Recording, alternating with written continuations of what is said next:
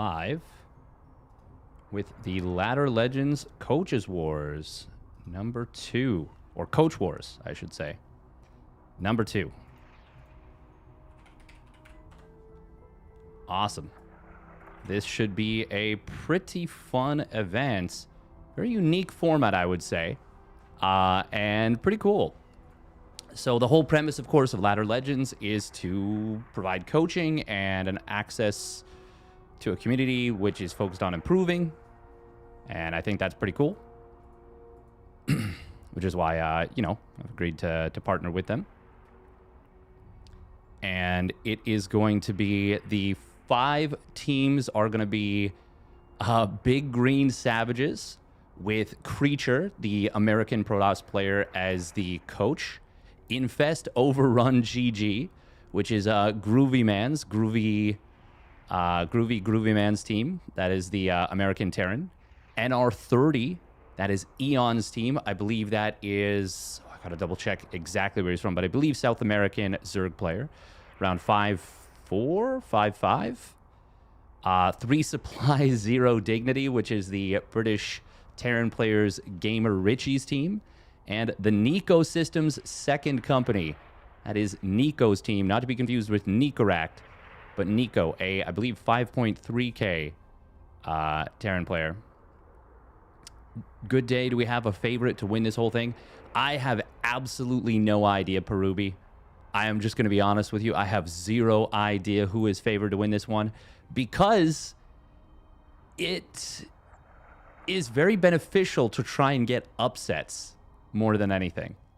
That is where you're going to do particularly well. Steadfast wins this one. So the format is such that there are 3 rounds. It is winner take all. What is the prize pool? It is 125 euros to the winning coach and 50 euros to each winning student. So there's 225 euros up for grabs, I believe, because I believe it's two players per team, unless I'm mistaken. Creatures 2 I believe it's 2 students per team. Can I get clarification on that? That it's 2 players per team? Oh. It does come down to the coaches a little bit, but it is not just about the coaches. Creature is a very capable player, and if it were just based on player skill alone, I would say that probably Creature would be the favorite. But I think it's hard to say, because Eon is very good, has a lot of really nasty builds. I don't know enough about GamerRichy, Groovy's, or Nico's play, but I know that MMR-wise, they're all within shouting distance of each other. But that is not what it comes down to. It is going to be who can coach better and who can improve their team the best and give them builds or strategies or execution tricks to punch above their weight, so to speak. So that is something that I'm particularly excited about. All right, is this...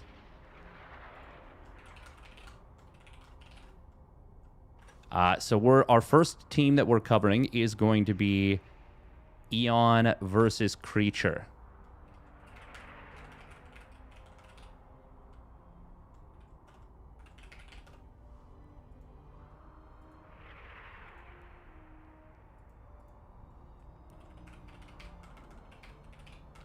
Okay, so we have our first match. Okay, round 1. Richie's 2 students each play 1 student that isn't playing in the main round from Creature and Nico. Okay, so then is it 3 students per team? I do have to run, by the way, 2 minutes of ads, just real quick. Rooting for Team Groovy here. Very cool, very cool. I just want to know exactly, because I don't want to misspeak, because this is obviously a pretty complicated format, generally speaking. The unending swarm versus the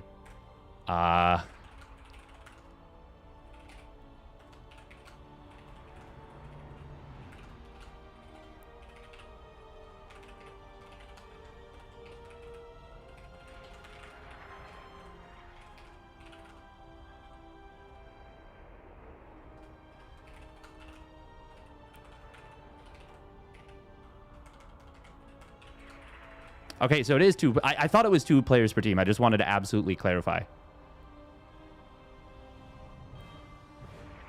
Okay, so we want to know who got the counter pick here. We've got LaurasBugs from the Ladder Legends, a 4.2k Zerg player. And yeah, I do need to know who is on which team. That is obviously very important.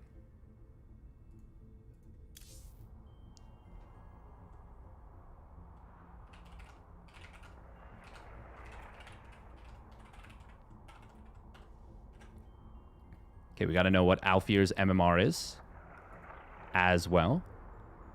Just for tracking points, etc.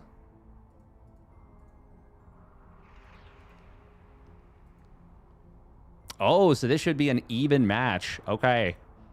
So first round is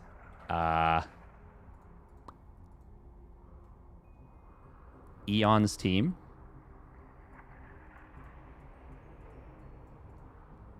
Each coach will play 3 best of 3s, and each student will play 1 to 2 matches.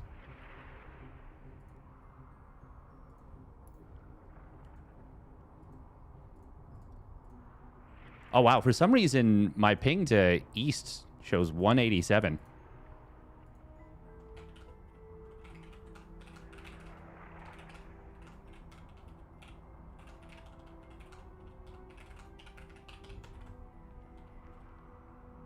So then there should be, I believe, 1 point up for grabs. Cool. But because these two are very evenly matched.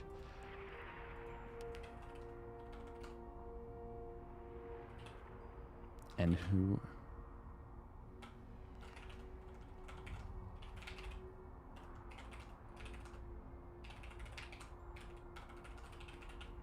Actually, Groovy, or anyone from Ladder Legends, if you have... Actually, yeah. I'm gonna just message that.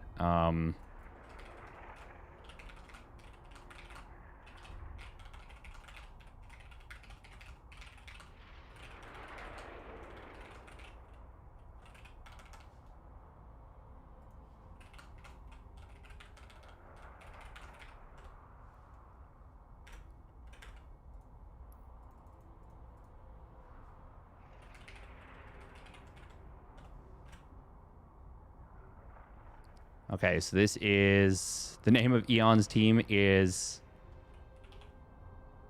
Eon's team. We're just going to put Eon's... NR30. Trying to think the best way to put the title in. Eon's team.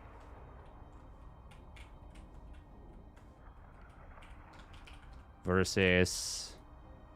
Okay, LaurasBugs is Eon, Alfir is Creature. Oh, so is it just literally each player's gets their own race? Oh, because that would be fantastic, and that would really simplify things.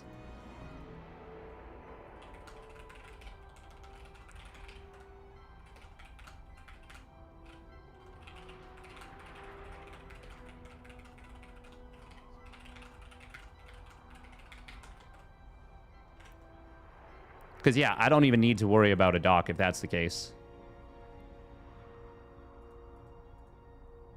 Okay. And what is the name? Sorry, I'm just trying to make this, you know, nice and formal, if possible. Big Green Savages. That's really funny. That's got to be Protoss players then, right?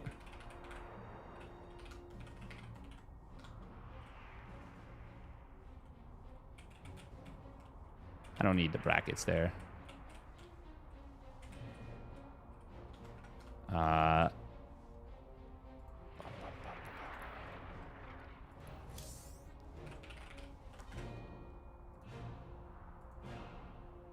Groovy and Richie are random. Ah, okay. Okay, cool. So we've got LaurasBug and Deaddumble. Deaddumble, damn. Nico, his team is DrWu and BuBBa. Creature has Alfir plus Ashton, also known as Dog. GamerRichy has Miro and Flep. Oh, Miro. Is that Miro the Skybreaker? Oh, very, very cool. Member of the community. And well, we'll get the fifth one. We'll get the fifth one after. We can get rolling. Yeah, I don't want to hold the players up too long. I believe it's just literally a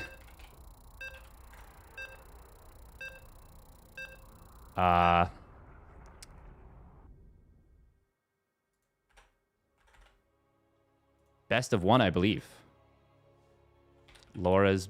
Oh, we are out of... We're just going to do a ZVP. We're just going to put ZVP. Each coach will play 3 best of 3s, and each student will play 1 to 2 matches, it says. Yeah, I am... Game paused. Not 100% sure exactly what that means. Oh, Alfir asking for a pause right away.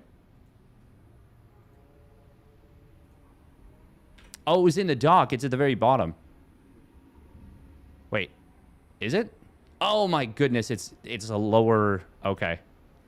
I did not see... There's an extra page at the very bottom. Okay. Well, that's my bad.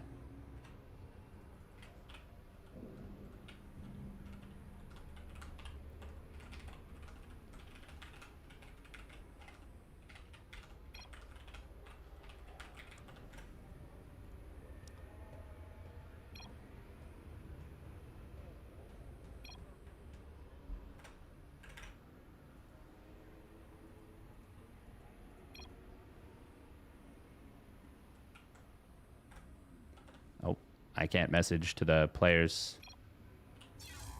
So that is up to them what they want to do, but... Game resumed. There was a small issue with hotkeys and ping. But supposedly it's all good now. Either way, let's get into it. Let's send it. Spawning up in the top left from Team Eon NR30. This is going to be challenging. It's LaurasBugs. And their opponent spawning down on the bottom right. It is Alfir from Team Creature. Each coach will play 3 best of 3s. I'm assuming that means each team will play 3 best of 3s.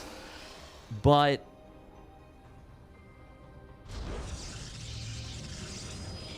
I'm not 100% sure.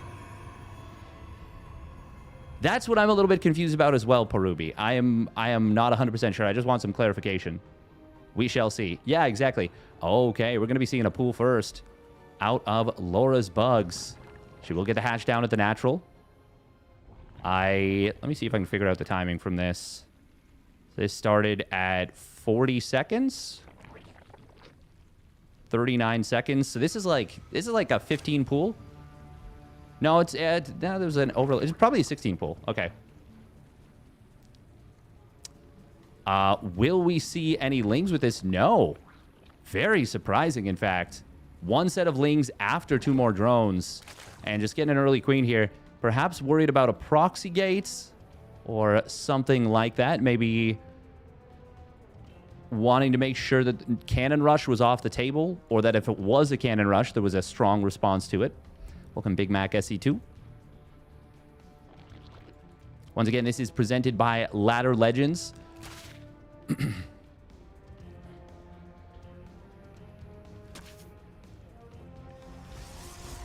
Now, I think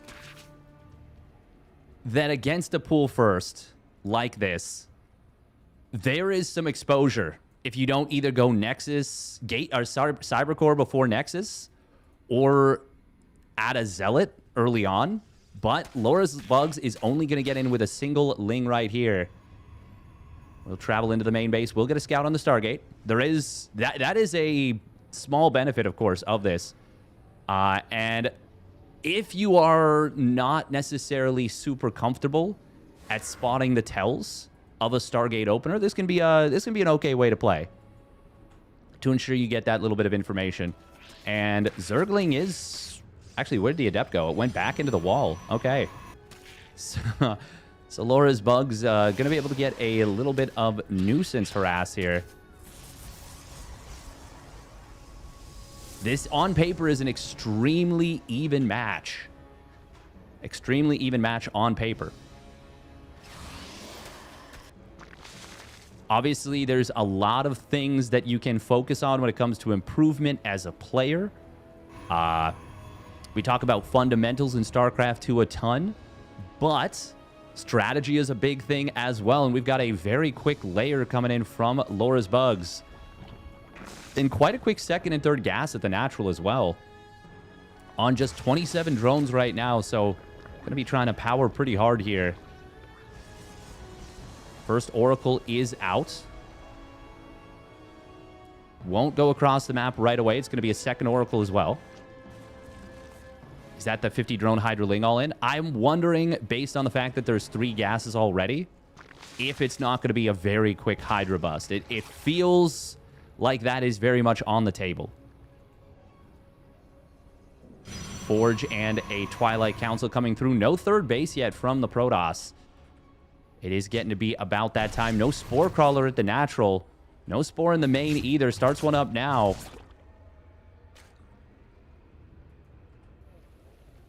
Oh, good job putting that out of range of the Revelation.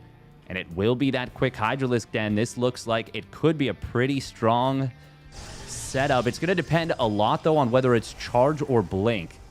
Charge is incredibly good against that that setup with the quick Hydralisk Den. Oh, Alfir will find an exposed third base. Can click down this Spore. And does get the cancel there, LaurasBugs. So at least they don't lose the cost of the Spore Crawler itself. But still, 2 drone pickoffs is quite nice. No upgrade coming in. Finally charged, but it is quite late here. Meanwhile, Ling's going to get in on top of the third base. And there is a second Oracle here. Third one about to pop. But this is... No, this should be saved. Yeah, good decision to pull back there after those 2 Adepts warp in. Before those 2 Adepts warp in, there was a big chance of huge damage, but this is going to be a really scary attack with how late the production is for the Protoss player. And additionally, how late that charge upgrade is. If they can get up to a good amount of charge lots, it will be very defendable here. Laura cutting spores as much as possible. LaurasBugs. Big gateway swell coming in now, but it might not be in time. This Hydralisk attack is nearly here. Groot Spine's going to be important to add on here. Just 41 drones with this attack. This is extremely dedicated. That stasis trap could be absolutely massive.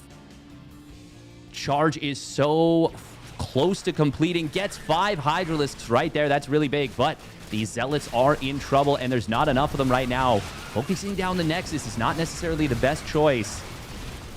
Need to fight the army here. A lot of this army is disabled. The Protoss player will run away from this base. 2 Hydras go down on an unfortunate rally.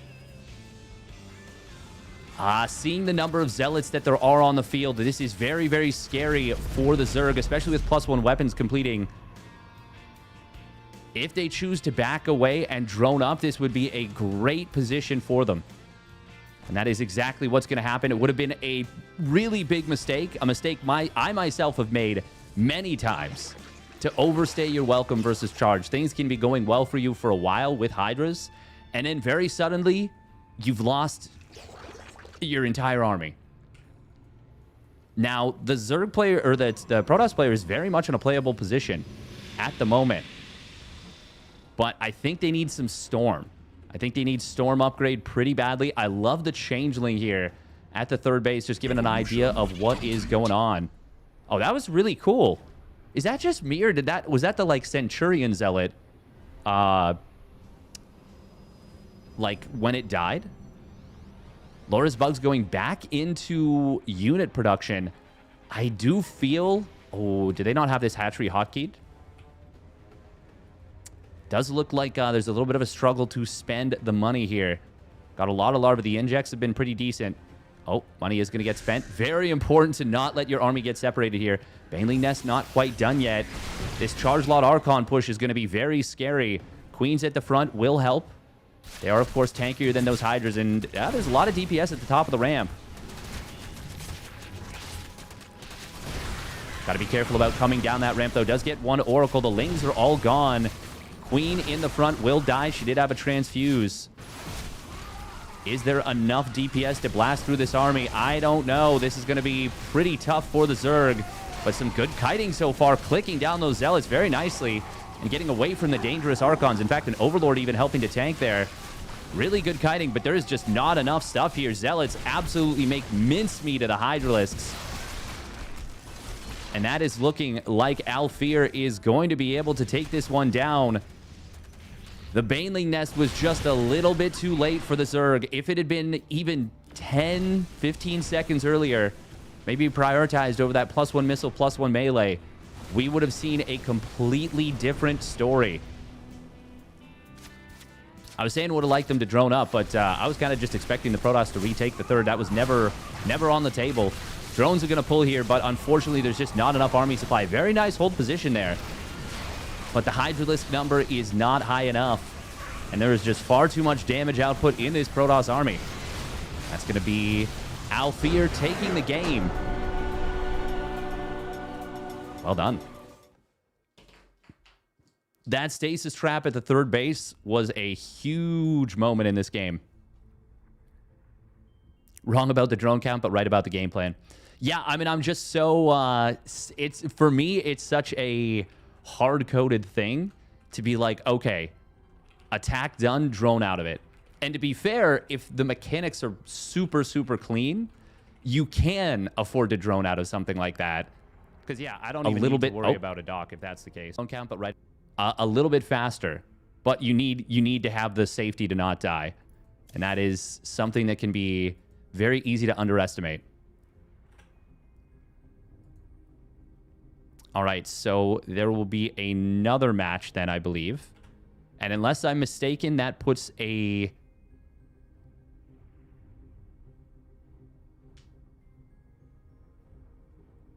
that puts a point on the board for Team Creature, I believe. Maybe the Double Evo was a bit too greedy. I honestly... maybe. More so than anything, though, just I think the Baneling Nest needed to be a little bit faster. Ah, okay, so it is a best of 1 for the students and a best of 3 for the coaches. Okay, okay, perfect. So then each student plays... Thought you cut in to correct yourself? Yeah. No, I just unmuted YouTube for a moment. I think the Double Evo was fine, but it might have been a good decision to cancel the upgrades in hindsight. Of course, that's the thing about StarCraft. Everything looks easy and simple in hindsight. You know, I find myself making that assertion all the time.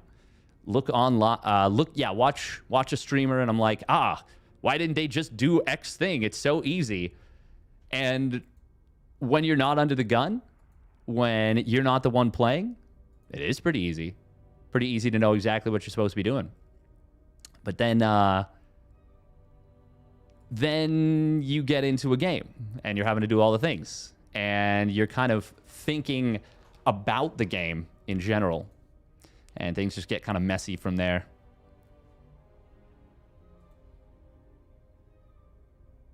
Still well done from Alfir. Good decision in hindsight to give up that third base.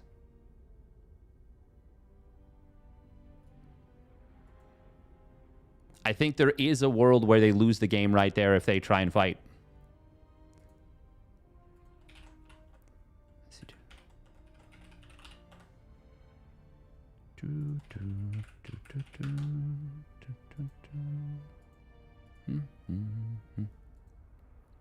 I'm so good at telling what hero is doing wrong, yet I'm stuck at 4.5k MMR. Same. I mean, I'm talking about all the things.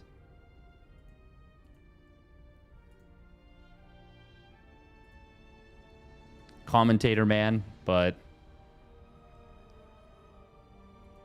obviously when it comes down to execution, that's a very different story.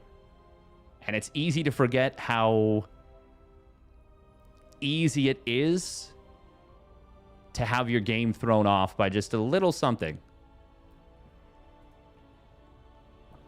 Honestly, to me, Hero is in many ways one of the most impressive Protoss players in the world, because even though he will make mistakes and they will look very glaring, a lot of the time he stays extremely composed in situations where it shouldn't be possible to remain composed, which is pretty darn cool in my opinion. I would agree, BuBBa. I think that's a very good way to put it. All right, we're going to run a quick minute of ads, and we will get into another game. We'll be running a couple of the Ladder Legends ads soon, but I just want to, before I do that, actually, you know what, we'll run a short one right now. Why not? Is this the short one or the long one? I actually cannot remember. Well, either way. Oh. We will run it. Once again, thank you to Ladder Legends for the support. Ladder Legends is a dedicated academy specializing in StarCraft for the moment, which has helped people who have been hard stuck break through that ceiling and hit ranks like Masters and even Grandmasters in as short as a month. Be sure to check out their fantastic new website, which sports a VOD repository, masterclasses, a build order library, and the ability to book one-on-one coaching. Gain access to all of that and more by subscribing to Ladder Legends for as little as £14.99 British pounds a month. Check it out by clicking the link in the video description or by scanning the QR code on screen.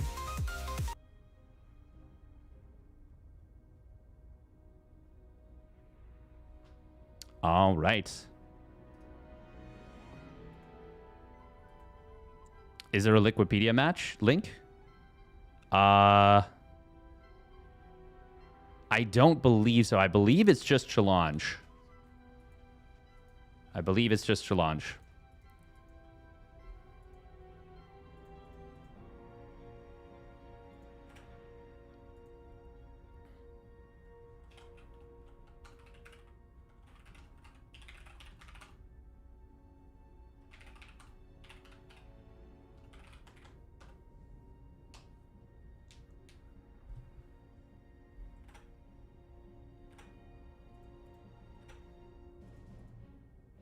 I just want to be 100% clear about what we're doing at all stages. I don't want to be confused.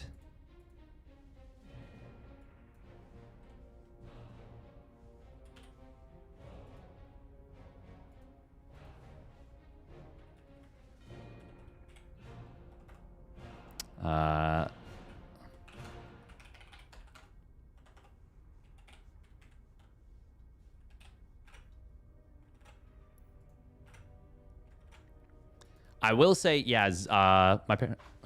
Oh, my God.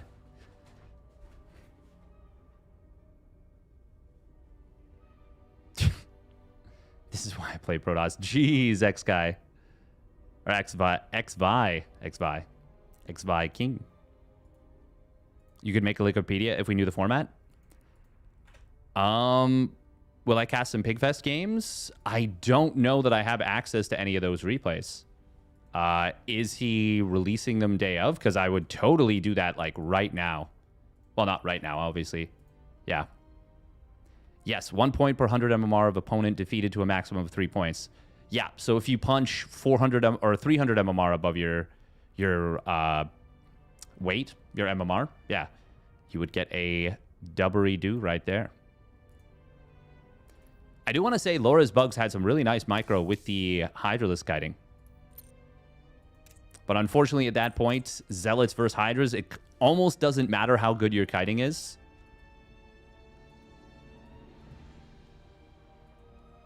In numbers like that, at the very least. What happens if the 2800 player wins?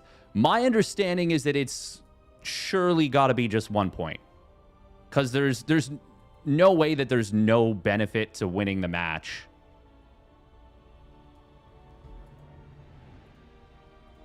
If it's... Yeah. It has to be. It has to be. We forget how hard execution is in real life, especially playing Z. I would say execution in general is just extremely difficult in StarCraft 2. But, like, I played some games versus Grubby off stream. Well, he was streaming, but I was off stream. And just the premise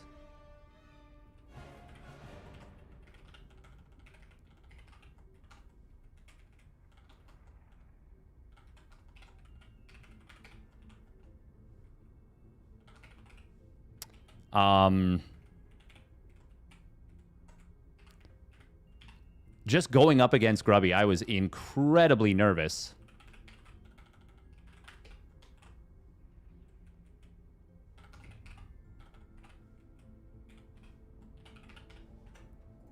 Just incredibly nervous.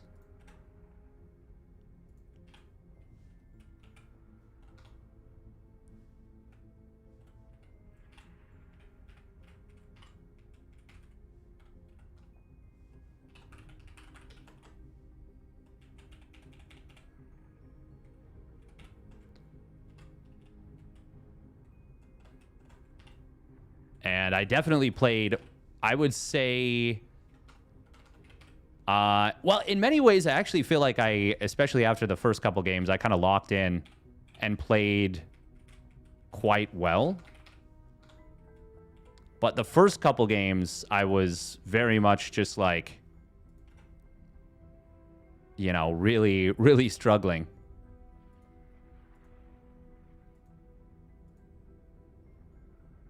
Grubby has incredible mechanics for his current MMR as well. His PvZ is really good, actually. Yeah, it was. It was very, very good. It was, I felt a little bit bad because the last game we played was like a 30-minute macro game. And I ended up winning that, but like and I don't know that I was ever really at risk of losing for like the last maybe 15 minutes of the game, but he kept getting my mining to like 0. Like I feel like I never had more than 1 base mining for the entire end of the game, and he still had a really big army. And I just was like, I never felt comfortable to commit with a full-on attack, even though I had a pretty big bank. He was really good at like and it seems obvious, like, oh, he was good at RTS fundamentals. But he was really good at, yeah, playing to the map, I would say. Okay, we've got Deaddumble and Dog going up against one another. Okay, so this is the other match between Eon and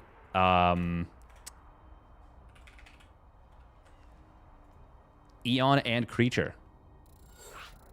So Dog is a 4,4248 MMR Protoss player versus Deaddumble, which was about a 4.8k Zerg.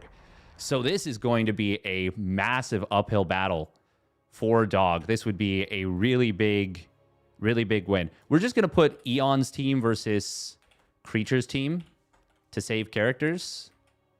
And then we'll put the names of the players. Actually, we'll put the names of the players first.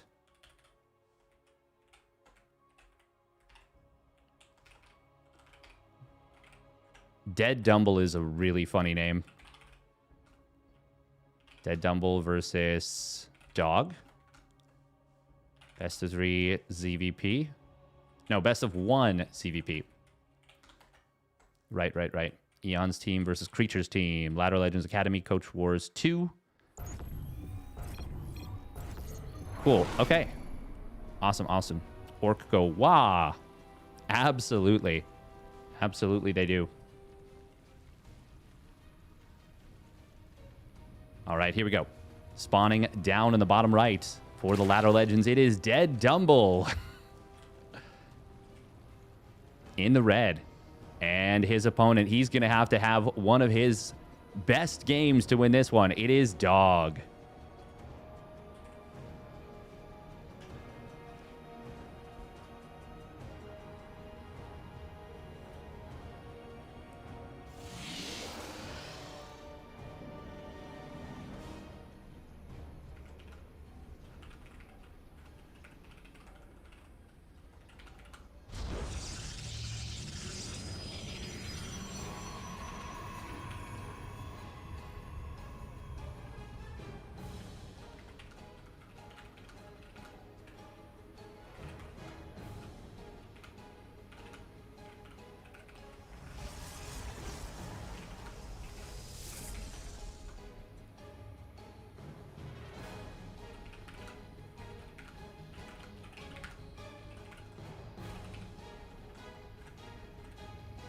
Let the dog out.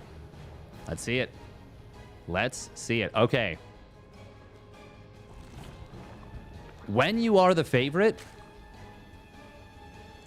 the tendency is to play safe.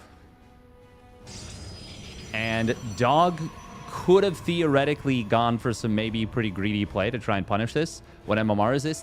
Dog is 42.48 and Deaddumble is about 4.8k. So if dog can somehow manage to pull off a big dub here, that would be plus 3 points, which would be an absolutely massive win. You want to play against dog for the meme, for the names? Nice. Dog versus bark. I like that. Yeah, I was also thinking about after we finish the Coach Wars. By the way, very interesting. Sending the second overload across the map is not standard at all. Not standard at all. Yeah, that would be crazy good for Team Creature. Oh, it'd be huge. I mean, that's worth winning 3 regular matches. Okay, we are going to see a Twilight Council. I would definitely say some kind of crazy charge lot all-in would probably be the best way for dog to win this. Oh, but that is going to be very difficult to hide when there is a cheeky Ling Scout into the main. Oh, hang on. Not the best routing here. Is this going to cost Deaddumble the scout? It might. Oh, it's only 2 more shots to kill this. Oh, but the Stalker takes a bad route, and that's going to be a full scout. That is going to be a full scout. Oh, dog had a big opportunity there. Killing 2 drones is amazing. Really, really good, actually. Oh, my God. Dog is 10 workers up. Wait, what? How did that just come to pass? Okay, I was super focused on the scout and I didn't look at the adept. And now all of a sudden, now we're looking at a 12 worker disparity. Deaddumble is struggling big time here. That is a huge eco difference.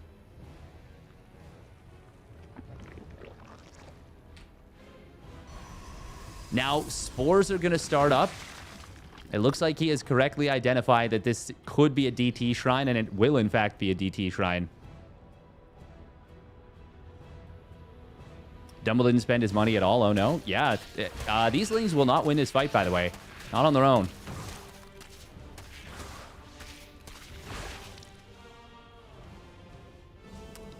This, even with spores, which, by the way, are actually very early, which is really, really bad for Deaddumble in terms of... Oh, my God. He's got 16 larvae. Whoa. Deaddumble is having a bit of a tough time here. This is looking extremely good for dog. There's all those larvae being spent now. But that is just going to barely catch him up in terms of the worker count. The Protoss player is massively outmining his opponent. Deaddumble is in a very uncomfortable position, very unenviable, and is going to be supply blocked when the DTs warp in. Okay, there is a trick that I've learned from Papa Rainer. It's weird to say Papa Rainer when he's like 12 years younger than me. But there is a trick. Oh, does he know the trick? Does he know the trick? No, he is about to lose this natural expansion, perhaps. There is a layer done, but these DTs are going to cook. 1, 2, 3 queens, 4 queens gonna fall. And there is nothing to deal with this. No detection. Overseer's not done.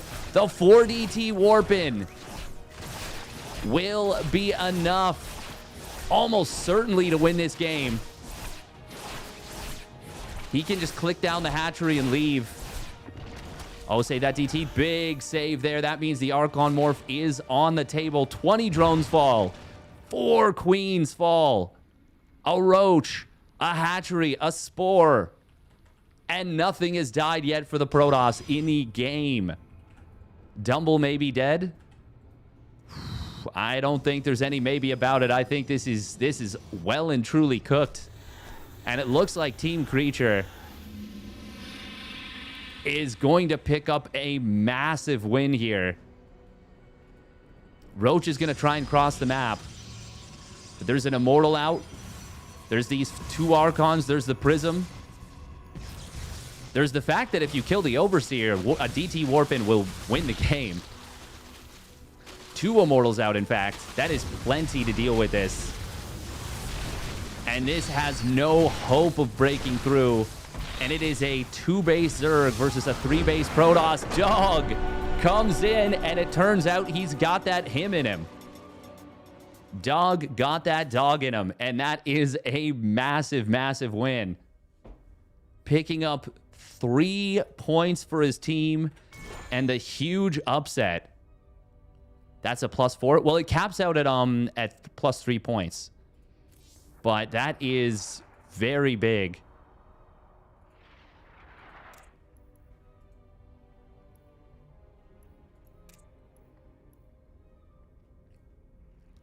Deaddumble definitely feeling the pressure there a little bit. There's no doubt. There is no doubt at all. That is, it's hard. It's hard playing the game. I can tell you, the difference between playing off stream and on stream is, well, it's pretty darn big. It is pretty darn big.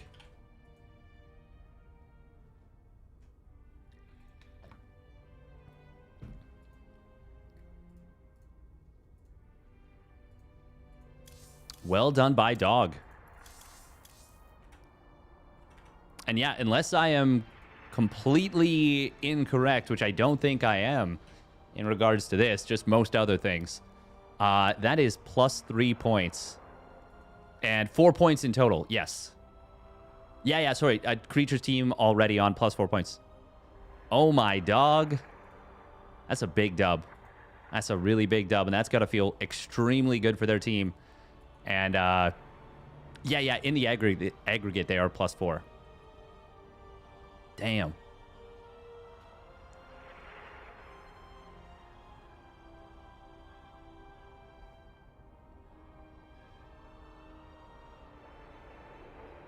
Each coach will play 3 best-of-3s, and each student will play 1 to 2 matches. Okay.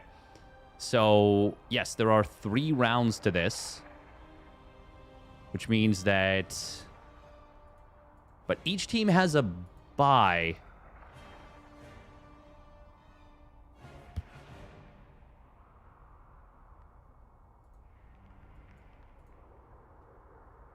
So wait, how does that work? Does that mean that it's that should be only 2 best-of-3s then per coach, right? Because let's say just 1, 2, 3, 4, 5. So 1 plays 2, 3 plays 4 in the first round, 5 gets a bye. Then we'll say, wait, how does this work? I think there is actually an answer for this.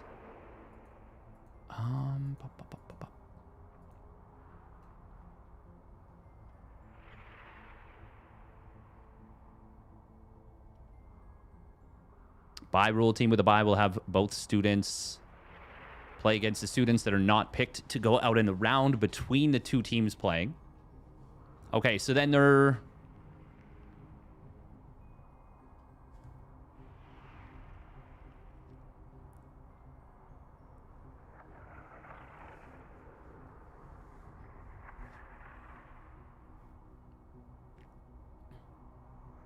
Alfir versus LaurasBugs. Yeah.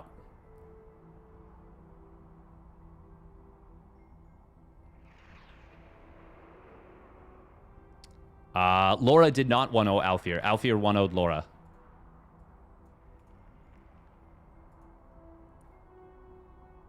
Sorry, I'm looking at the document while it's being updated.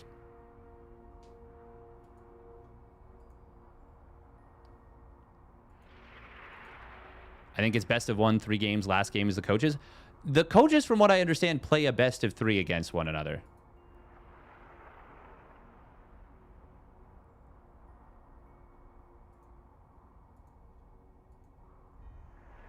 The bye rounds are played at the end and not casted to make it even, as it is an uneven amount of coaches. Next time we'll have a meeting go.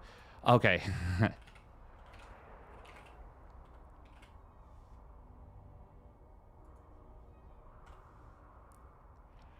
Coaches do normal vetoes for the best of 3. Cool, cool.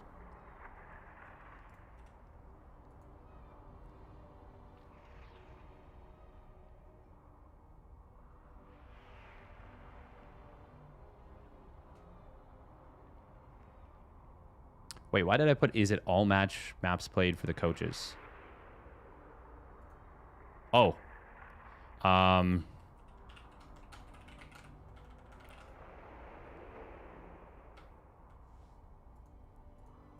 right, Eon Creature, that will be coming up next.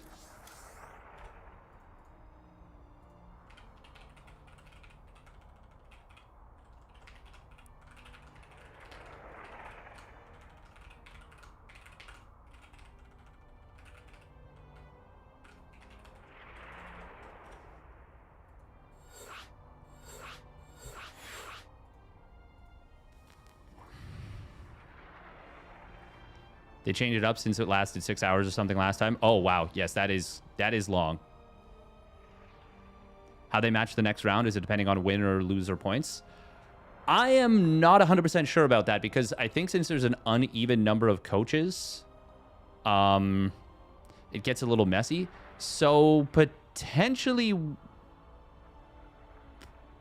yeah, I'm not actually sure. It may get a little complex.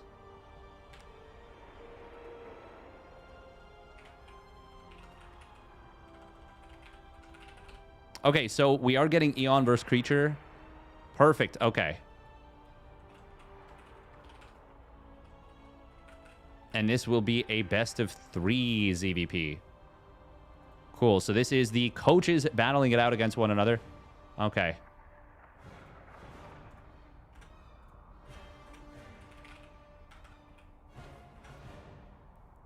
Who will win this coach? Coaches best of 3 ZVP. Eon or Creature?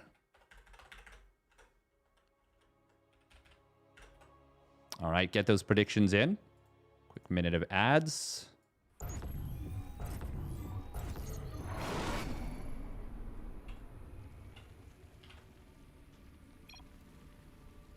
All right, here we go. We are into our first coach best of 3. So the players, the students play a best of 1. The players play, of course, a best of 3, or the coaches, I should say. All right, here we go. Spawning up at the top left for the Ladder Legends, it is Eon. In the blue. And his opponent spawning down on the bottom right for the Ladder Legends as well. It is Creature. In the red. Yeah, I think this is a much more complex rule set than I initially knew. Gateway for Creature, a little bit late, but it's not the worst thing in the world. It didn't finish last time, and it was very late for the Europeans, so we switched up the format. Okay. In the power of Protoss, I trust. Nice. I mean, Creature could get out to a monstrous lead for his team if he can win this. For the coaches, how many points are up for grabs between the coaches? Is it just +1?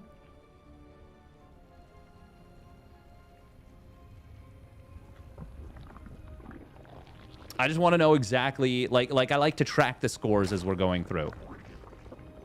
Between, oh, so it's still based on MMR. Okay, so that's a little tricky then, because what MMR do we go by with that one?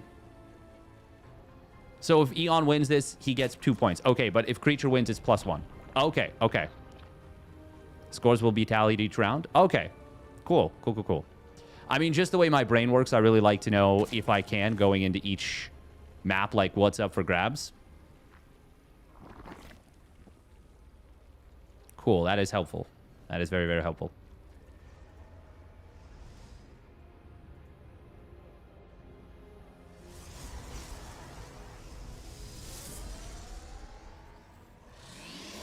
Creature going to go with the early chrono on the Adept. So far, he has been doing a... I mean, yeah, like that +3 they get versus Dog. Or Dog versus Deaddumble. That could be the kind of thing that just sets up a massive, massive, you know, advantage that might just be really difficult to overcome. Eon really needs to win this one to give his team something coming out of this. And if he does, +2 points on the board. would be not so bad at all. That's definitely a nice little salvage of the situation. For Creature, he is more so than anything trying to deny those points to Eon. Oh, Adept going to shade forward here.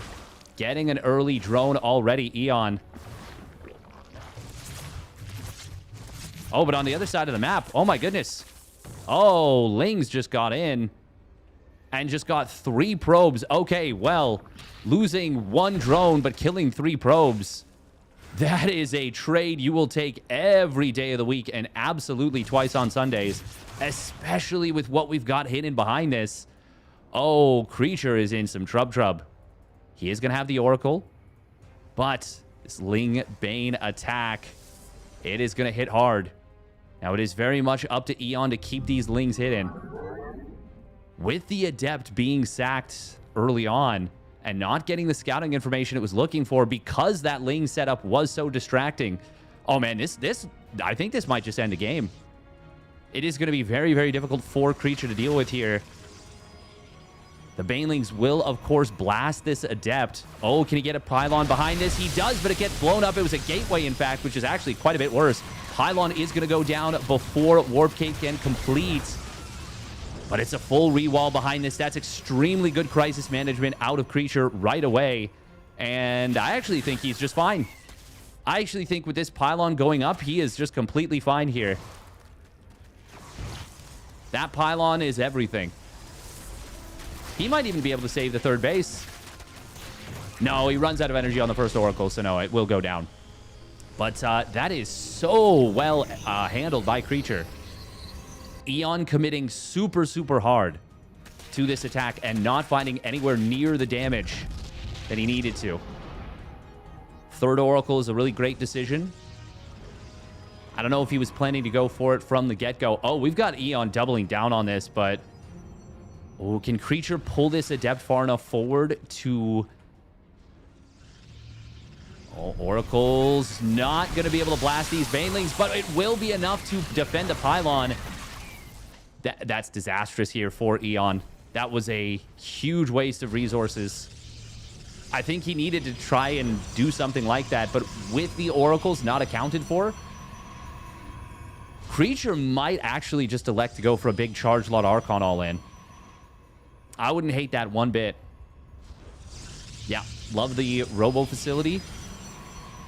Just a Templar Archives. Was a little bit late to start mining these gases, but I really don't want to be critical here, given how well he defended this initial aggressive posture. Eon is droning up now.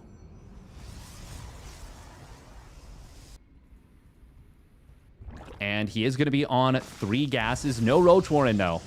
There's the Templar Archives.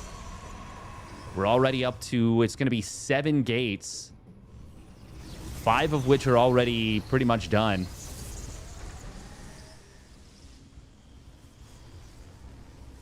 Sorry, 6 of which are already done. 7th one is about to complete as well. Oracle's on the other side of the map, putting in some work. Did he just killed the Spore, too? Yeah, that's a really expensive loss for Eon that he just absolutely cannot afford.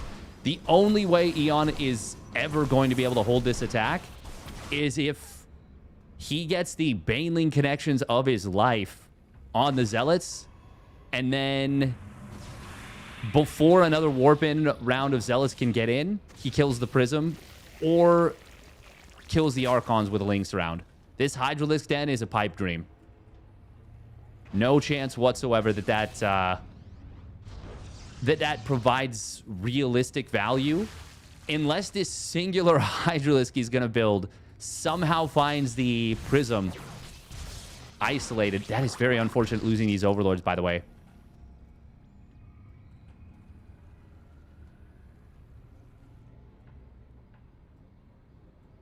Waiting on the tallies for these teams. All right, all right. God, this push has so much punch. Nice job taking out the stasis trap, but I mean, oh, that's actually really good for Eon. That gives a lot of information. Banelings need to get some big detonations. They start with some big ones. That is a lot of Zealots getting blown up. But I still think that if Creature gets another Warp-In of Charge Lots, hang on, where's the Warp-In? Where's the Warp-In? That was really, really, really, really, really late. That might give Eon a chance here. Psych. You thought I really believed that, didn't you?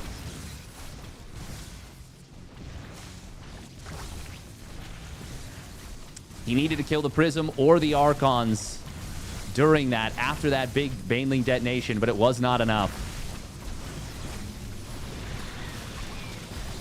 Eon is going to go down 1-0 in this series. It is all over but the QQing. Archon's just leading the charge. There will be no way to deal with this army of the Protoss. I've been in this situation before, and I can tell you it doesn't come down to micro on the Zerg side. It comes down to, does the Protoss player let you get the Baneling detonations? I will say there is a very small chance that Burrow could somehow be what you need, but you would have to have your opponent's Zealots go right over top of where your Banelings are burrowed. And that just doesn't seem particularly likely. But to be fair, when you're in that situation, you need a Hail Mary anyways.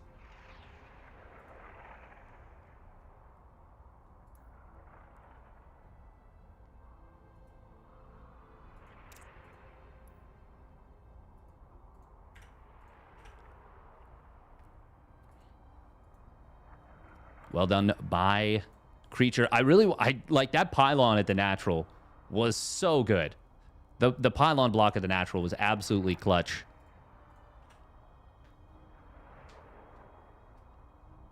The first line of Banelings already did great connections. Exactly, that's what I mean. Even with that, you still need more, is the thing.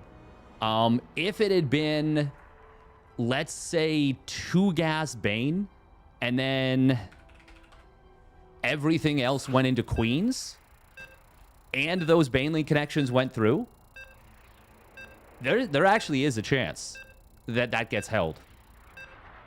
Because the Queens can potentially kill the Prism. Had he gone for Roaches, maybe. I don't think he would have gotten the Eco out to survive. You're so committed, and, you know, the economy that Creature had can just pump out so many charge lots so quickly. People think that charge lot Archon is, like, countered by Roaches. And it is, if it's a fair fight going into it. But with how far behind Eon was, Roaches actually won't... You won't be able to get out enough to survive that counterattack. And good job from Creature to recognize that's all he needed to do to win. All right, spawning up at the top left, it is the Ladder Legends Eon in the blue. And his opponent spawning down in the bottom right for the Ladder Legends as well. It is Creature for Team Big Green Savages. Well, he actually didn't get the third up, but it wasn't even that. You can get enough, but only if you create a reliable choke point. I mean, the thing is, there's so many attack points that you really can't create a reliable choke point. If you stay on 2 bases, you might actually be able to. But at that point, it's a 2-base Protoss versus a 2-base Zerg. And it's still probably better eco for the Protoss, but at least you're alive. So that's something. No way you hold your third? Yeah, no, I don't think so. I don't think so. And even then, probably the most amount of drones you can get up to at that point, while still being able to actually hold, you're probably only looking at 44 drones anyways. And then it's a 2-base Protoss versus a 2-base Zerg, but the Protoss has triple Oracle, unless they lost them all to Spores, which is possible, but shouldn't really be happening. But it's a Protoss with better tech, even bases, all the map control. You're just in a really bad spot. Now, is this bait? Is this bait? Actually, hang on. Oh my God, no, we're seeing it all in. Oh, we're absolutely seeing it all in. This is... Oh, I should have been paying attention for the build order. Queen finished at 219, which means that the hatchery started at, like, Oh. Oh, Creature knows exactly what this is already, I think. Yeah.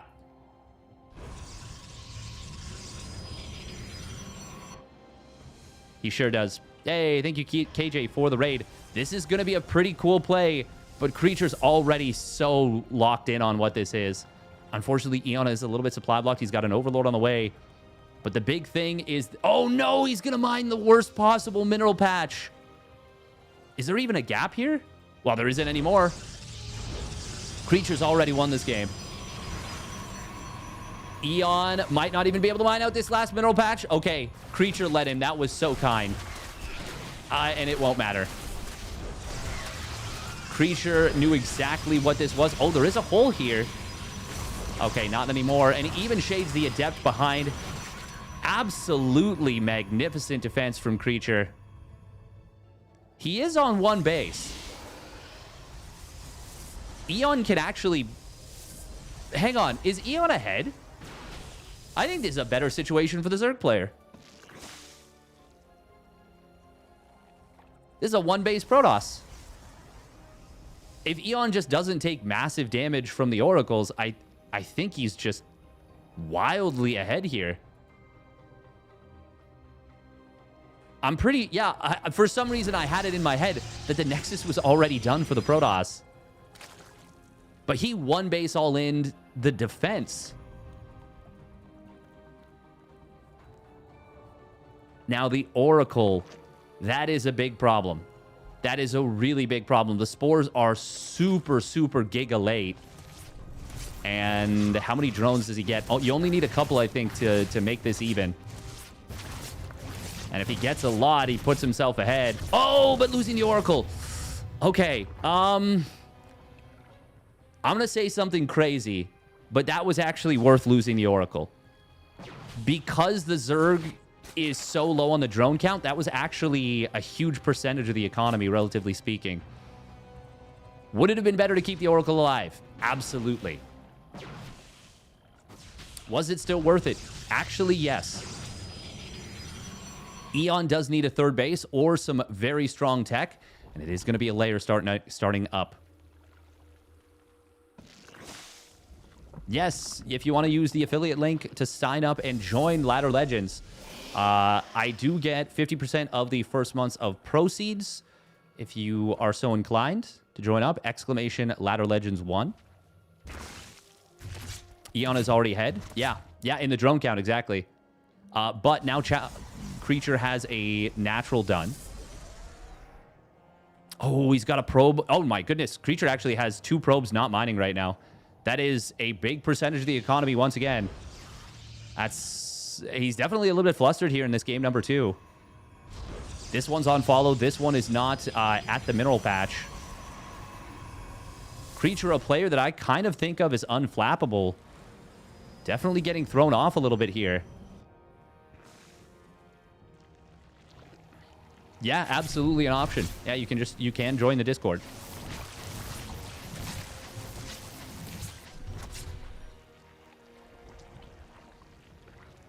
It's a great community. That is a lot better this time for Creature. Yeah, man, this is crazy. This was such a committed defense from Creature. Eon, though, I don't know if I'm the biggest fan of the follow-up. He's actually sitting on so much gas, and his economy is unfortunately very unbalanced. He's building a lot of roaches. A lot of roaches. Is this going to be another all-in? We've got a layer done, but no Overlord speed, no Nidus Worm, no roach speed.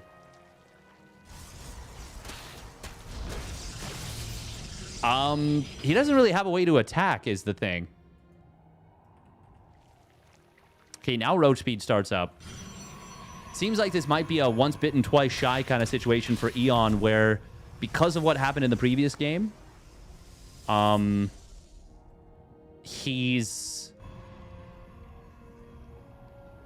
very scared about a 2-base all-in from Creature. Creature having to kill his own pylon that kind of turned this from a defunct wall into a successful one. Ian needs to German taxi Groovy. I think he needs to German taxi right here, right now. He's going to lose one queen, though.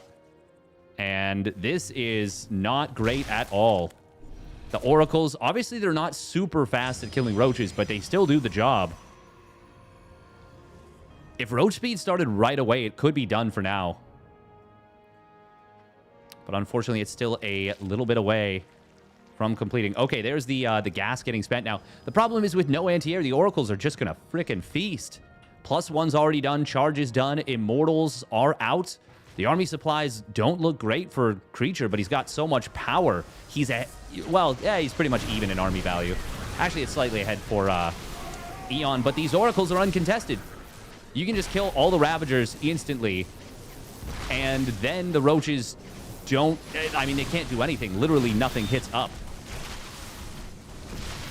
And this is going to be a very strong defense. Force field. Oh, an energy recharge would have actually been amazing there, because he could have fully locked the roaches in. But these roaches are still in so much trouble. Good micro on this one immortal. It should survive relatively easily. And Burrow completes, but it is way too late. That was a... I mean, that was a slaughter. The decision to continue to add oracles was a very good one. And this just illustrates why I mean, you need... He needed that Overlord speed. He needed that Overlord speed for this attack to have any chance whatsoever.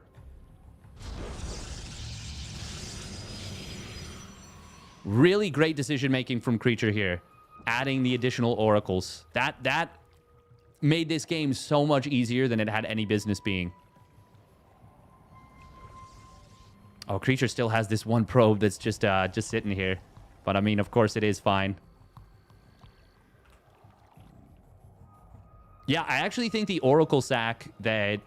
oh, my goodness, you can't fit in there. Well, that's awkward. That is awkward. We've got Eon going for Hydras right now.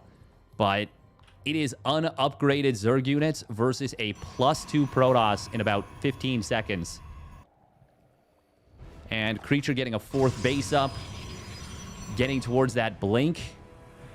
I think if he just... I don't even think he needs Stalkers. I think if he just goes Charge Lot Archon Immortal. I do like that he's adding blink. I think that the flexibility that gives is really good. If this had been into Muta or something, this could have been a little bit dangerous potentially. Oracles are actually just going to win the fight against these Hydras. He chooses to retreat after... That's actually really funny. He ends up getting 5 for 1. And he could have, I think, killed the other 3 remaining Hydralisks without losing a single Oracle. But he elects to save the energy. Still a very good trade for Creature. Oracles are obviously super valuable, but when you have 4 of them, you can kind of just look at the math of what costs more.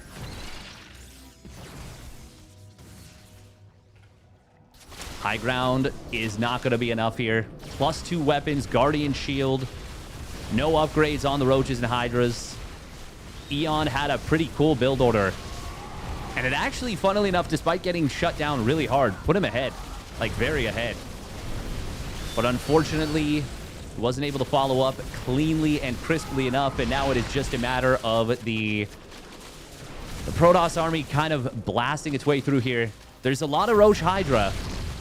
And Creature will elect to retreat. Despite having so much more army power than his opponent. Good job from Eon there. I'm surprised. I'm surprised.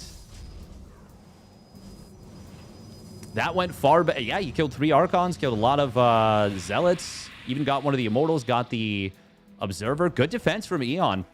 I mean, I was writing this game off like it was over, and I still think that this is going to be extremely difficult. Oh, no, fighting just before +1 missile.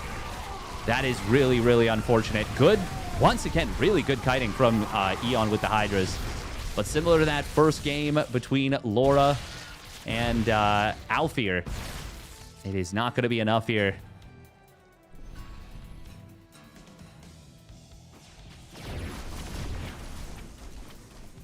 Eon's got that dog in him, though. He doesn't want to give up. But we are going to see Team Creature. Unless I'm mistaken, they will pick up 5 points off of this first round. Incredibly well done. Incredibly well done.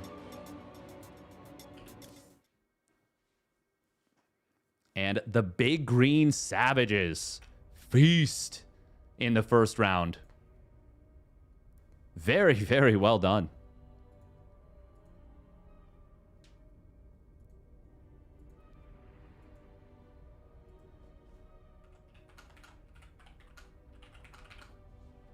Oh,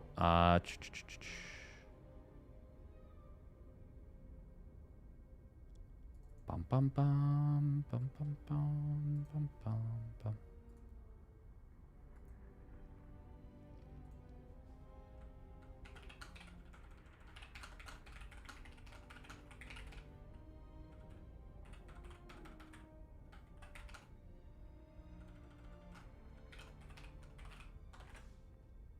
Okay.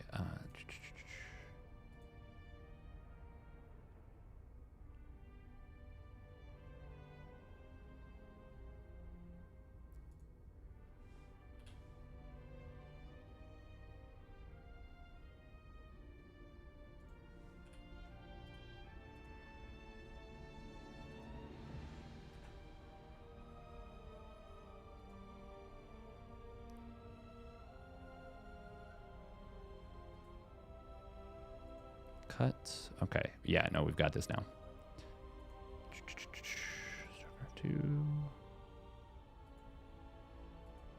There we go. Cool.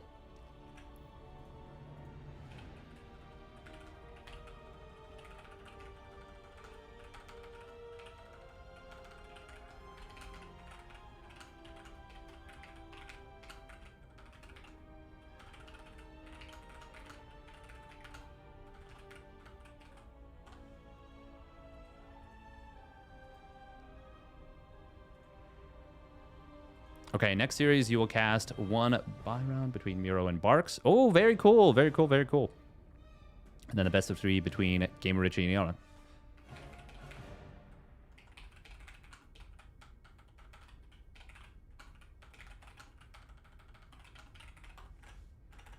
Cool, cool, cool, cool, cool. Betting my life savings on creature was the correct choice, I see. Not bad at all. Not bad at all.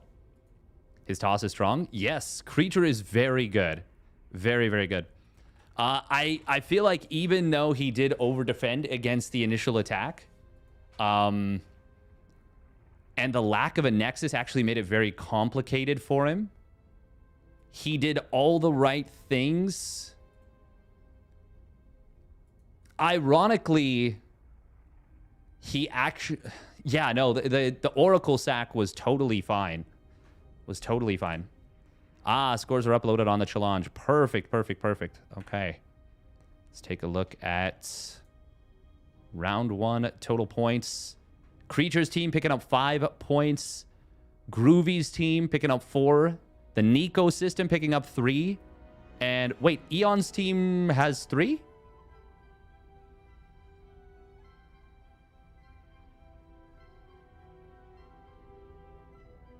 Wait, how? They won their buy round and it was an upset. Oh, okay. Very cool. Oh, wow, wow, wow. That is quite cool.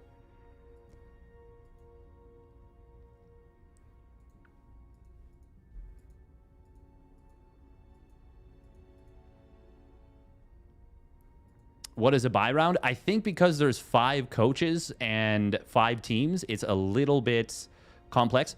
Also, the doc does show that Laura 1-0'd Alfir, which it was actually Alfir that 1-0'd Laura.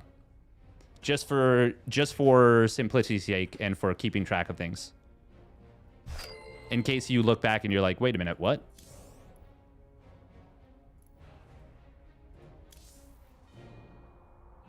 All right, so we've got Miro versus Barks. Like the NFL has a bye week. Yes, but unlike the NFL, the teams that are not playing play... So 2 of the players that would not be 2 students... Wait, hang on. Let me get this 100% correct. It's a lot of things to kind of mentally keep track of.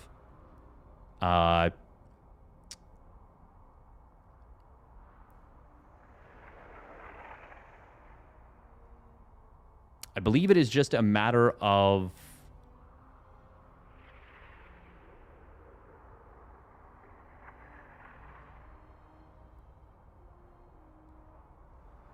Richie's 2 students each play 1 student that isn't playing in the main round from Creature and Nico. Yeah. Okay. Isn't playing in the main round. But there's 2 students. I guess it's just that it gets played simultaneously.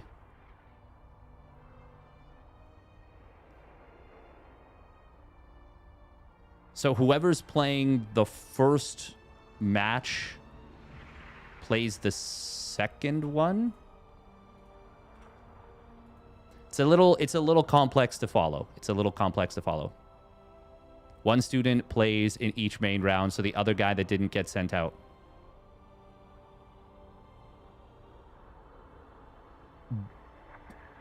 But doesn't each... So we had I casted two matches for the student round from Eon versus Creature.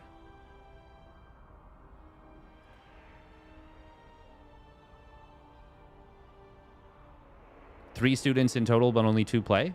That was what I was wondering, but it does say it's only 2 students per team.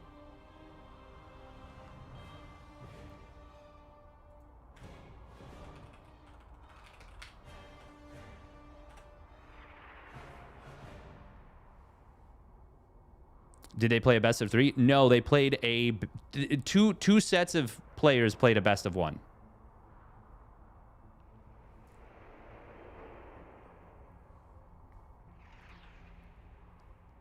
From the first round. So Laura and Alfir played a match in the first round between Eon and Creature. And then also Deaddumble and Dog played a match from Eon versus Creature. So were they only supposed to... Laura was by round. Wait, what team is Laura on then?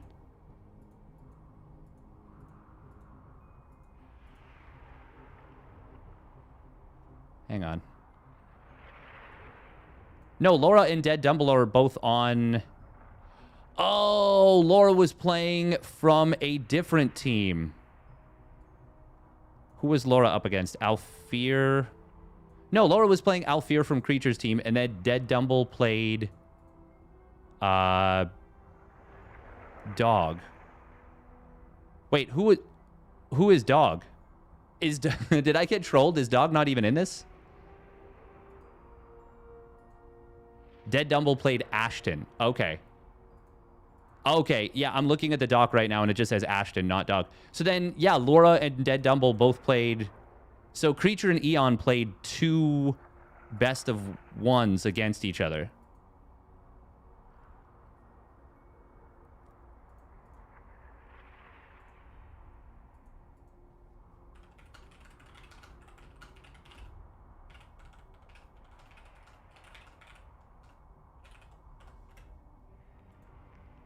Yeah, no, I think that this...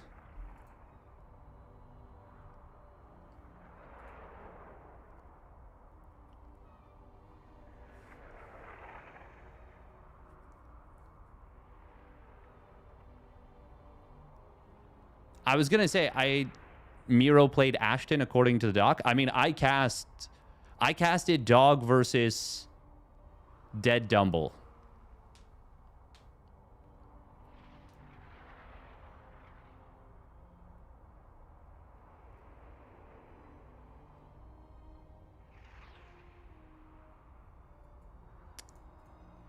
Because, okay, so then if Dog versus Deaddumble didn't count...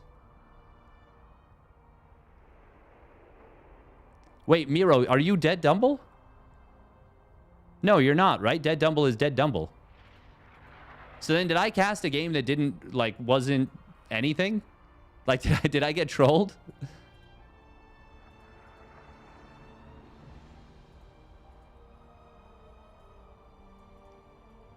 I feel like I might have gotten trolled. All right. Creature and Eon got a bit confused then. Okay, so then, yeah, Team Creature is 3 points lower than we thought. Because that was an upset for them. That was a plus 600 MMR upset.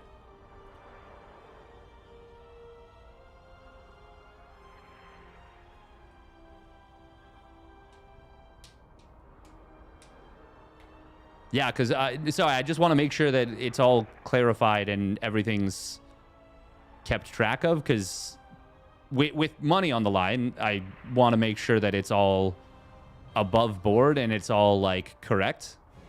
So, okay, I feel a lot less dumb now, because I was like, this doesn't work at all.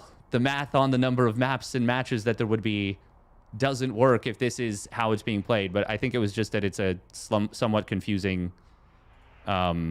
situation. You're having fun watching, though? I'm having fun casting it. It is fun.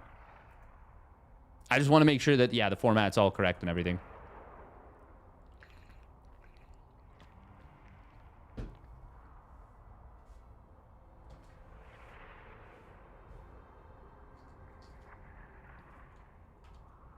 Hell yeah, Miro. Hell yeah.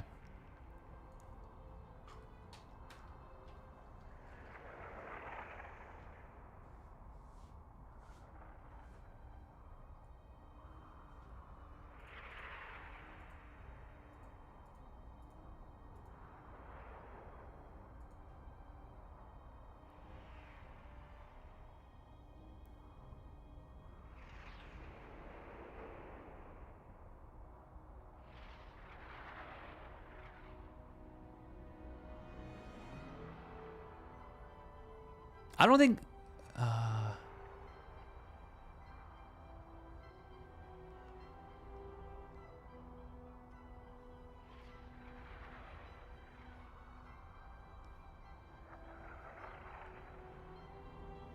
Yeah, okay. Yeah, just message me in DMs whatever the ruling is. I can give you the replays of the 2 games that I covered. And you can you can see what happened.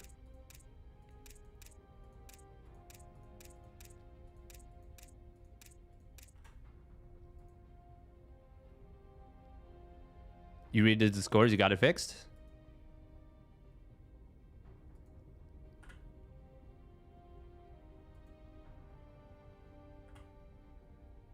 Okay.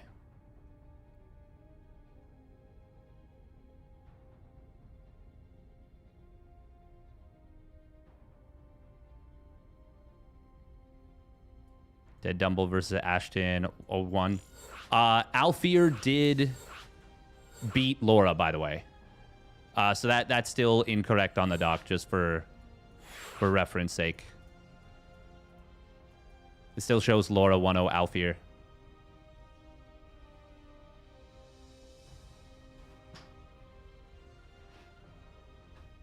Awesome. Thank you. Just because this is already a little bit confusing and complex, so I want to make sure that, yeah, if anything has to be looked back at, it's like there's easier reference points.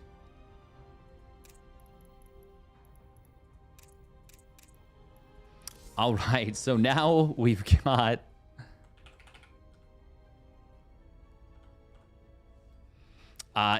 Miro versus Barks. When I played Grubby yesterday, did you consider turning on your stream?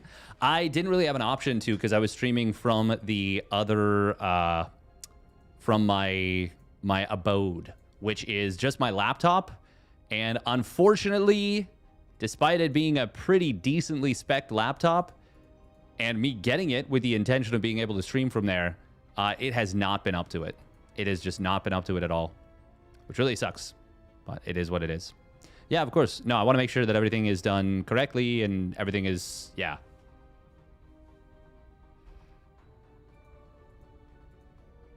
Everything is above board, so to speak.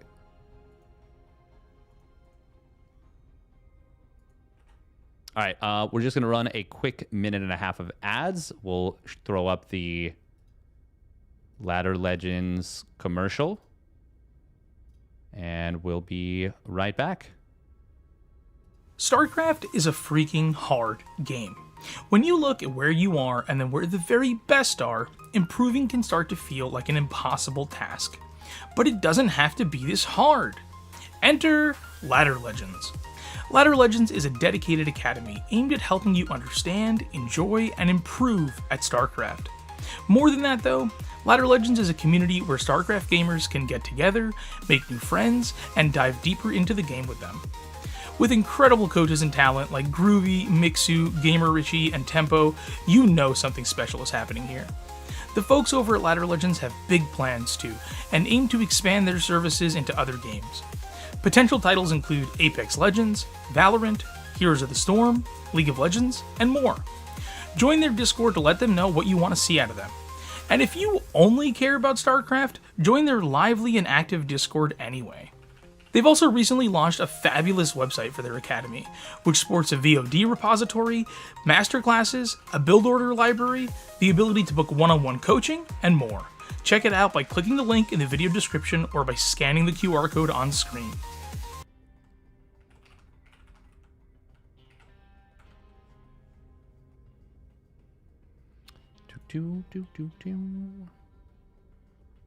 Bow, bow, bow.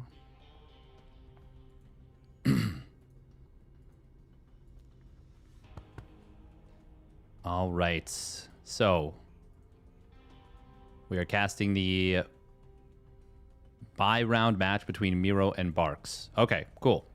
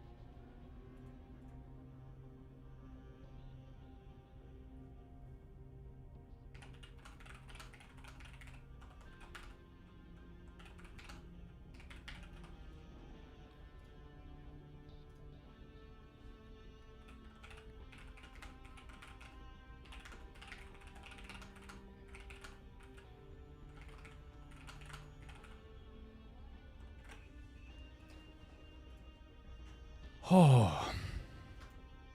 Okay, Miro and Barks. What MMR are we looking at between these two? They are within striking distance of one another. So this will be a very, very close match. Very, very close match. Oh, by the way,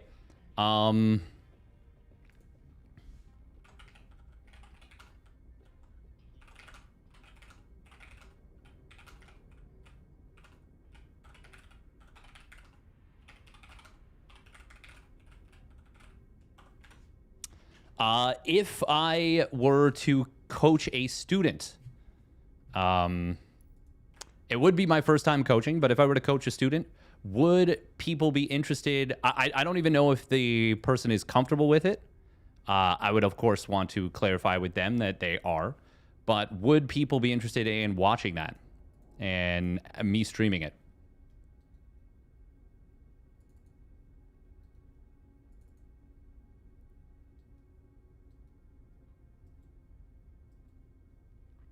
You'd be down? Is Proxy and BuBBa here? I believe that there's just some stuff in the background that's just kind of being sorted out right now.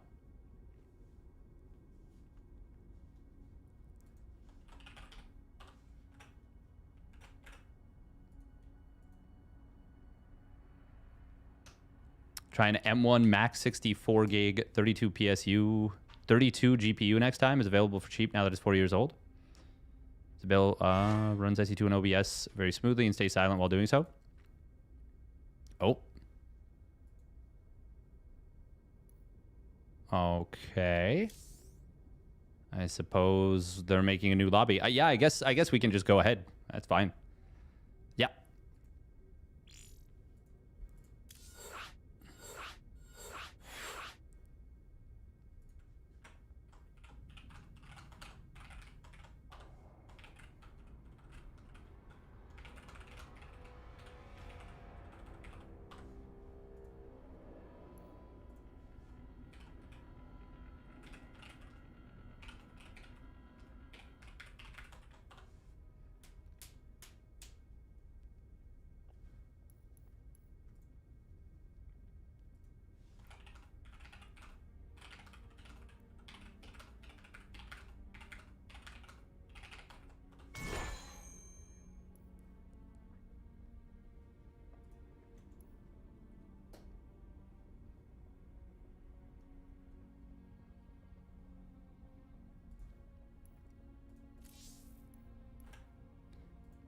Do. Ba-dum-bum, ba-dum-bum. Okay, so they're going to be making on Ruby Rock. West for both. Perfect. Perfect.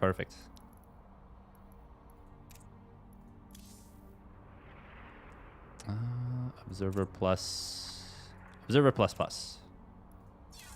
Cool. And we will make West server.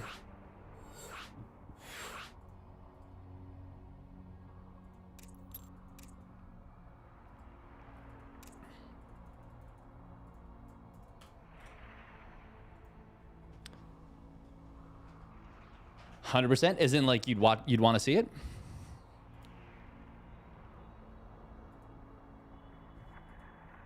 This is one of those things that like yeah, I would want to see, you know, lots of stuff.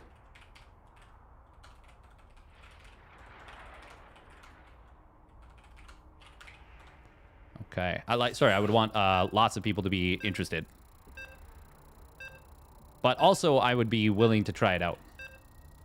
When this Coaches War, Best of One, TVZ, Miro, our lad from the channel, or Barks, the Zerg player. Got 5 minutes on the prediction timer. That is a lot of time. So we may end up cutting it a little bit short. This is going to be a best of one. And here we go. Spawning up in the top left for the Ladder Legends, it is Barks. Orf, orf. And his opponent spawning down on the bottom right, it is Miro. Oh, and he's dropping himself a low ground depot. All right.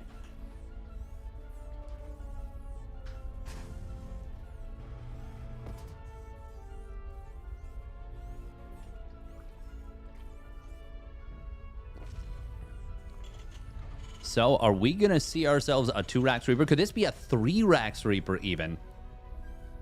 That is the kind of thing where you can kind of just send it. You can kind of just send it and say, hey, we're going for it. Hang on. This isn't going to be something crazy. No. This is just a shift-clicked scout. Okay. I was going to say, this would be absolutely baller if he proxied the 3rd barracks. I mean, I don't know that I've ever seen that, but for just a moment, I was starting to wonder if I was going to see it for the first time here. Would be very cool. Miro just confirms, yep, hatch first. Cool. 2-Rax Reaper, of course, can be a nasty build order. Nasty build order.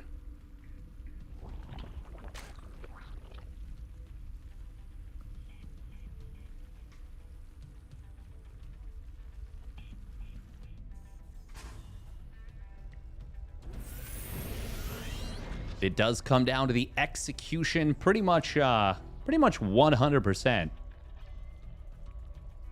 Pretty much 100% comes down to the execution. You know, we're gonna try observing with our other mouse. Okay, there we go. This is the mouse that I normally play on at the condo, at my abode, and it's the mouse that I feel like I play best with right now. It is going to be a spine crawler.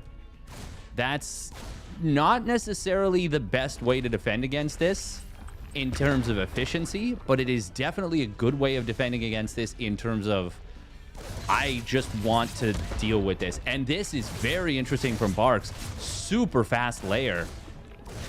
Okay. Oh, wow. And a spine at the natural as well. This is kind of crazy, actually. Miro doing both a lot of, well, basically doing a lot of indirect damage here. But already going to be able to pick off, that's 4 lings in total. Ooh, and can get potentially a couple of drones.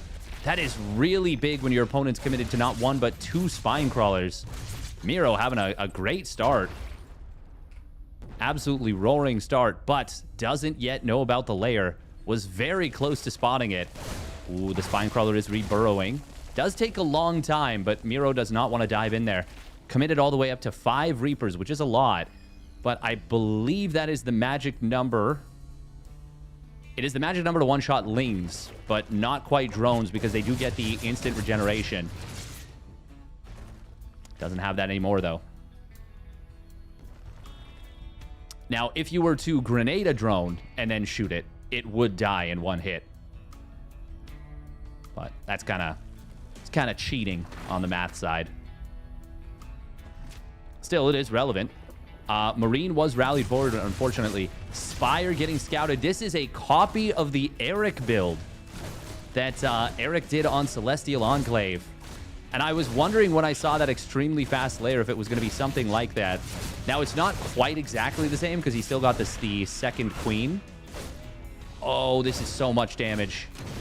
Oh, if he can get even a couple more shots in on the correct drones, which he will. He wins the fight against the Lings. Miro kind of cooking here. Look at the target fire here from the Terran player. Can he get that last drone? Not quite able to get it, but that was so much damage being done. A ton of lost mining time. A ton of drones killed. And behind us, we've got a full scout. We've got a third command center done. Miro doesn't have a lot of tech is the main problem. But you know what? In this scenario, I would say +1 infantry weapons would be really nice. 3 command centers, continuous SCV production. And the Terran player is absolutely flying in this game. And the mutas that are supposed to be a surprise. You want 5 mutas. That is the magic number to one-shot an SCV, a probe, or a drone. But with what we've already got here from the Terran player, 2 missile turrets up. You know what? I wouldn't have even minded a missile turret like in the middle. Factory will complete just before this. The mutas, they will find a little hole. Oh, losing one is so painful right out the gate. And before the 5th muta had even shown up.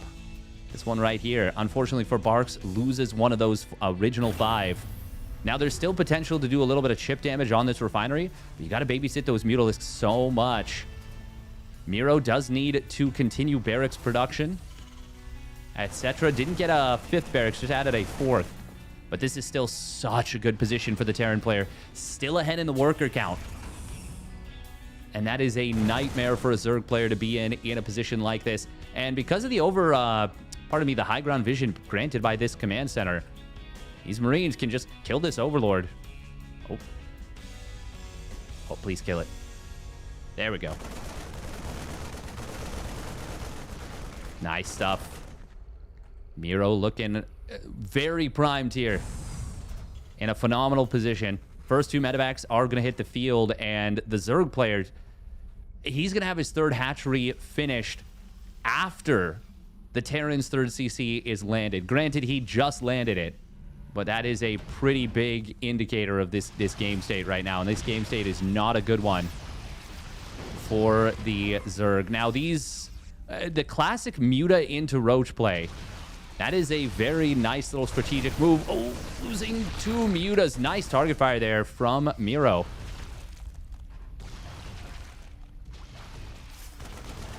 Hope that one Marine. Oh, escapes into the bunker. All the little things are going in the favor of the Terran right now. Even supply blocking the poor Zergy. No 1-1, no Roach speed just yet. And the +1 weapons for the Terran player is about to complete. And even if the 1-1 and Roach speed were done, it was going to be a tough fight regardless. But without them, it is an impossible fight. This is too many men with gun, and Miro is going to get this one here. He's just going to walk right into the spines. He's got the DPS to burn them down so fast. And the Zerg player will not be able to stop the bleeding at this point. Not if Miro continues attacking, and there's no reason to stop here. Absolutely no reason to take your foot off the gas pedal.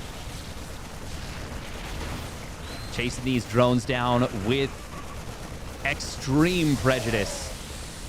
I like the fact that he waits on the stim there as well. Zerg player does now complete the 1-1 and can kind of kite the Marines, doing a good job with these roaches on the tail end. But that is a case of way too little, way too late. More than a day late and $1 short. This was more like a week late and a tenner short. GG well played is called. Well done by Miro. Miro from the chat. Miro from the block. Gets it done. And picks up a cheeky little point for his team. Well done, well done, well done.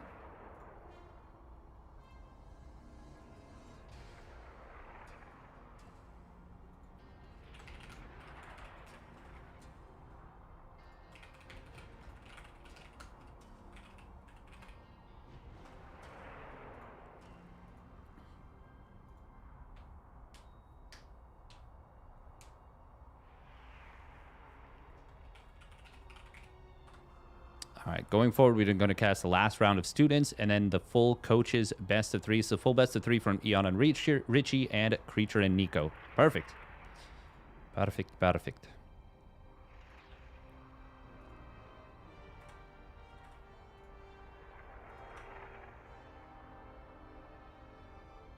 Well done, Miro. Yeah, that was really nice. Canada just won gold in men's curling. Oh, hell yeah. I saw the final end of the bronze medal match between Canada and the States for women's curling, and there was it got posted like on the online. Thanks for tuning. Yeah. Thanks for the game. It was a good one. The 2 racks Reaper kind of popped off. Arm curling weights. No, for some reason, at some point in history, a couple of people were like, "What if we threw heavy stones across an ice sheet and then swept that ice to limit friction,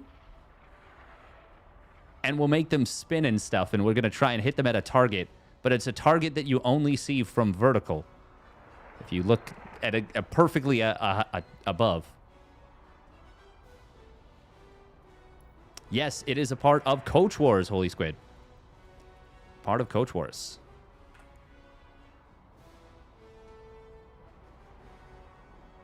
Okay, yeah. Points are now corrected.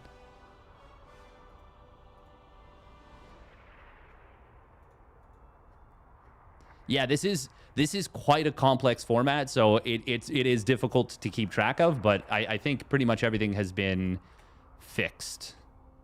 That was a little bit off. Coach Wars is a... Okay, let me get this right. It is a team event with 5 teams. Each of them is headed by a coach and then 2 students. And the way that it works is that there are 3 rounds. I'm a little bit foggy on exactly who plays who, but the premise is that a team will play, and they will have a player. They do a coin flip, and then whoever loses the coin flip sends one of their players, one of their 2 students, and then the other team that won the coin flip gets to counterpick with one of their own students. Then they play a best of 1, and the best of 1 is worth anywhere from 1 to 3 points. It is worth 1 point by default, but if there is an MMR differential, let's say it is a 4,200 player versus a 4,500 player, and the 4,200 player wins, they get 3 points for their team, which is massive. So you get up to 3 point so if you win an upset, the upsets are based on 100 MMR differences. So if a 4,200 player beat a 4,400 player, that'd be 200 MMR. And that would be worth 2 points. And then anything below that, rounded to the closest amount. So let's say it was like, I guess if it was 4,150 versus, or 4,160 versus 4,000 MMR, that would count as a 200 MMR difference. And that would be worth 2 points, is my understanding. Obviously, if I'm incorrect about that, that's fine. But that's my understanding. It would be rounded to the closest value. And then after 3 rounds, winner takes all. And it's 125 euros to the winning coach and 50 euros to each winning player. Each winning student. And then since there's 5 teams, and that doesn't exactly work out, the players... there's a couple extra matches that'll have to be played. Even MMR is 1 point. Yeah, exactly. What was the MMR difference? It was even MMR.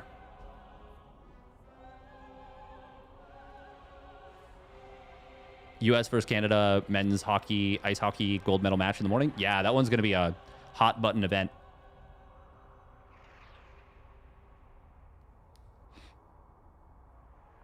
Next time I need to play versus Wu. Wu versus Shu.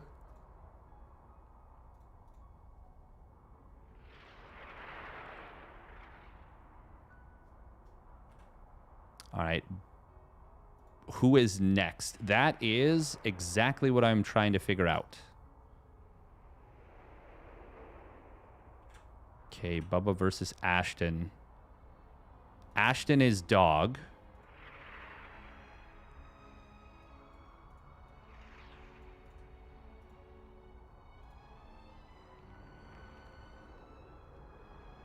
Holy squid, I don't think you're playing in this. You've cast art versus art, right? That is, I believe that I have. Actually, I don't know if I have. I can't remember. But there's been a fair number. I've cast time versus showtime, I'm pretty sure.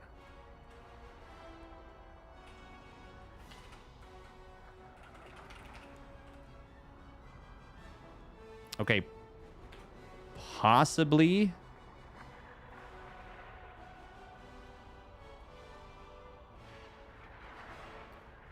The last round of students, and then the full coach is best of 3.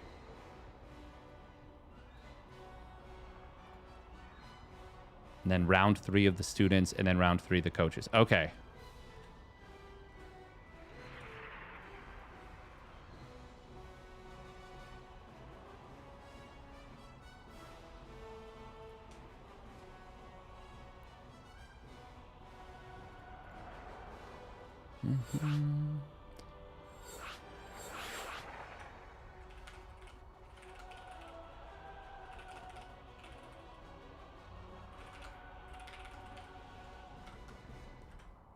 Okay, so just to be clear, right now, because they've already made the lobby, I'm covering Eon versus GamerRichy. Figuring out the third round students right now. Yeah, that makes sense.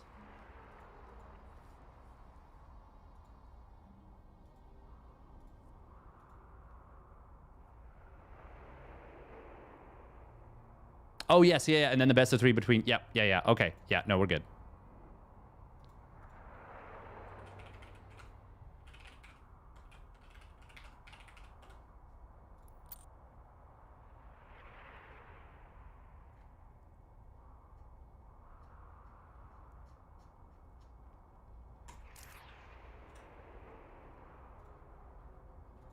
All right, cool. Yes, we are covering Eon versus GamerRichy.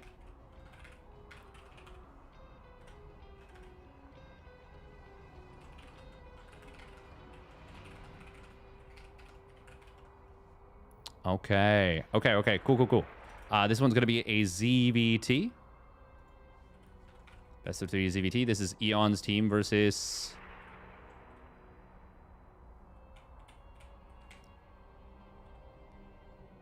GamerRichy. Yeah. Obviously. DrWu.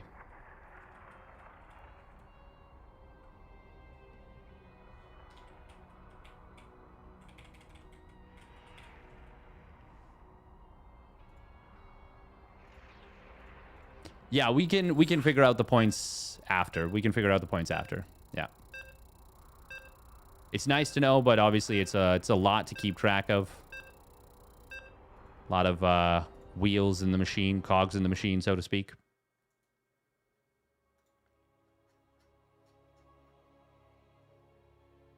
I think the thing that really threw me off was the second creature versus Eon match. I think that's what what got us a little bit here. All right, who will win this Coaches War best of 3 TBZ? This is going to be GamerRichy versus Eon.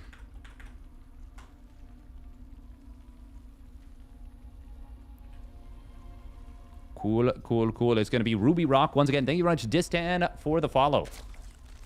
All right, here we go. Spawning down in the bottom right for the Ladder Legends, it is Eon. In the blue. And his opponent also from the Ladder Legends, of course, because they all are here. That's what this is about. It is GamerRichy. Ooh, and Eon is going to be going for a pool first here. It's funny because I know exactly the timing of when a hatchery goes down. I know exactly the timing of when a 12 pool goes down. But I actually didn't know offhand when exactly a spawning or a 16 pool goes down. And the answer is 40 seconds. So that's something I now do know. I now do know.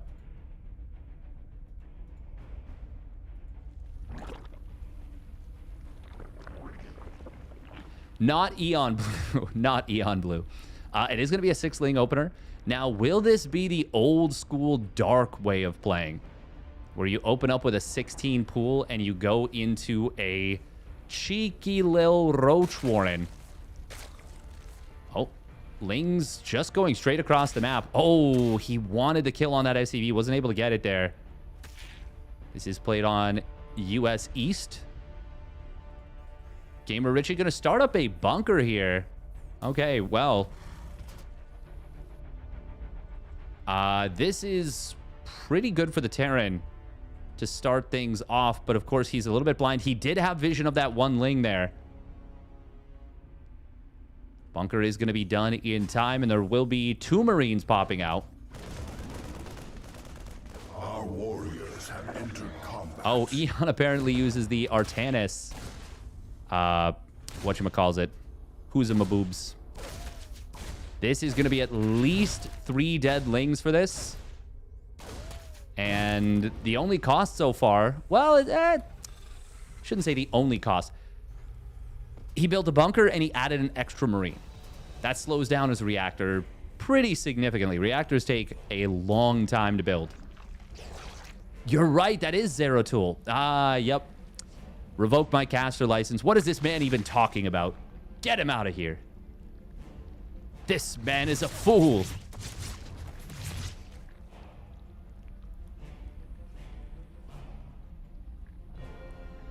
Eon isn't from Brazil.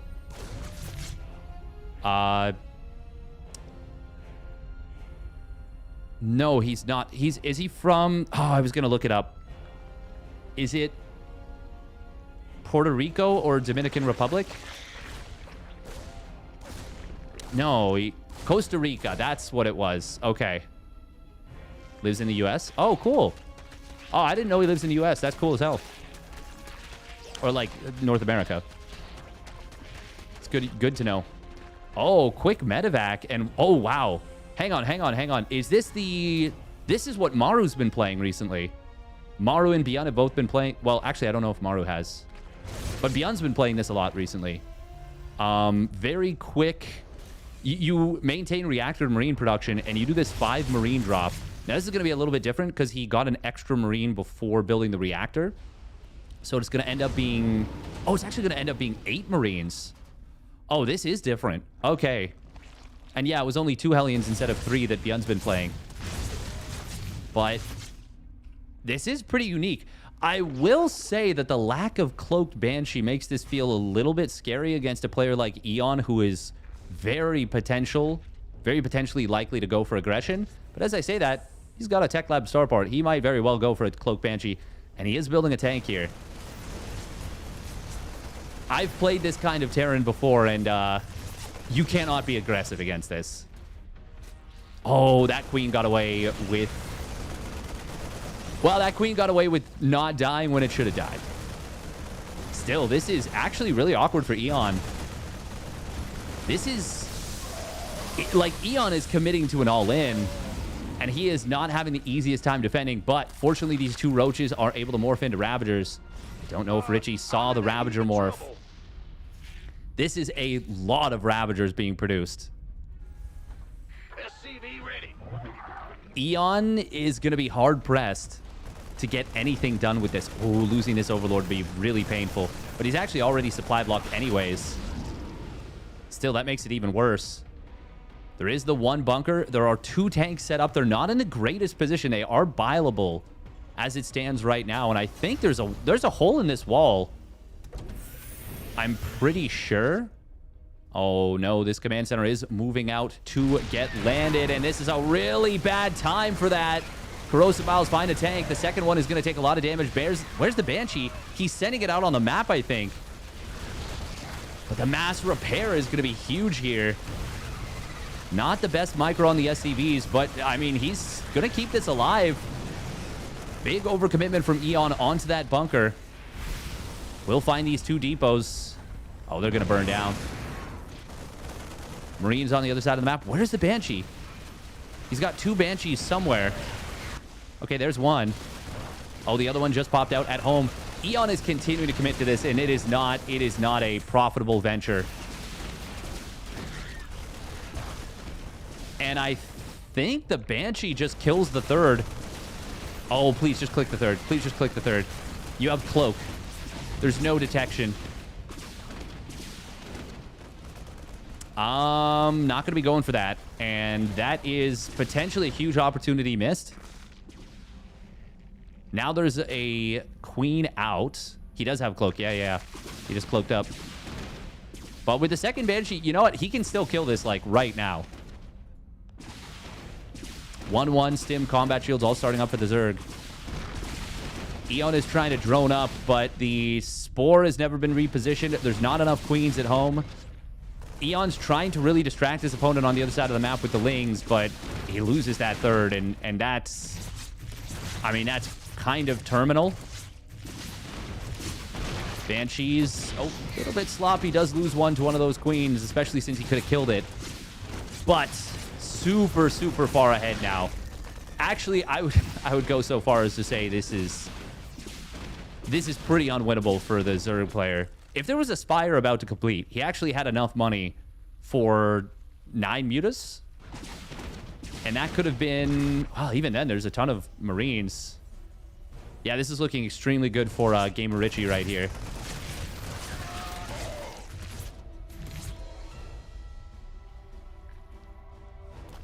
Eon is... Well...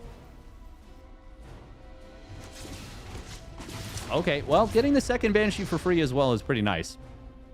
But, yeah, it's about to be 1-1 for the Terran. Stim and combat shields have kicked in already. Third and fourth barracks are going to complete. Oh, I love the repair on the medevac. Always a good choice, especially since it is a high-energy medevac. Eon does have a lot of supply right now. And those Banshees going down is actually so bad for the Terran. Because this is a pure Roach Ravager attack. I mean, we saw in the PVZ how much value those Oracles provided. There's not a ton of tanks. This could be really, really dangerous and really difficult to hold. Especially if the tank's not sieged up. There we go. He does siege it up now. GamerRichy is just now going to see this attack coming. And there's a lot of Ravagers here, but there's not a lot of frontline for them. He didn't get enough files on this one tank. It survives so long. Finally gets the kill. The SCV pull is pretty good, and that ends up being a slaughter. Zerg army is still committed. He only kills 10 SCVs. Pulling the mules is never ideal, but, I mean, it's fine. He's so far ahead right now. And he is going to easily crush this. Well done by GamerRichy. And he is going to take this game. This one Marine has 7 kills on the other side of the map. There it is, GG. Well done by GamerRichy.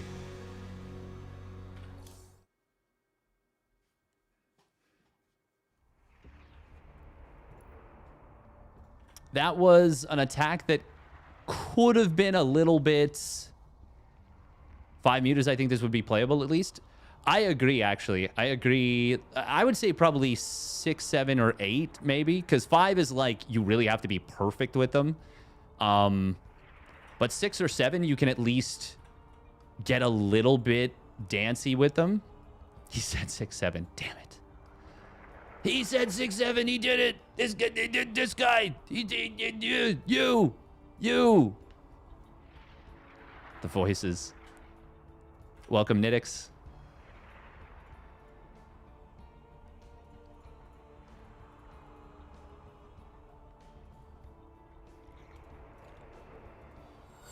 All right, Old Republic going to be map number 2.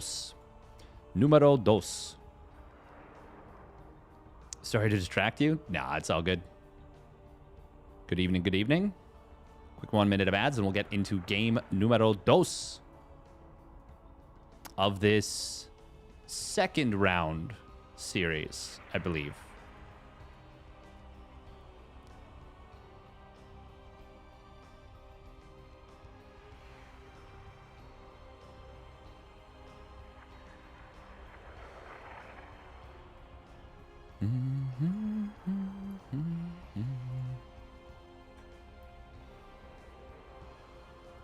I've started to realize and approach the game in a very different way than I have been, I think, up to this point.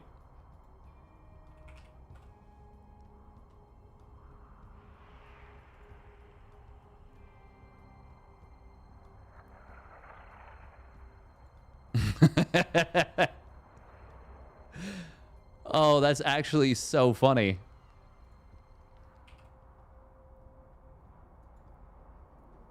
God, that's so goofy. Someone made a first 12 worker tier list. Oh my God.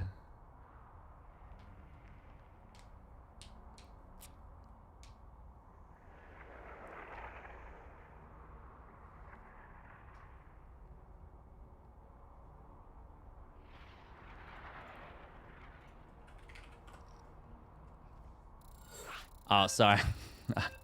I'm used to players just going, not waiting for the caster to actually say ready to go. Stim to win. Probably the probe is S tier. No, it is actually much funnier than that. It is much, much funnier than that. We'll show it on stream.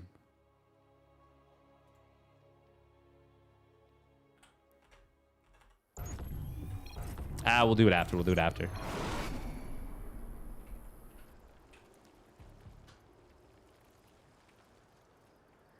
All right, here we go. Spawning down in the bottom left for the Ladder Legends, it's Eon. And his opponent spawning up at the top right, it is GamerRichy. My brain is so hard-coded into saying the players, the team names. That one probe is S tier. You know the one. Is that the one that beat Idra? Or is that the one that drops the Cannon Rush? What is this event? This is Coaches Wars. Brought to you by the Ladder Legends. Ladder Legends Academy. Coaches Wars number 2. So the premise of it is that there are 5 coaches. And they will play a series of best of 3s against one another. And each coach also has 2 players that they have been training. And that they have been practicing. Well, yeah, that they've been training. That they've been coaching. Students. So it's pretty neat. It's a winner-take-all event with 5 teams. Are there any Protoss coaches? Yes, there is Creature. And, well, they're doing pretty well. They've got a pretty good start.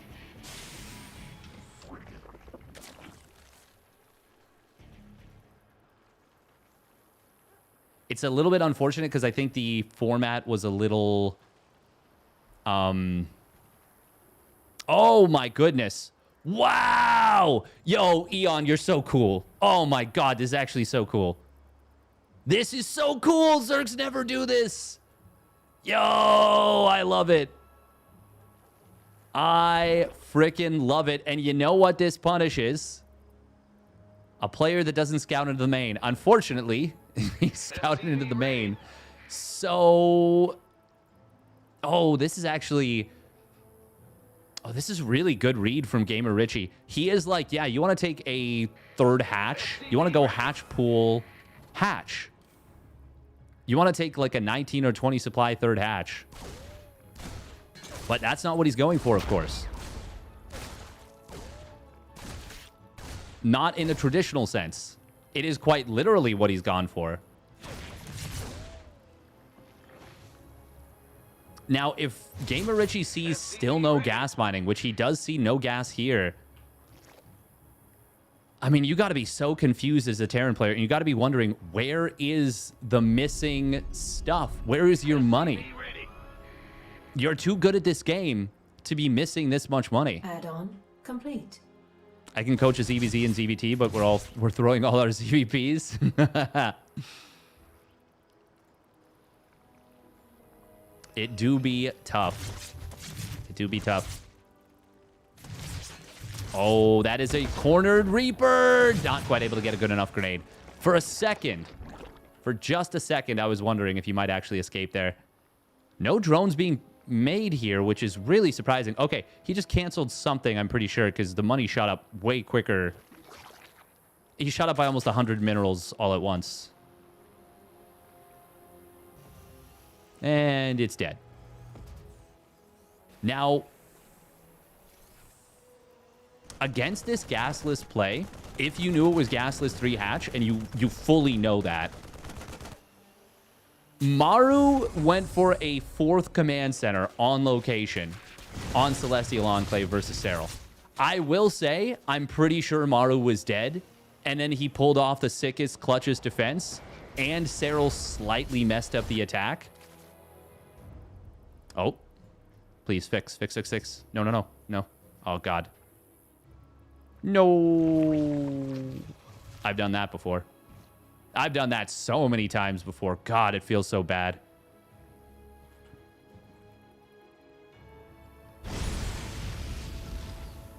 Uh-oh. No units at home. There's a lot of roaches popping out, but there's still 3 Hellions alive. Evo chamber block is pretty good in the natural, but there's none in the main just yet, and this is going to hurt. And it is going to hurt bad. 7 drones already going down.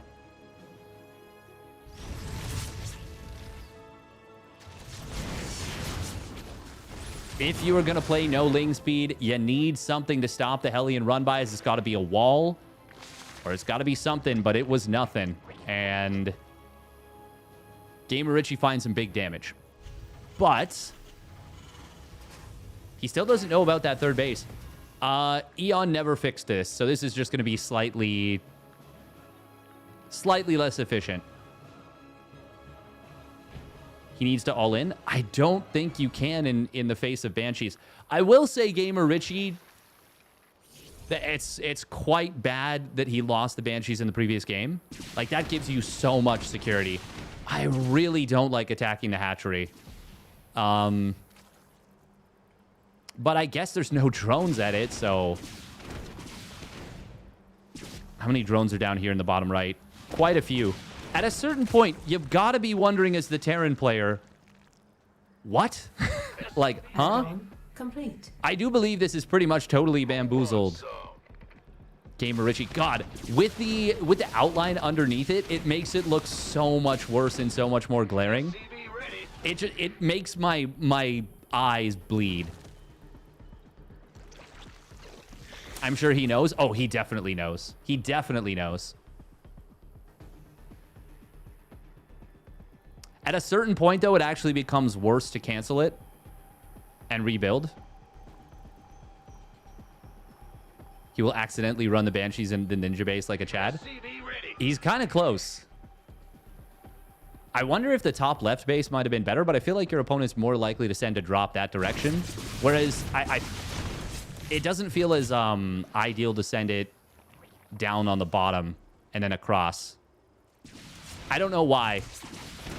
The math is too hard to explain, but that's just how it works. It is going to be a lot of drones now. 71 drones for the Zerg. Oh, he does lose the Banshee. And he's going to dive for the... Oh, man, GamerRichy, our Banshee control. It's got... Oh, my God. He's just now starting stim and combat shields. What? That is so late. Oh, boy, is that ever late. Wow, that is so late. Does he have an armory done? He does not. GamerRichy is not going to be able to continue his 2-2. Eon has an infestation pit. The proxy base is fully... I mean, it is fully up and running. And has been for quite a while. Terran player is going for an 8 racks, which is really important to not have your upgrades be late for. There's the Hydra speed starting up. Eon doesn't quite have the money for +2 carapace. You can see he's selected this.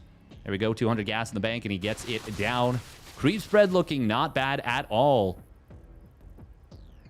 And getting close to the middle of the map. I love when you're playing Roach Hydra in particular, knocking down these rocks, because tanks are going to be a nightmare to deal with otherwise. Especially a tank like right here. Obviously, Ravagers are an option, but I think being able to move your units is a better option. God, the lateness of the stim and combat shields is legitimately crazy to me.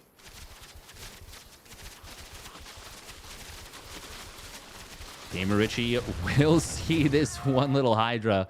Finally, these upgrades are going to kick in. I don't know that I've seen an almost 9-minute stim pack before like this in this matchup.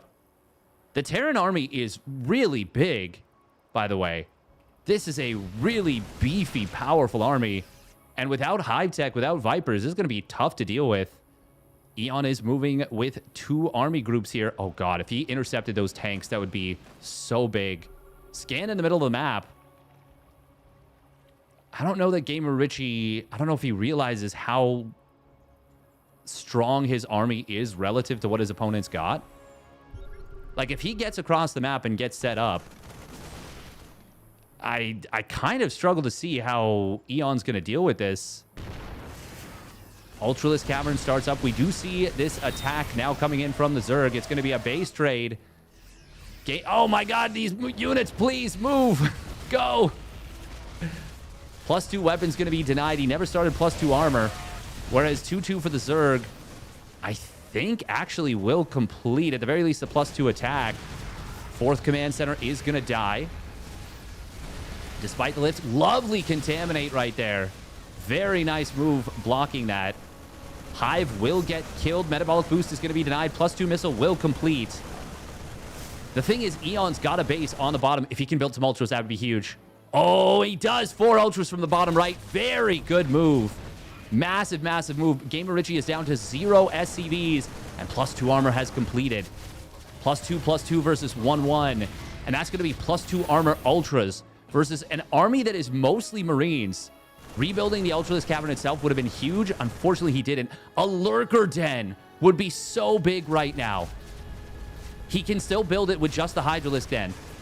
Drones are in trouble. He's not pulling them away.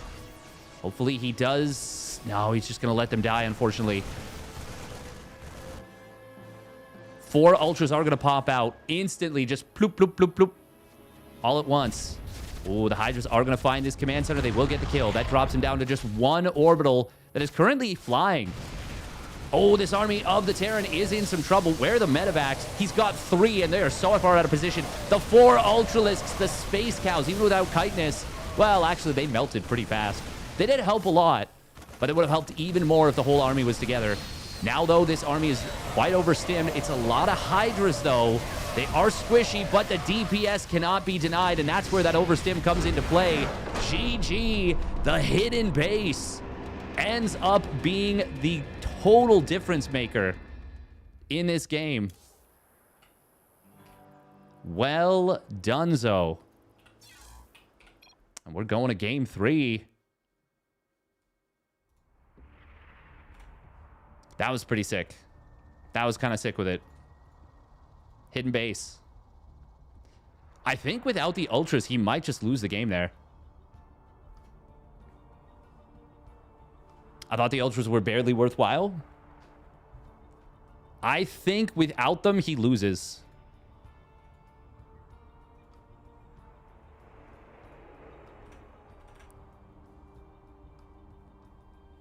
Not to be too critical of Richie here, but for an 8 racks, his push was late. I think he hesitated a fair bit, too. He also built a 4th command center with it, but, like, it feels like he was kind of, it feels like he was kind of waiting for a big, like, a maxed out army. And that is really, really strong. I mean, yeah, you can obviously get really, you can sharpen build orders often.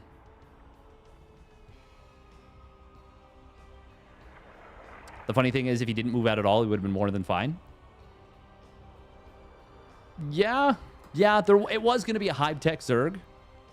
But Roach Hydra is an army that kind of needs to get something done. I don't know how strong GamerRichy's late game is.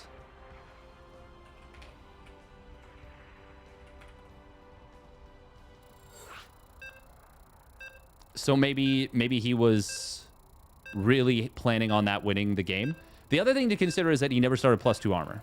Or maybe it got denied, like, right at the beginning. Clem has posters of GamerRichy in his room. That's how strong his late game is.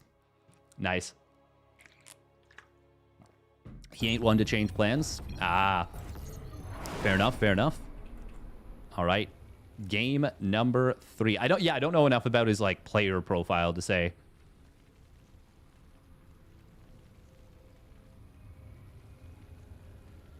It got denied at the beginning? Okay. I swear he had started it initially, which is why I was confused. Unk still got it. All right, here we go. Spawning down on the bottom right for the Ladder Legends. It is Eon. In the blue. Ha. Eon blue. And his opponent spawning up at the top left. It is GamerRichy. In the red.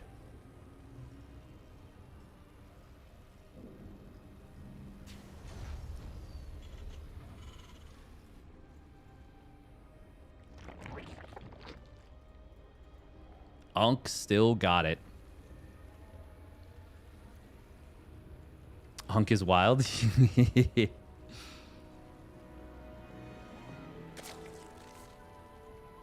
Little Richie.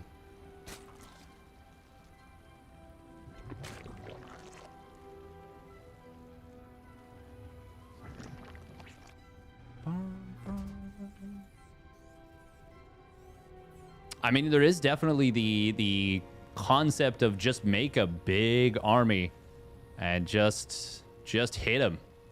Just swing for the fences at him. Just punch him. Stimbat timed.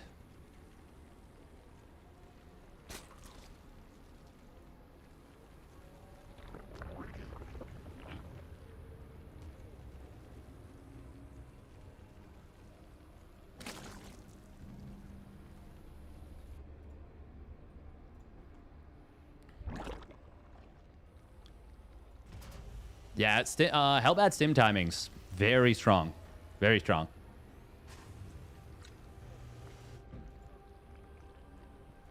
I'm not 100% sure what the standings will be coming out of this one, but that is okay. That is okay.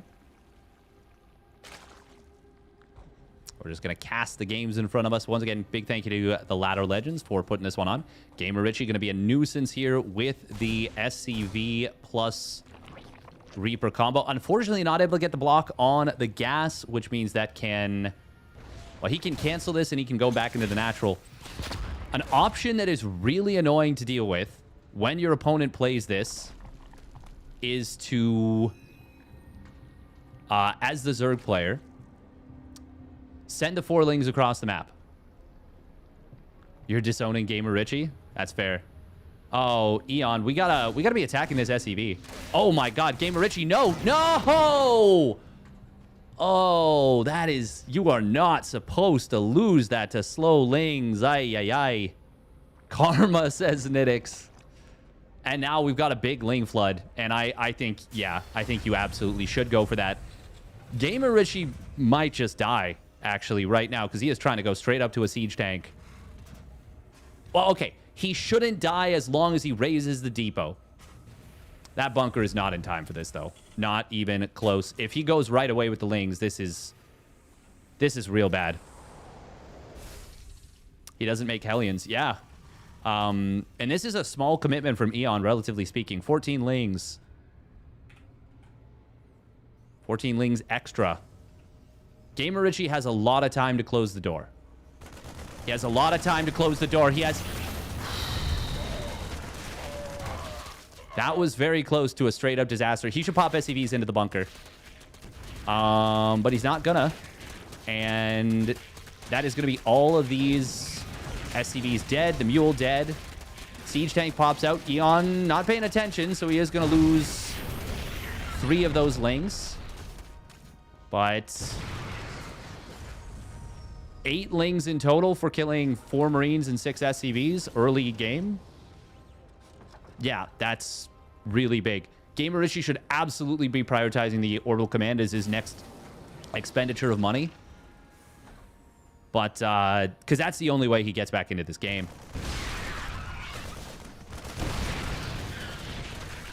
Oh, God, these Lings getting actually a significant amount of value. 4 more SCVs going down. We've got an infestation pit on the way already. Eon is on 55 drones right now. This is going to look ugly if GamerRichy doesn't get something done very quickly. But since he's playing siege tanks, you don't really have anything on the other side of the map that can do much. He needed to build at least a Liberator or a Medevac or something, but Eon fires up 1-1. He can go straight into Hive. He can legitimately start a Hive right now. 5:30 Hive timing. 5:31 technically, but yeah, that is... He started the Hive before Banshee Cloak started. Oh my God. That is hot, hot, hot. Eon will need to recognize that it's Banshee Cloak. I'm actually really surprised he's not taking a 4th right now. I suppose he doesn't know that there's a 3rd CC. Viking does find, I believe that was just 1 extra Overlord, yeah. So that's kind of nice, but kind of nice is not going to cut it when you're this far behind. You need either like 6 or 7 kind of nices, or I would say from this position, at least 1 Awuga. You know? 1-1 just now starting up for GamerRichy, and the 1-1 of the Zerg is already 2/3, 3/4 of the way done. I will say Eon could have definitely droned quite a bit harder here. Or Overseer scouted to make sure he could drone harder. Oh, we've got missile... Oh, GamerRichy, we cannot be affording missile turrets blindly right now. We got to take some gambles. I understand thinking that mutas might be on the menu, but... Yeah, that's... We cannot be playing extra safe right now.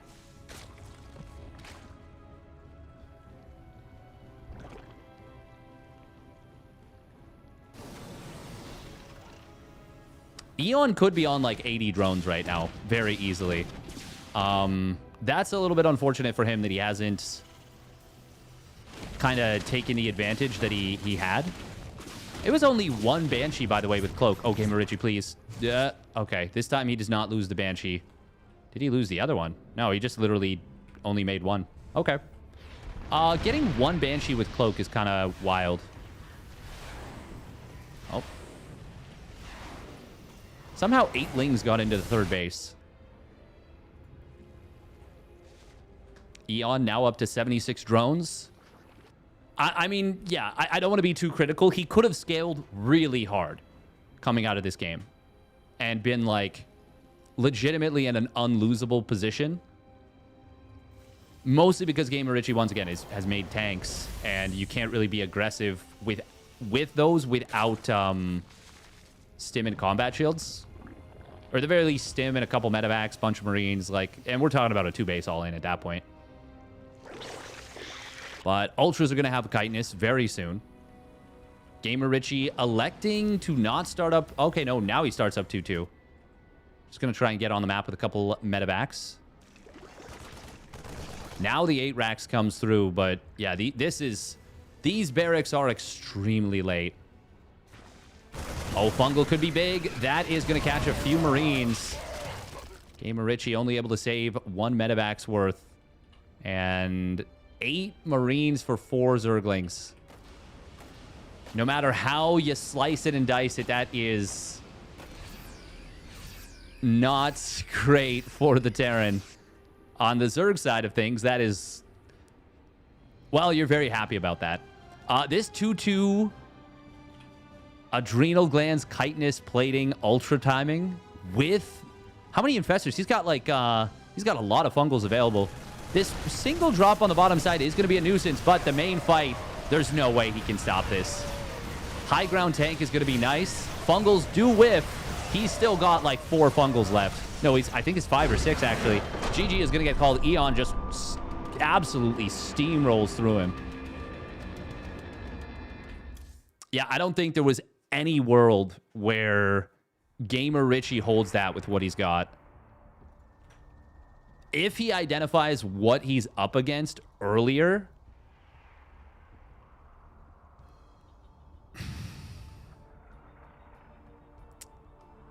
I legitimately can't even think of what... With how the start went,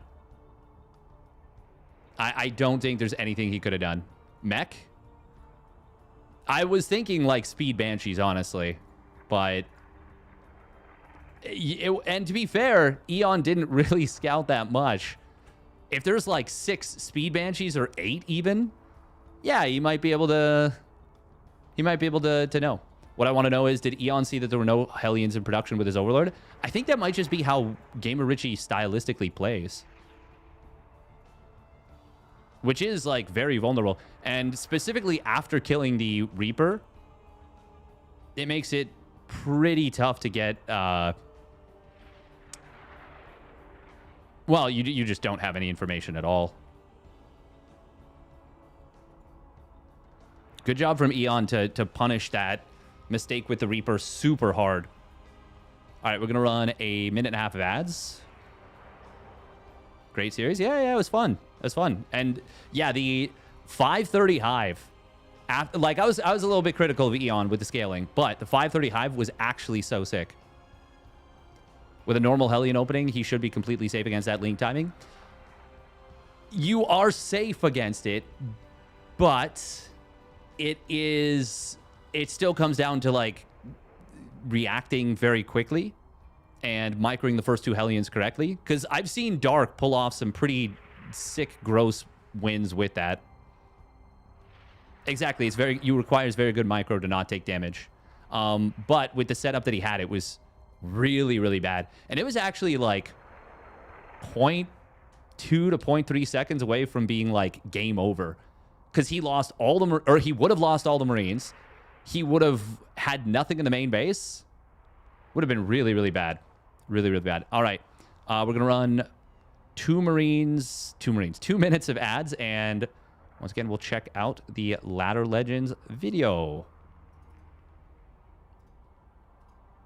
Once again, thank you to Ladder Legends for the support. Ladder Legends is a dedicated academy specializing in StarCraft for the moment, which has helped people who have been hard stuck break through that ceiling and hit ranks like Masters and even Grandmasters in as short as a month. Be sure to check out their fantastic new website, which sports a VOD repository, masterclasses, a build order library, and the ability to book one-on-one coaching. Gain access to all of that and more by subscribing to Ladder Legends for as little as £14.99 British pounds a month. Check it out by clicking the link in the video description or by scanning the QR code on screen.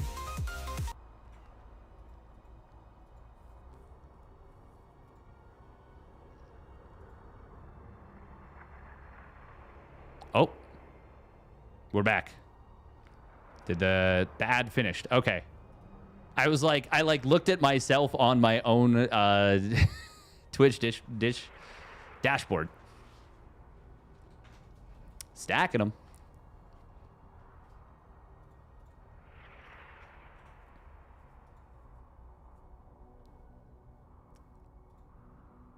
Kobe. Once again, yeah, if you want to join the Ladder Legends community, I would definitely recommend checking out the Discord. And, you know, there is going to be a very, very cool event happening this Monday. I was incorrect. I thought it was last Monday, but it is this Monday.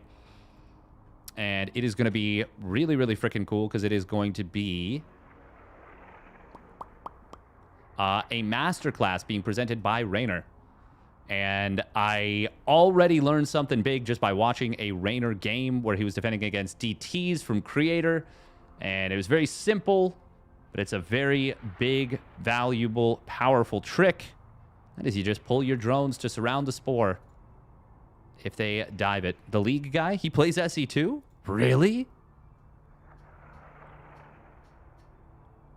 Oh, I love that guy. He plays that hero that is in the game or something. I don't know. Champion? Is it Champions in League? Yeah, it's Champions, right?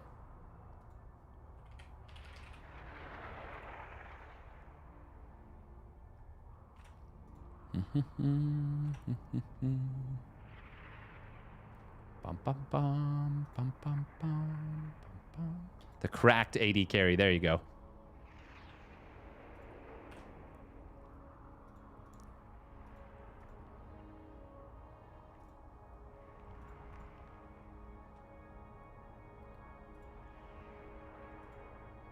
All right, so am I covering?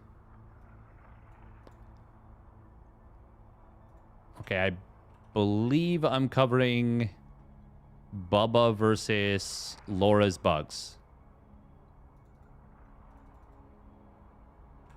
Maybe?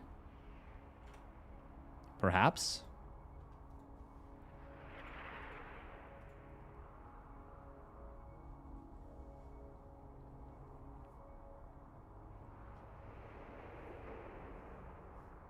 Okay, so it looks like Creature 2-0'd Nico, but DrWu defeated Alfir. And I believe that means that Nico, yeah, looks like he got +3 points for that one in round 2. Flep defeated Deaddumble, which was +2 points.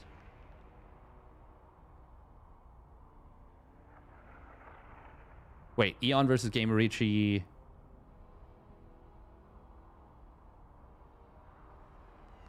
Okay. Yeah, so +2 points for Eon, +1 point for GamerRichy. Groovy's team sits out. Okay. Richie's team sits out. Am I casting Groovy versus Richie? Okay, let me... You are covering Eon versus Richie. Eon versus Nico. Okay, cool.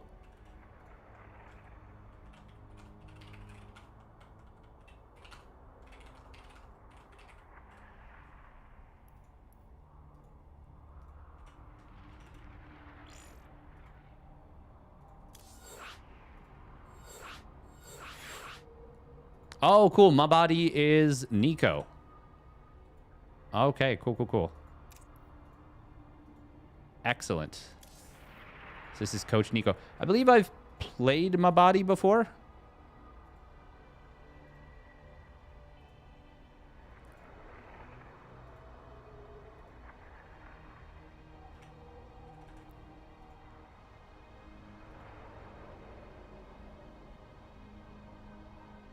Eon is from the Americas, yes. He is from Costa Rica. Not to be confused with the German player who just competed in the Big Brain Bouts, Eon Blue. And you know what? I came into the series. He was down 1-0, and he had a huge bank in game 2, but his opponent had a lot of ghosts, and was maxed out. And it was on 10,000 feet, which is never a situation that Zergs are particularly comfortable with. Yes, this is funny because Nico and Eon are both players that you could be like, oh.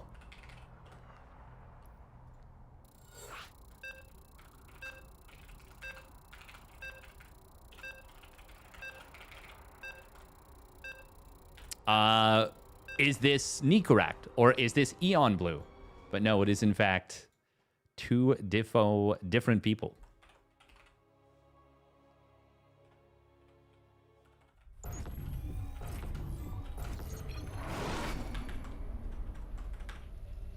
All right, so this is going to be two Coach Wars players. Reminds me of the good old days with Korean and Danish Bunny. Yeah, for quite a long time.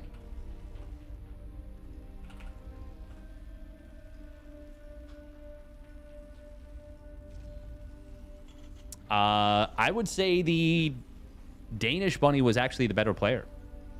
Although the Danish Bunny did a couple of things that if we saw it in today's world, we would be like, what are you doing? And of course, I am talking about Planetary at the third. The Danish Bunny loved Planetary at the third.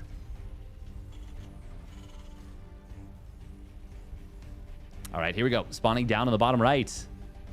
He's got the term "my body," but it is Coach Nico from the UK. And his opponent spawning up at the top left for the Ladder Legends as well. It is Eon in the blue. God, he's blue again. He's blue again. That is super funny.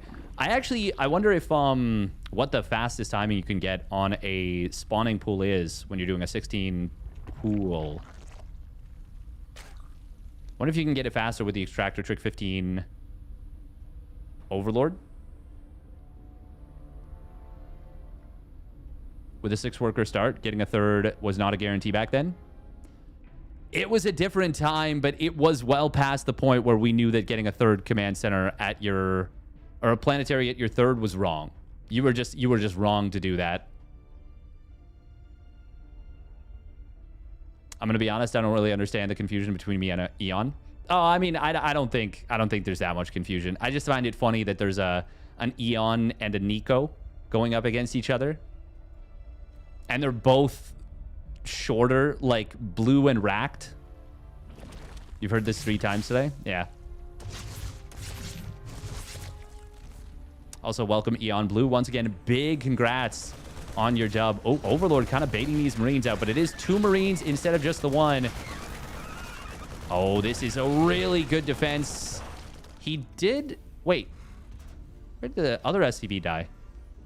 Did he must have lost the other SCV on the other side of the map. Yeah, there's a... Wait, hang on. Where's the Reaper? Am I crazy? Wait, he did... Oh, he just didn't even make a Reaper. Oh, wow. And we've got double factory. Oh, my body. Oh, we are not friends, are we? This is going to be quick Blue Flame Hellions, I think.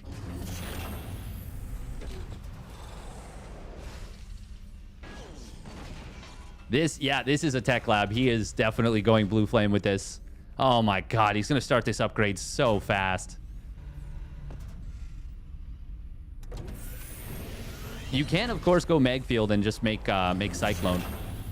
But... Nah. Blue Flame. Yep, that makes sense to me. That makes sense to me with what we've seen. He is going to be floating a little bit of gas with this. I mean, he could just make Cyclone still off of the third production. Well, third unit, I guess. But nope. We're going to see Eon going for a second and third gas and a Roach Warren.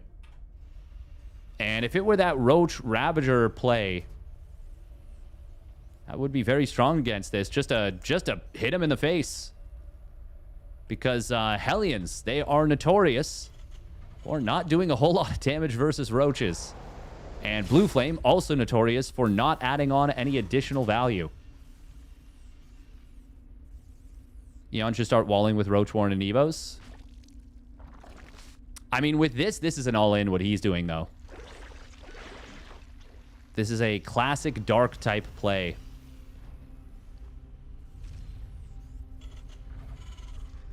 Seeing this number of depots at the front is already a little bit of a tell that it's a 2-base play. But I don't know that he's going to be picking up on that. Eon a little bit supply blocked at 66. Ravager's going to morph in. My body does see them. The blue flame gets revealed.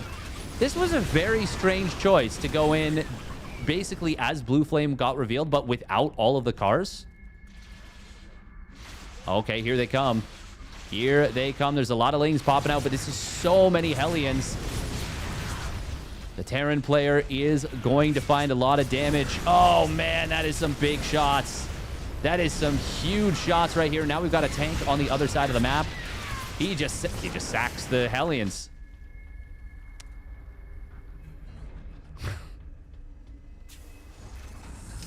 We're going to buy time for tanks? It sure is. Yep. He's got a third factory done now. Already one tank out. Oh, he got the kill with the Widow Mines on that Overlord. That might actually end up being worse for him because now these mines are on cooldown for a decent bit of time. And the most vulnerable moment is right now before the second and third tank complete. Widow Mines, 2 more of them do burrow up. Oh, the pullback's not in time. He still gets hit. But he did kill one of the mines. Well, he got out of range out of one of the mines. Corrosive Biles on a high ground tank. He does get it. The second tank, well, it's protected by the Blue Flame Hellbat, so it's actually fine, even though the third tank never rallied into the fight. This would be so much easier for my body if he did that. Eon's continuing to commit, and that is really, really bad in this scenario. We are well past the point of this being dangerous if Mabadi does this correctly. But he did just lose a... Oh, wow. He had to drop double Depot Top Hat. Third command center is in production. Blue Flame Hellbat. Oh, Widowmine does friendly fire on the tank. Well, okay. Maybe this will still be actually quite dangerous. Lings should be going after the SCVs, 100%. Oh, God. Don't stack them. Oh, my God. Don't stack them when the tank is there. Ah, the friendly fire. Okay, well, Mabadi did not defend this very well. Well done by Eon, but yeah, that was big mistakeys from the Mech Terran. I really wish we had battle report because it would show that this is... It would show that the tank killed about half the SCVs, I'm going to guess. Imagine he goes mutas. Yep. But for some reason, even though he's actually very much not safe with the tanks on the low ground and very little to cover them against a follow-up Roach Ravager, he is adding 2 Thors. That is... I mean, it's a very good read, and it's a good understanding of how Eon's going to follow this up. Oh, those Lings are actually getting cooked at the third base. This could be big counter damage, and he needs big counter damage. Oh, the drones are getting cooked. There's only one Hellion remaining. Nice 4 crawler morphs. Finally, this last Hellion going to get chased down. It's got 9 kills. 7 mutas get fired up. Oh my God, he's pulling the boys and going for an all-in with this.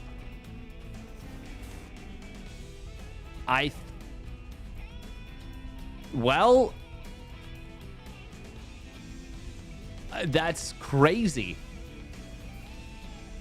Eon won't see this coming. It's 14 mutas. I actually don't know if the mutas will... Like, I think if they magic box, I think they still deal with this. There's so much repair potential. This is a very cool attack, no doubt. The mutas do need to magic box very well. The mass repair is going to be good. You actually have to target down the SCVs, I think. The DPS is not... Well, actually, hang on. Oh, he gets the first Thor. There wasn't a full surround on it. And if you kill the Thors... Okay, now the Thor is being properly repaired, but so many SCVs have died to the bounce damage.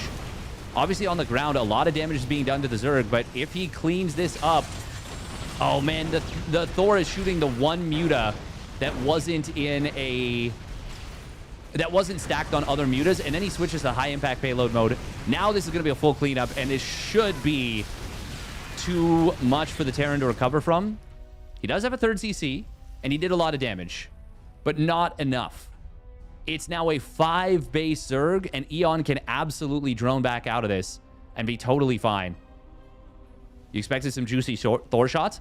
If the mutas had clumped up even a little bit at the start, that works. That attack works 100%. But 2 Thors is actually not a crazy amount. Now, granted, they were +1. But usually when Thors destroy mutas like that, there's either A, like 3 or 4 Thors, and the mutas are not prepared for the fight, so they end up clumping up super hard. Oh, this missile turret is... That is not a great missile turret. There's none in the natural either. Cyclone's being added in. Eon just now at... Oh my god, he's pulling the boys again.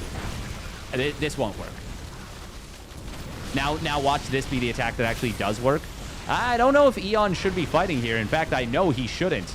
But the mutas are going to tank a lot of damage, which is actually a really good thing for the Roaches because it lets them get right on top of the Thors. All the SCVs go down, and this will be a very good cleanup from Eon. Without the mutas, I think that might have been a little bit dicey, especially with mass repair on the Thors since the Roaches were so early. But because the mutas actually soaked a lot of the early damage, the Roaches were able to get some really big kills. Good hold position here on the ramp from the Terran. But Eon's got this. There's no winning here as the Terran. Nice little split with the Roaches to soak up some of the shots of those Widow Mines. And Eon will take the game. Float CC to corner. Oh. Mech Terrans are just Protoss with a different badge.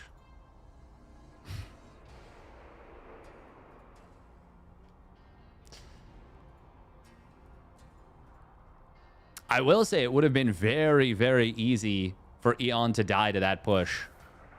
It actually looked like way stronger than it had any business looking.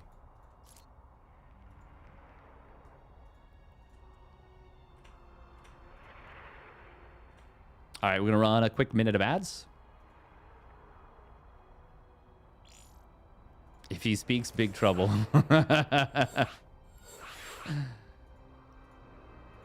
How'd you know?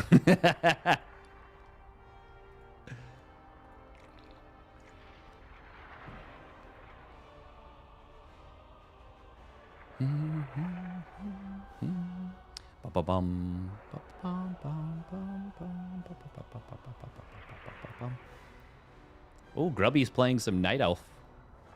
Some Nelf.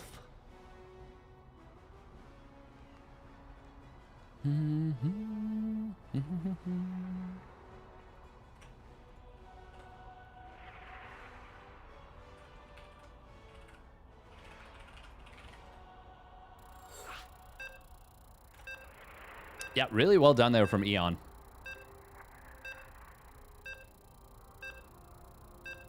If I talk, big trouble. That one always makes me chuckle. No, that was well done. That was a really neat read from Mabadi. And I could absolutely see players losing to that. All right, here we go. Spawning down in the bottom left, it is Nico in the purple. And his opponent spawning up the top right. It is Eon in the blue. Yeah, Eon's playing very well. He is definitely locked in as the day has gone on. I'm really curious what the scores are going to be after this match. Really, really curious. I feel like it's probably going to be pretty close. Almost good enough to be Eon Blue. I mean, Eon Blue was playing pretty darn well yesterday if you watch the games.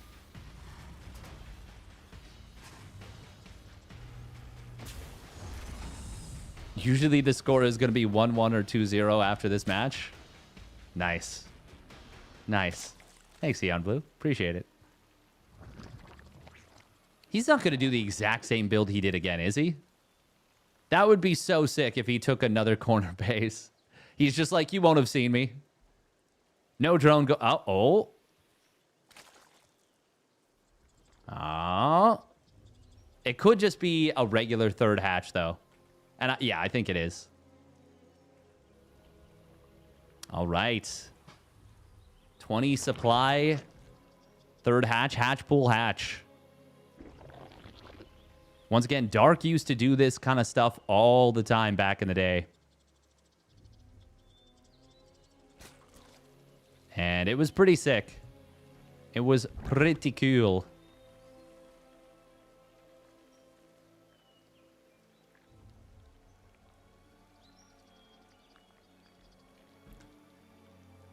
Bum, bum, bum, bum, bum, bum, bum. Oh, yeah, I saw that. I saw that. He was not supposed to let you kill that third CC. That was... I saw that and I was like, man, you got to cancel on the third CC with... sorry, natural CC. With, no... Like, just 6 lings. Oh, that is really painful. Losing both lings and a drone to that. But we do have... the Terran player not recognizing what's up here.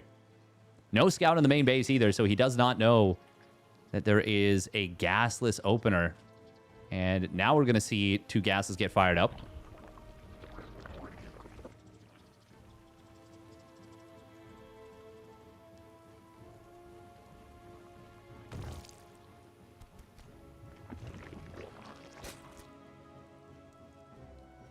Can it be pronounced as my baddie? It absolutely can. And in fact, no one can even stop me from doing so, really. They can request politely, and I would probably acquiesce, but... Dropping the Creep Tumor in the main is very interesting here. Creep Tumor in the main, keep Creep Tumor in the natural. With this play, you've got a ton of larva. And he's actually gone crazy with the queens. Already up to 5 queens right now. Terran player did go 3CC this time.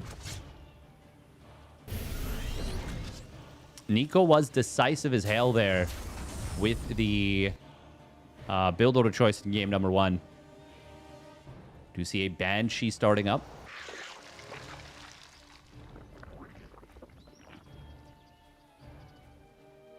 Bum, bum, bum, bum, bum. It's all just queens? Yeah, that's a little bit what I'm worried about, especially since he has no wall. And this might end up being game-ending damage, actually. Oh, God, the barbecue. Oi, oi, oi. No wall makes it very dangerous. And this is... Oof. Eon Blue, are you a future seer? Who needs blue flame? Yeah, exactly. He could have dove in on those drones there. But he's already gotten so much damage done.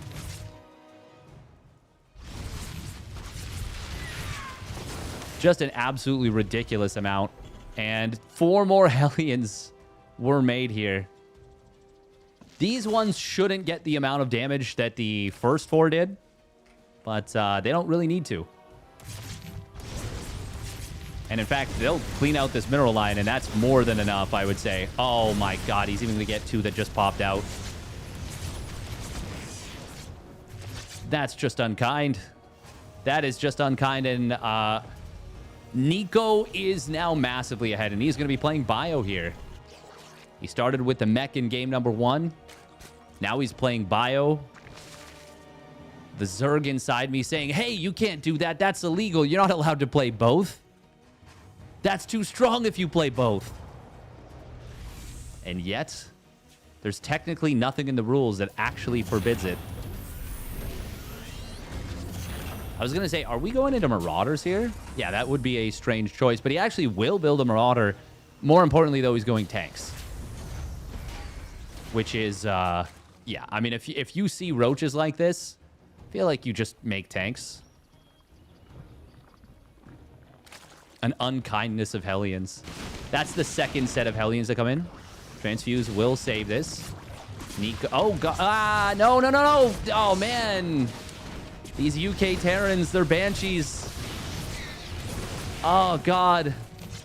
They're treating their Banshees like they treat their cuisine. I'm so sorry. Oh.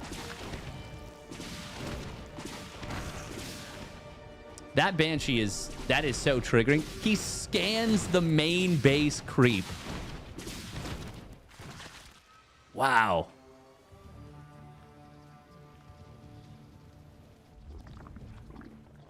Eon is so dead on his feet right now. But he's going to try and come back, of course. Oh, we've got the Terran already going up into 8 racks. I do think against Roaches, 8 racks is not the best play. But I think when you're this far ahead, it's a very good play.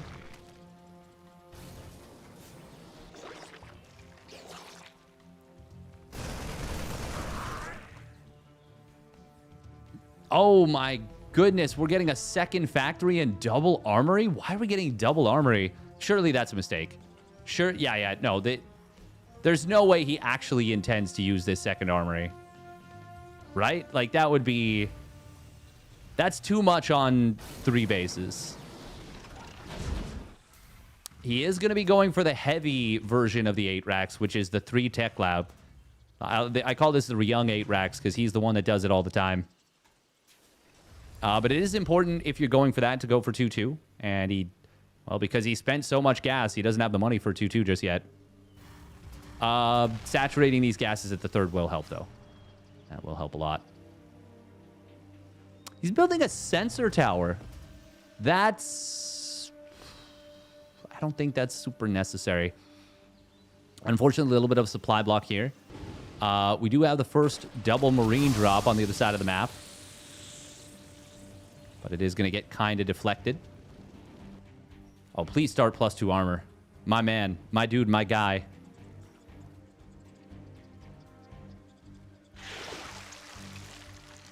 Ruh-roh. 7 depots at once right here from the Terran. He is so far ahead, but Eon is actually being allowed to kind of get back in this game in a smallish way, sort of. There's the +2 armor finally completing. 1-1 will complete for the Roaches very soon. I mean, I say getting back in this game, but Oh, we're targeting the Roach Warren. Okay.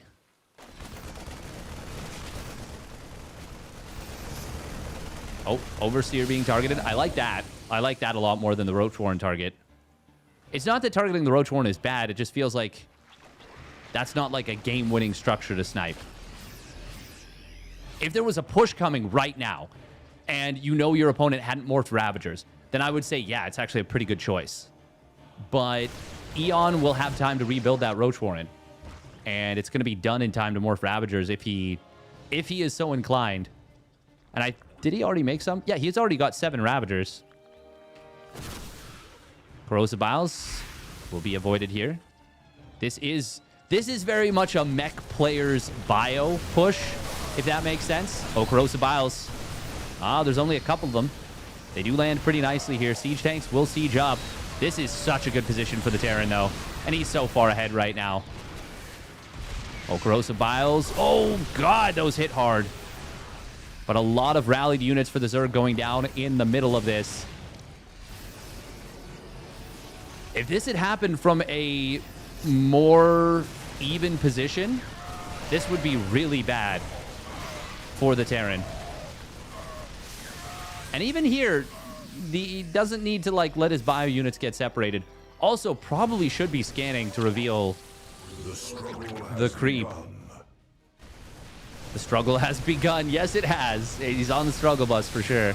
Counterattack coming in on the 3rd base. There's not a whole lot here for the Zerg. He's going to try and get in on top of this siege tank. We'll be able to bile it down.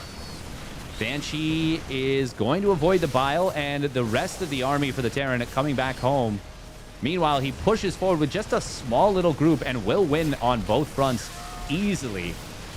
And this is going to be a victory for the Terran player. We're going to game 3. Nico will get it done. A paltry 100 supply lead. I've stayed in games where I was further behind, for sure. Zero Tool Announcer, that's the one.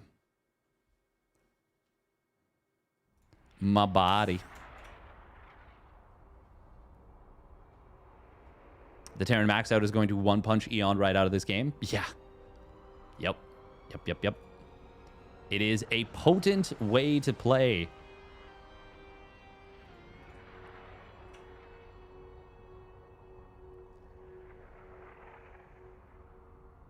Eon starting every game with a 20 drone deficit to Hellions.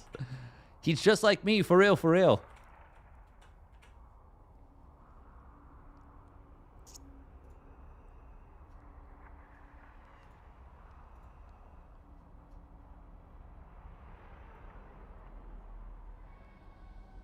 Bum, ba, bum, bum, ba, bum, bum.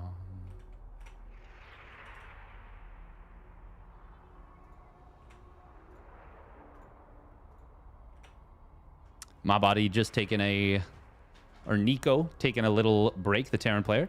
I will do the same. And we'll run the Ladder Legends commercial once again. Once again,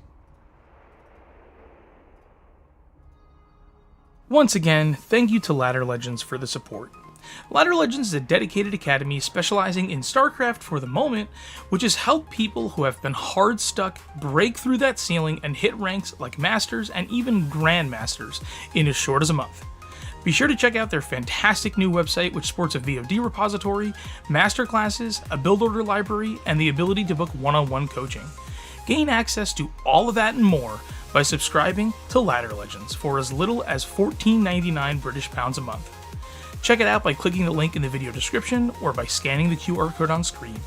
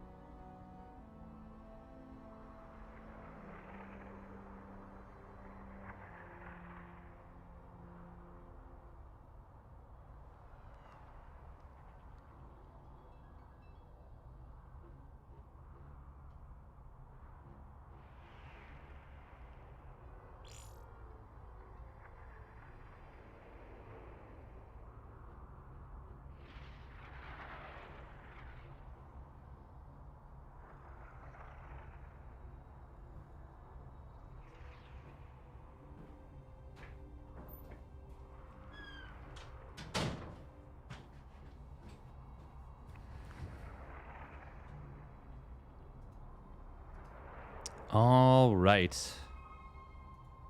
Game 3.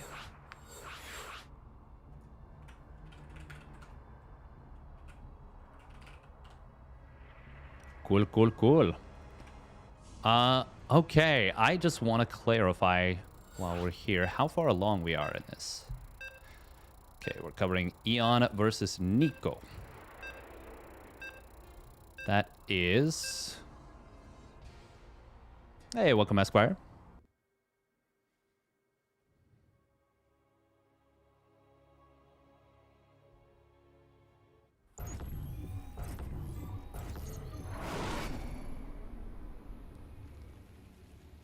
Don't think most players want to break out of the league. Put a QR code of his own donation link on top of that video. Heh. Can you believe this guy? That would be crazy. All right, spawning up at the top left for the Ladder Legends, it is Eon. In the blue. And that keeps... Every time I say it, it feedback loops my brain to be like Eon blue. Every time. And he's been blue like 4 times. Spawning down on the bottom right, it is Nico. Wearing my body.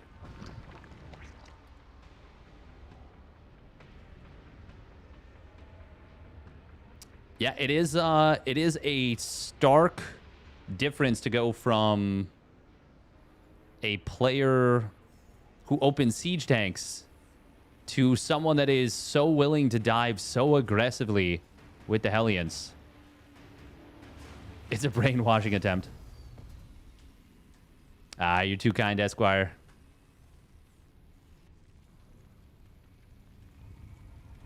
Yeah, he was paid to wear blue the whole time.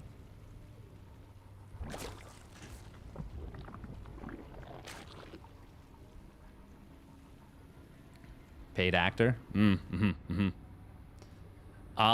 Terran player does not SCV scout, it seems. Some of the time. I think he did SCV scout in the previous game though, but that was mostly to hatch block. Oh, second barracks. Okay, are we seeing a 2-on-1? Really loving the mix-ups here from the Terran. Yeah, Reaper straight into reactor. Should be a second gas coming down. This is going to be a straight 2-on-1.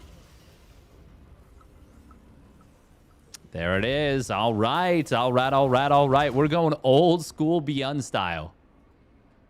Eon does send his Overlord straight across the map, which is a little interesting. He killed 30 drones with 4 Hellions and decided to go 2-on-1. To be fair, Eon does usually open link speed. 2-on-1 is the only Terran build order you've learned. Perfect. Why learn any other build orders, to be honest? Why would you? What's the point if we're, being perfectly honest? It is the pinnacle. That in the BC rush? Well, see, okay, so you're being inefficient right here. What you should be learning is 2-on-1 into BC rush. Into 2-port BC, the TYY. Which is to say, TY, why not? Why not go for this? Thank you very much, Esquire, for the gifted sub to Corrupt Reality. Very much appreciated. Thank you. 12 lings being produced here. So, mini little ling flood coming in from Eon. Oh, Reaper may very well get the scout on that. To be honest, though, as long as the Marines are well-positioned, this should be no problem anyways. He does see those lings pop out. That's actually... That's a pretty good scout. Is he going to start a bunker? Yes, he will. That actually might be... Huh. Oh, and now it's a very fast layer behind this. Okay. I mean, I say very fast. It's not that fast. This actually might end up being better for the Zerg that it got scouted in a weird way. Because there was always going to be enough Marines to deal with this. But now he's forced a crazy amount of lost mining time. He's forced a bunker. And he gets the scout on this anyways. The fact that after the lings were shown, he still tried to trick him with 4. He's like, ooh, I only have 4 lings. Hee hee. The other ones you saw were not real. Ha ha. Hee hee. Ho ho. Like, what? Are you? No. You're afraid of that layer? Oh, this is Muta. And that is gonna be a little awkward, actually. 2-1-1 is not a build I would want to go 2-base Muta. Well, I mean, it's 3-hatch Muta. Infestation Pit. Okay. Well, that is quite interesting. Thank you very much, Esquire, gifting a sub to Nydhog. Thank you, thank you. Love that. Here comes the first push. A 17th Marine joining the fray. Double Evo chamber starts up. Will there be enough to pop out 2 infestors? I mean, yes. Not right away, but eventually, yes. Hey, I appreciate it very much. Thank you.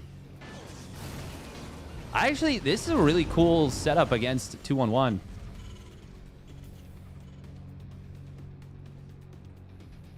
I mean, the infestors take a while to build, and they won't be out particularly quickly. And for some reason, he has moved across the map with the majority of his lings. Okay, he's coming back home with the rest. No creep sped, by the way. One creep tumor has been made in this game. Eon is a man of varying tastes. Oh, that queen is going to get taken down. He was so far out of position with so many of the lings. Infestor instantly fungals off the pop-out. That was actually kind of sick. But he gets baited into dropping the second fungal, and it's not good. It just hits the medevacs. And for anyone at home keeping score, it takes a lot of fungal growths to kill a medevac. God, this is getting so much value. Nice hot pickup on that one Marine. Did juggle it behind. Oh, man, he's ping-ponging him so hard. These medevacs are actually fully drained on energy because they've been fighting so long. Oh, and it gets away. This follow-up with the attack is looking so good. That initial 2-in-1, a bunker starts up. Yo, that's kind of sick. Nico is kind of sick with it, not going to lie. Fungal growth does not connect, only hits a single Marine. And that is not enough. Queens, he's forced to drop the transfuse on a very high energy, or a high HP queen there. Oh, he moved the spine like a quarter of an inch forward. Takes so long to burrow. Infestor instantly gets popped. Another Infestor will hit the field. He's building two more. That's a good fungal here. And Nico may be overextending a little bit here. He's only on 2 barracks. But this position is really strong. Oh, there's another Infestor about to have fungal and 2 more about to pop. One from this base immediately. There is the fungal. Another one can be chained. He does get the chain, but the damage is truly pitiful. However, there's no medevac energy to speak of.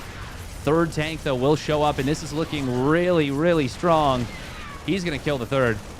There's a counterattack on the other side of the map, but it is not enough. 7 SCVs is nice, but it is not enough to make up for the loss of a third. Both players focusing a ton of attention on this position, and that means that they have started to float some moolah, some cash.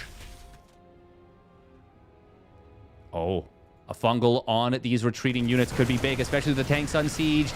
He does land a fungal on the Marines. 1-1 not yet done for the Terran. Fungal growth locking down the tanks for the moment. Hot pickup, hot pickup, hot pickup. Okay, well, he actually... Hello? Hello? Pick them up, please. Please. If there was a fungal growth available, that would have been potentially 3 dead tanks. He is so close to killing 2 medevacs with a fungal. Nico redropping these units. Does kill those 2 medevacs, but doesn't lock down the tanks. 4 SCVs did go down. The SCVs have not been sent back to mining yet.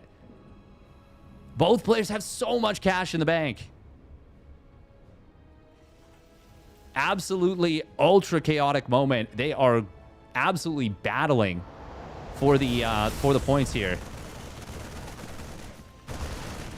I think they said it's +2 points if Eon wins here. But if Nico wins, it's even. He's building ghosts?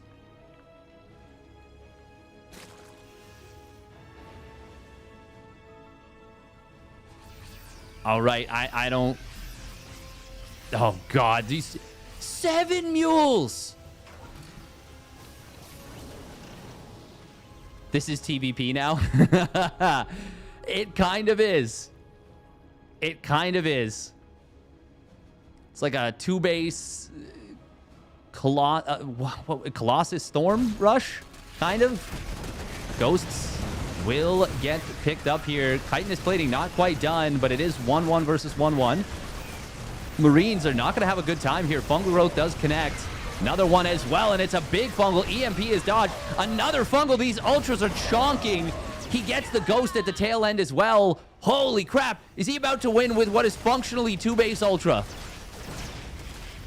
That fungal is not great. It does mean that's the last of the energy. What the hell?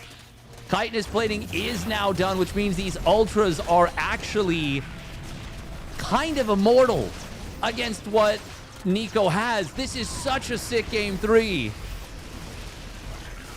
Marauders, though. Oh, my God. He's actually up to 5 Marauders now. He needs to get the hell out of here.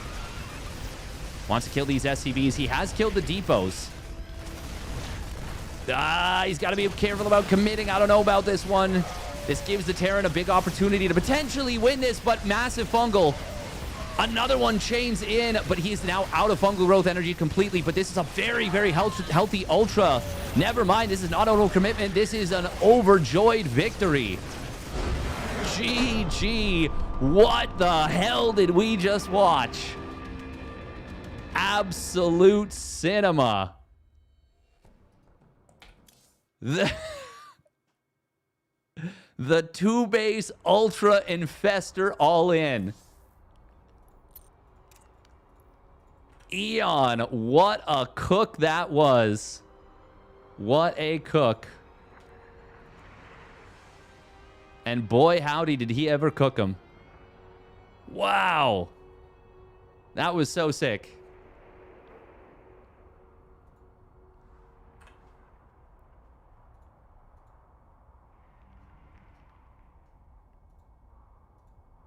That was actually so freaking cool. Very well done by Eon. It feels like, I don't know if that's what's going to happen, but it feels like based on what we just saw, that should be what decides the tournament, but I don't think it will be. I don't know. I legitimately don't know. But that is so freaking cool. What a comeback by the Zerg. Yeah, seriously. The Ghosts were such a neat decision, but they created like a really feast or famine situation, which is if they EMP the Infestors, I mean, he just wins like easily there. Or if he snipes the Ultras. But I mean, even then, I don't know if he snipes, because it does take a lot of snipes to kill an Ultra. They didn't have Chitinous at that point, though.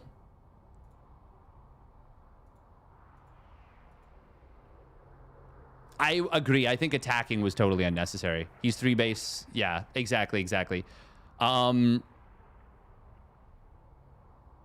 like, even if he sits at home, because the Ghosts are so expensive and the commitment to them is relatively quite expensive as well, if he instead just, like, builds more Marauders,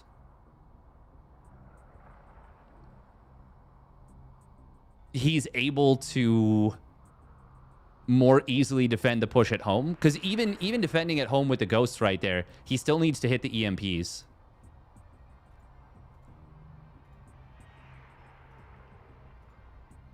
That is the second time that like an Ultra Rush actually won Eon a game. Well, I guess he won the other game before. Yeah, no, he definitely won the other game before, but the Ultra follow-up was really sick. This time it actually straight up won him the game. That was super freaking cool. That is the first time in a very long time I've seen Infestors have that level of power. It makes me want to play Infestors myself, personally. All right, 2 minutes bads. Bop, bop, bop, bop, bop.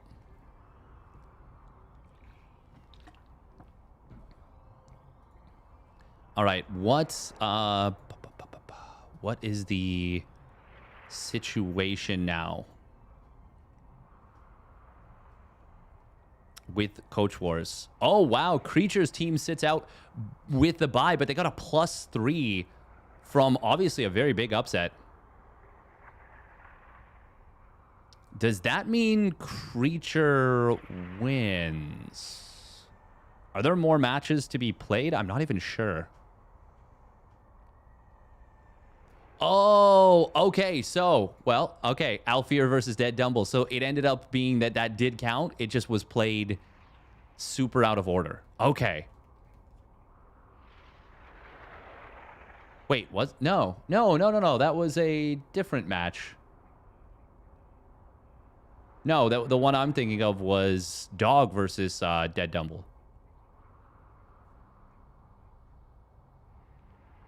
Does that... Okay, does that mean that this is... finished? I'm not sure. Let me take a look. Let me take a look.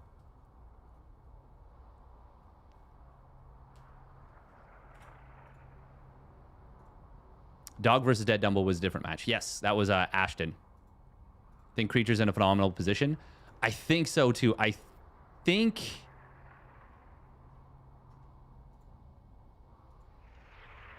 it's going to be really difficult for anyone to catch him, at the very least. They did only pick up 1 point in the second round, it seems. But if they picked up 3 in the third round, we'll figure it out. We'll figure it out. No rush on figuring out the points. I'm just theorizing over here. I'm looking at a doc and trying to figure out what's going on. Do we have another match that we're gonna cover? Nydhog versus Flep. Looks like it has potentially not yet been played.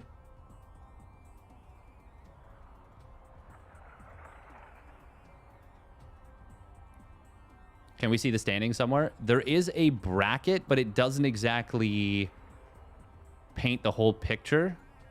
Am I allowed to link the doc?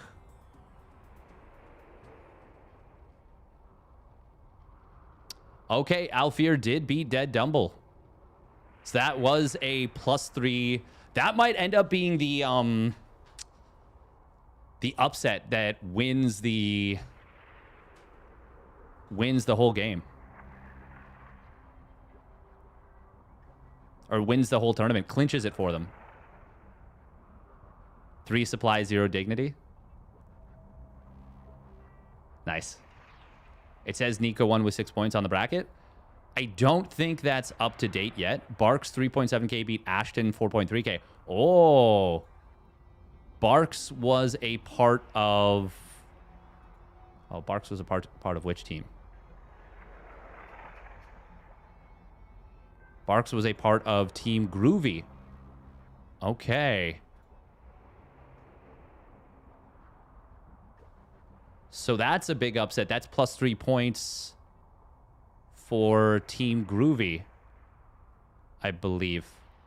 I think everything's getting calculated right now. Does that mean Team Groovy takes it?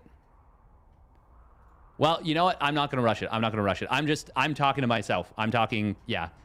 You don't have to respond to my questions. Nydhog versus Flep live right now. Okay, cool. So is that happening on Empress Lily stream? We have 1 extra buy round for fairness if you want to cast those games. Yeah, sure.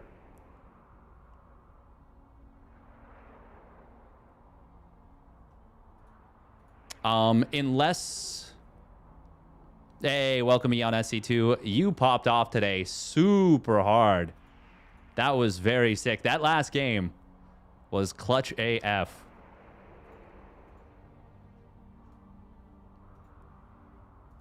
Oh, look, it's my nemesis. Thank you, Mr. Magnum TV, for the Prime sub at 2 months. Thank you, thank you. Yeah, that was actually so sick. The infestors were super, super, super cool. Hunk still got it. Oh, makes me chuckle. It's me. I'm Unk, but I don't still got it.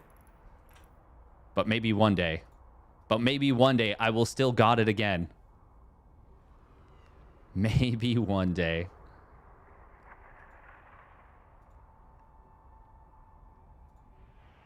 So much of the StarCraft community is part of the Unks now. Yeah, there's not a lot of players that aren't.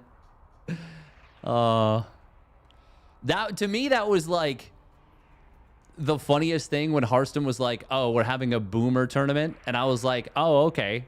He's gonna do like 30 to like 32, maybe even 35-year-old players, which would still have given him options to get a lot of players. But he was like, yeah, that's going to be... Who did he choose for that? It was like... I think 28 years old or something. I was like, that's like most of the scene still. Yeah, that's it. Exactly. It was only no Max, Clem, or Raynor. It was like, man, just say not these three. And I think Cyril also wasn't eligible to play. But I think those are the kind of tournaments he usually doesn't play.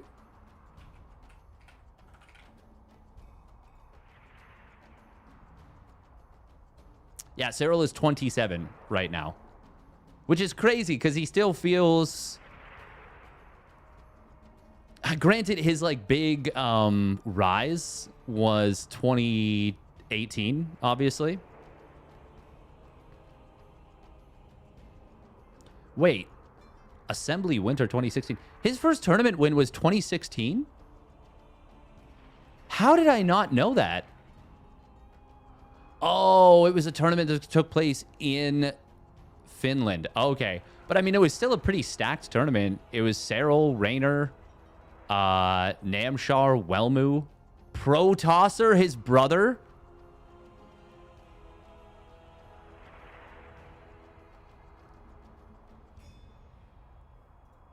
He only lost maps to Namshar in the finals. 5.5K is really damn solid now. Yeah, MMR deflation is crazy. It is actually crazy. 5.5K to me feels like... I don't want to say 6K, but like it feels way higher. Right now, I feel like 5K is like close to 5.4, maybe even 5.5 of yesteryear. It feels like MMR has been crunched very, very hard, which feels really bad. If you're like, oh, I used to be this MMR, and now I'm this MMR, you're like, ugh, gross. Once again, we're going to show a little ad from the Ladder Legends, folks. Just the short one,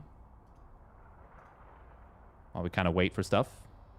StarCraft is a freaking hard game. When you look at where you are and then where the very best are, improving can start to feel like an impossible task. Oh, this might be a long one, actually. But it doesn't have to be this hard. Okay. Enter Ladder Legends. Ladder Legends is a dedicated academy aimed at helping you understand, enjoy, and improve at StarCraft. More than that, though, Ladder Legends is a community where StarCraft gamers can get together, make new friends, and dive deeper into the game with them. With incredible coaches and talent like Groovy, Mixu, GamerRichy, and Tempo, you know something special is happening here. The folks over at Ladder Legends have big plans too, and aim to expand their services into other games. Potential titles include Apex Legends, Valorant, Heroes of the Storm, League of Legends, and more. Join their Discord to let them know what you want to see out of them. And if you only care about StarCraft, join their lively and active Discord anyway. They've also recently launched a fabulous website for their academy, which sports a VOD repository, masterclasses, a build order library, the ability to book one-on-one coaching, and more. Check it out by clicking the link in the video description or by scanning the QR code on screen. Shameless used to be 6.4K and is now 6.2K. BuBBa vs. Laura round 4. Cool. All right. Sounds good.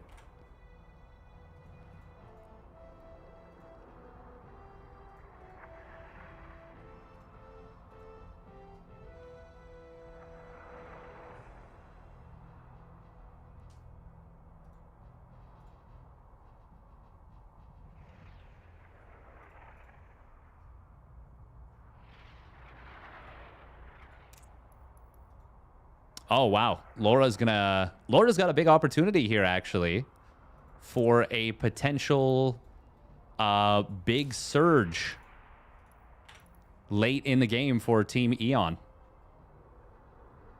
I don't know if that's enough to stage a big comeback for them, but maybe. I'm not sure, but maybe. The only reason I'm not sure is because I don't know how many matches are still left, but we're going to check it out.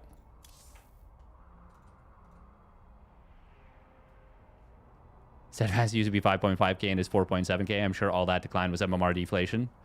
I mean, I will say a lot more of it is MMR deflation than I should, you know, be... like, I'm acting as though it's all skill decline, but it actually, for the majority, is MMR decay.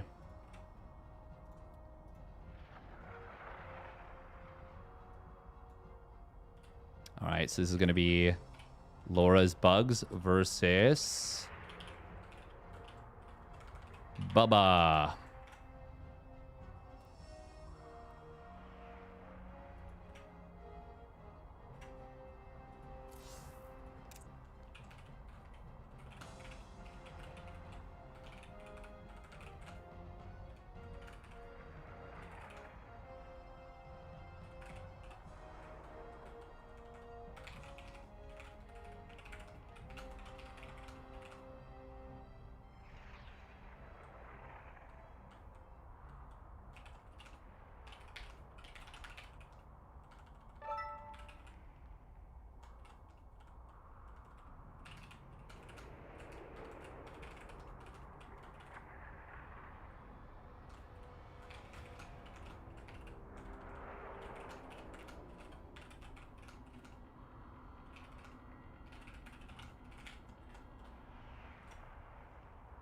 Bum bum bum bum bum bum bum bum.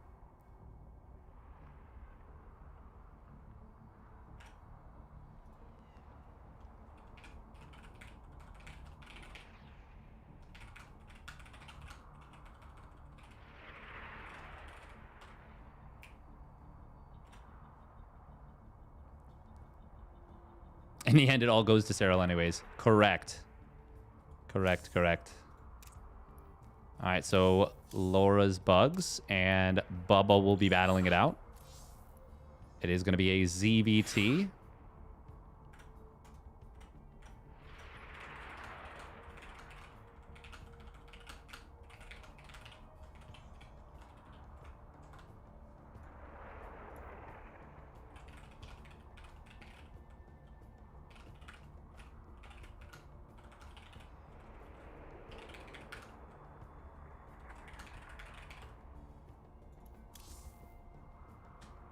We're just going to rehost with Observer Plus Plus. ZVT, best of one. And this is Team Whomst versus Team Whomst. Oh. That was Tourmaline. Cool.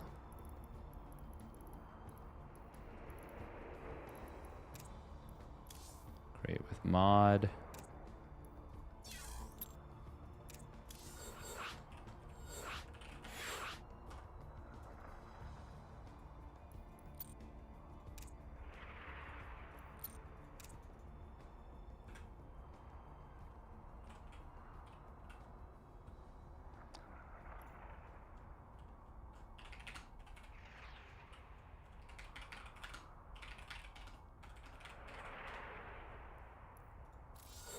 All right. We are getting into it here, and I just want to double check what teams they are a part of. I know that it is Team Eon. I just want to check what Team BuBBa is a part of. Oh, it's at the very bottom. Team Nico. Okay. Best of one. Team Eon versus Team Nico. So this could be pretty interesting here. Best of one TVZ. This is BuBBa. Terran Team Nico. Laura's Zerg. Zerg Team Eon.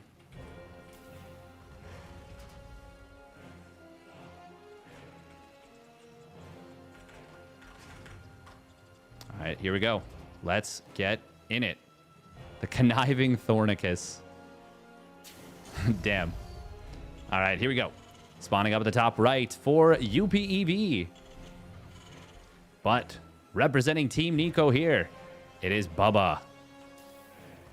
And his opponent, she's spawning down on the bottom left. It is LaurasBugs for Team Eon and rocking the Ladder Legends logo.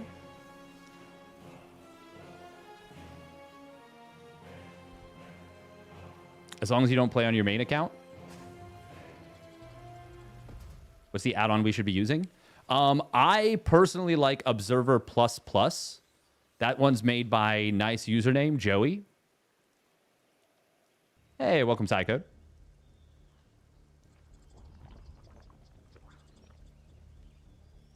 If I make one Smurf at a time, get it up to 5K, and then never touch the account,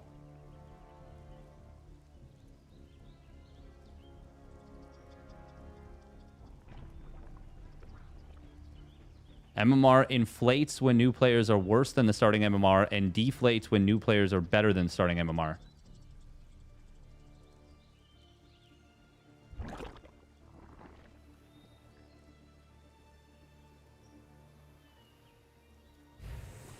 Interesting. Okay. I think that makes sense. Oh, we're going to see an attempt here to block this. We've got LaurasBugs moving out with a drone to her third base.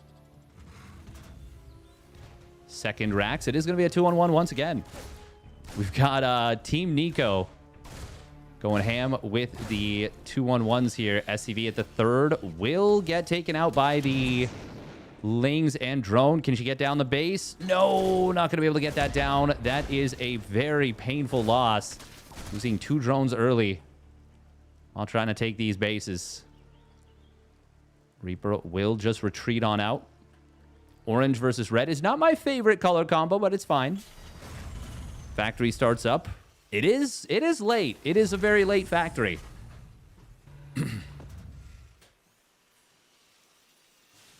But you want the stim starting up pretty soon anyway, so I think it's fine. Is it late? It feels late, but I think it's fine.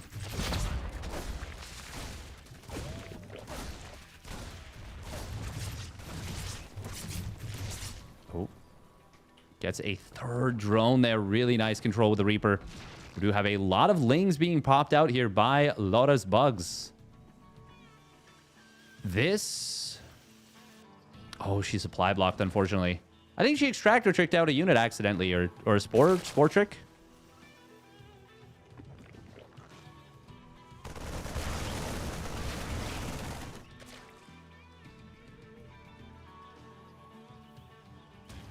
Terran player does pull back from the natural expansion. A wise decision. Wise choice, because this was a pretty big commitment to Lings, and this could have gotten a lot done.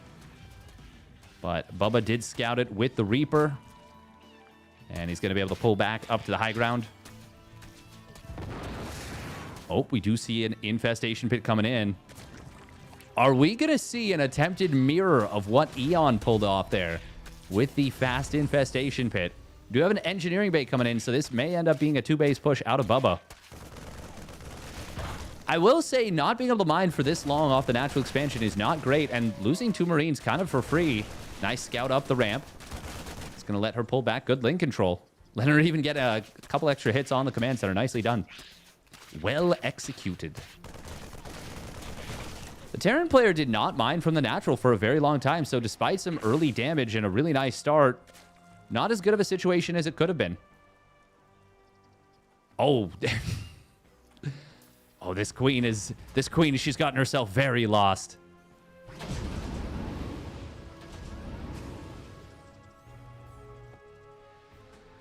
Nicely placed Overlord, but it is in a little bit of trouble. I think this queen might actually escape. We've got a Carapace upgrade coming through. There is a second Evo. No tech structure yet off that layer. There's going to be a Widowmine here. This is going to be tough to deal with. Spore Crawler will complete at the third. But that's going to be quite a few drones going down already. 5 drones is very painful since she's already on a low worker count. And this is gonna be a dead hatch, unfortunately. She may try and fight for it now. Ooh, the Widowmine. Ah, nice little split right there, last second. This is not a fight she wants to be taking, I don't think. The Terran player does elect to just click down the hatch, though. He actually could have stood and fought there. But regardless, he is very far ahead right now. And it is going to be 1-1 Roach. Okay. Interesting. Interesting. These Marines will get intercepted in the middle. Will be forced to pick up, but BuBBa going to be able to get out of there. Infest pit. Yes, indeedy. This is a really tough situation, though, for the Zerg player. No way around it. No way around it. When losing 3 Overlords on the left, on the right side, I should say, is not going to help at all.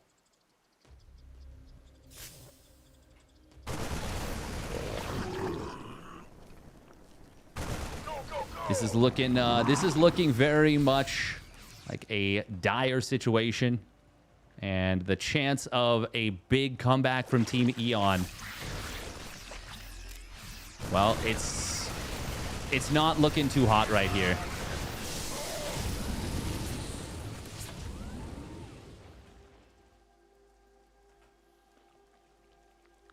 Not looking too hot at all. Welcome, Gref. Welcome, welcome.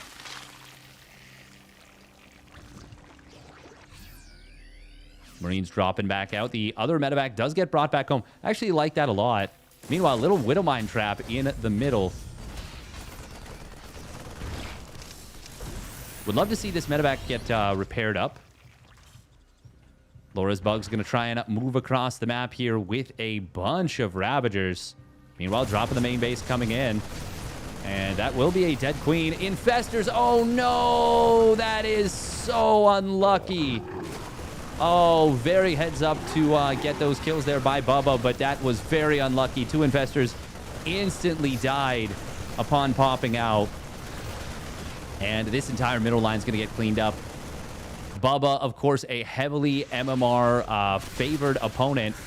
Finding these Widowmines is pretty nice, but a good unburrow saves 2 of them. And these Ravagers, they don't have enough to fight here. Now, if there was the dream fungal growth corrosive bile combo, maybe LaurasBugs could have done something with this fight. But unfortunately, not going to be an opportunity for that. BuBBa will take the game. And will claim an additional point for his squad.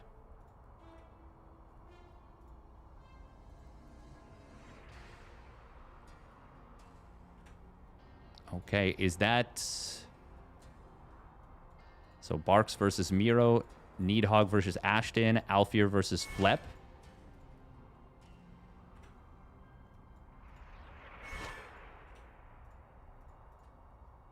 We could look for Barks versus Miro if it's not already going.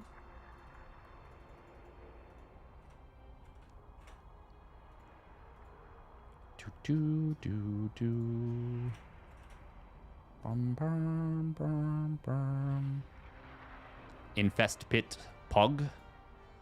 Unfortunately, it was not Pog enough this time. That's another point for Team Nico, and I think that pushes them ever closer to a victory. I don't think they're there yet, but definitely looking pretty darn good.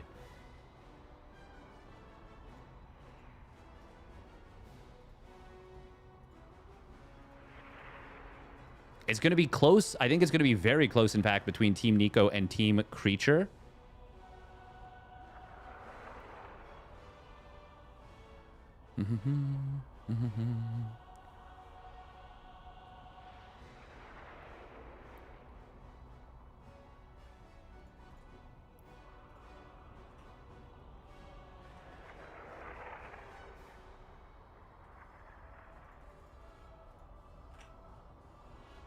Let's see what else is cooking. Hey, welcome Cupcake Prime. I know you explain it for me, please. Sure. So Ladder Legends Academy is a group of SC2 players that wanted to form a community and establish kind of a coaching organization.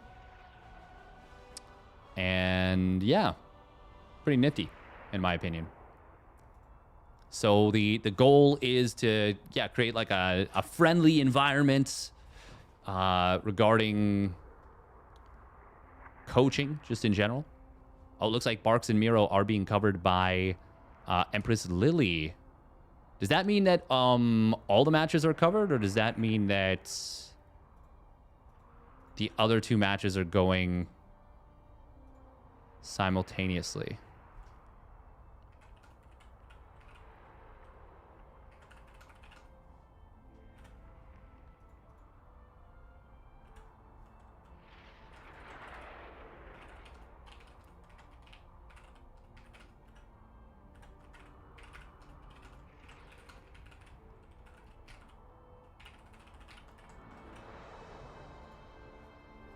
But yeah, so the way that it works is, yeah, exactly. Shu, yeah, you can join the Discord if you are so inclined. And if you do want to get access to some of their paid content, or their paid content, you can join. And if you do want to support me, myself, I'm not going to pressure you to do that, of course. But if you do decide you want to, you can join and use the coupon code? No, affiliate link. Exclamation Ladder Legends 1. That's the one. Yeah, it's kind of neat. These are players that are students, actually.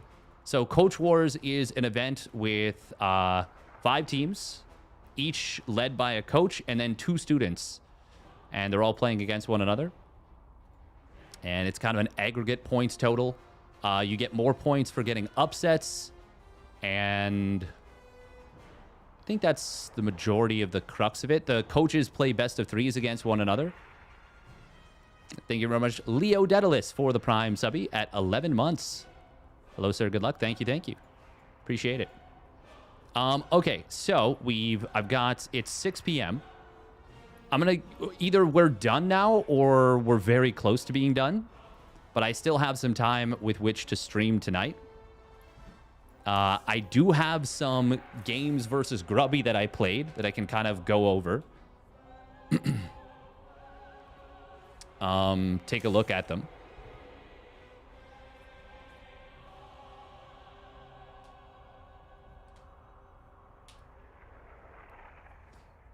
Exactly, there we go. GamerRichy explaining what it is. Yes, they have run quite a few tournaments, which has been quite nice.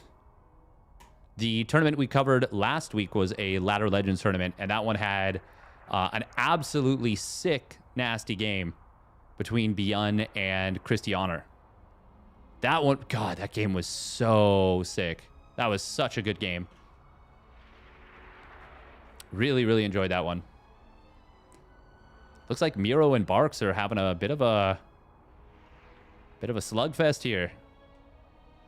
Well, it's 8.5 minutes in. It's hard to call it a slugfest so far, but could become one. You can't prove that it's not. Not yet. In the practice room, you're streaming the game if I want to come in. I've always had a terrible time trying to use Discord to stream stuff, but I can give it a try. I can take a look. Perhaps. Are the... Wait, hang on.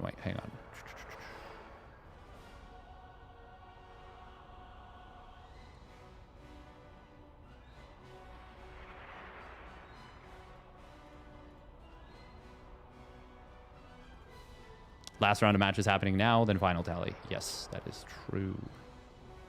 That is true.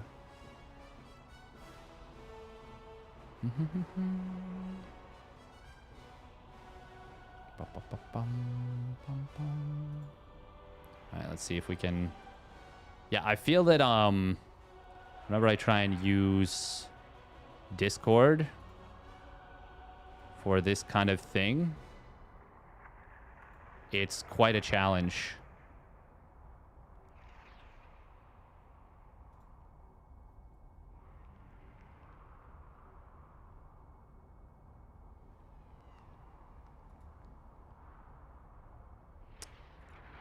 Voice and video settings. Nope, that's not going to do much.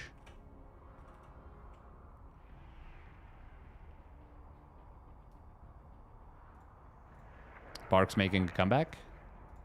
Yes, it is a focus on ladder. Yeah. But it's just a focus on improving in like a, you know, friendly way, I would say.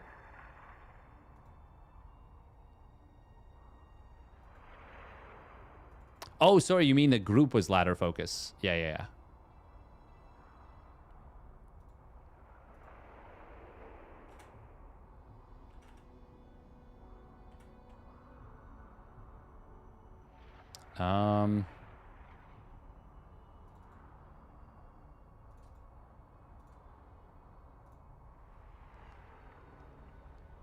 Let me see if I can't increase the size here. Oh, a bit of a freeze arena. That's okay.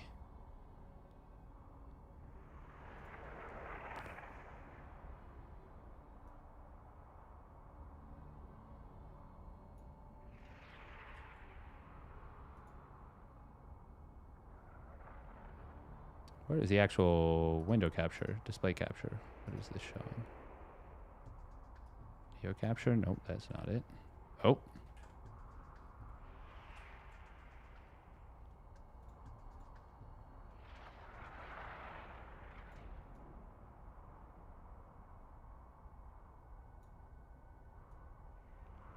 Ah, that's pretty close to centered.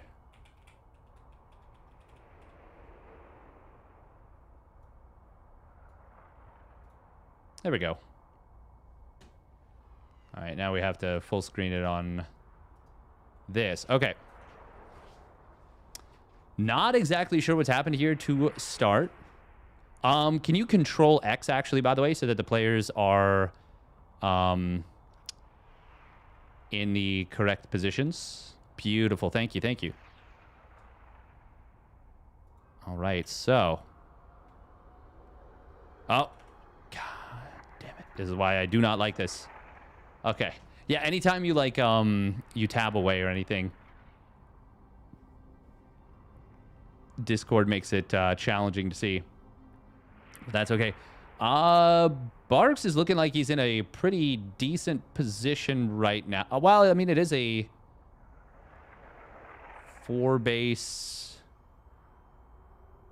I mean, I guess a 5-base Terran, actually. Taking a 6th. He's getting ghosts.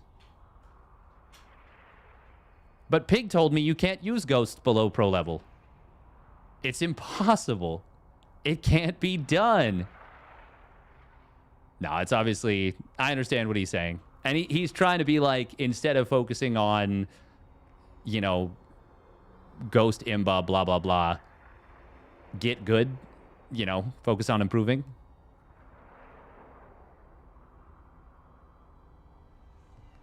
And, like, he's not wrong about that. It's just, Ghost pretty good. But if Miro can make Ghosts look good here, that would be very impressive. Because it is tricky to control Ghosts. They are, you know, strong units, but very tough to make them do what you want them to do. With a lot of tanks, though, it does become a lot more, more doable, I would say. What do we have on the upgrade front for the Terran? I believe he's on 3-2. Ultralisks have their chitinous plating. Do they have the anabolic synthesis? I don't think so. No anabolic synthesis.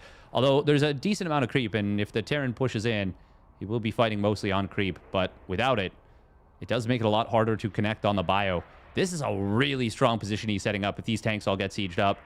And they are going to siege up a little late, but in time. Yeah, this is a lot of firepower from this Terran army. The Ultras melt.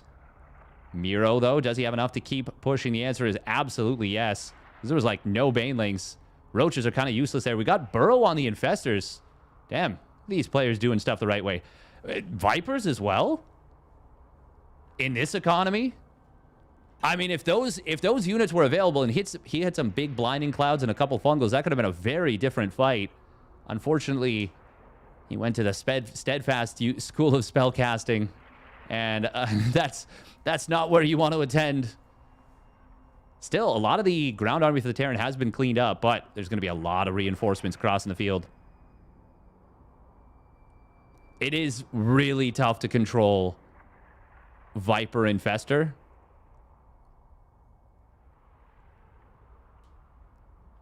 Still, I appreciate the attempt. I do appreciate the attempt. Miro doing a good job of making sure those ghosts don't get surrounded.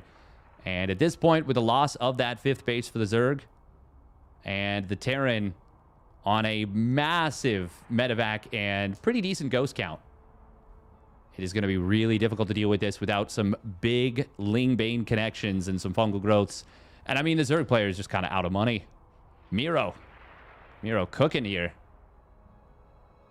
Look at that production tab. 3 tanks, 4 liberators, couple more ghosts, advanced ballistics.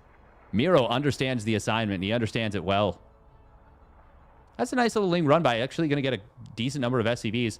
Burrowing the Zerglings is kind of cute there.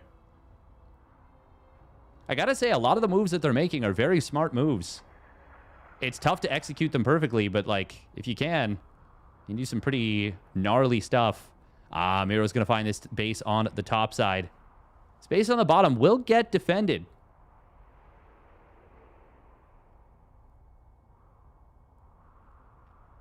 Miro going to complete up +3 ground armor. I wonder if he noticed that the drones burrowed on that top left base. Don't think so.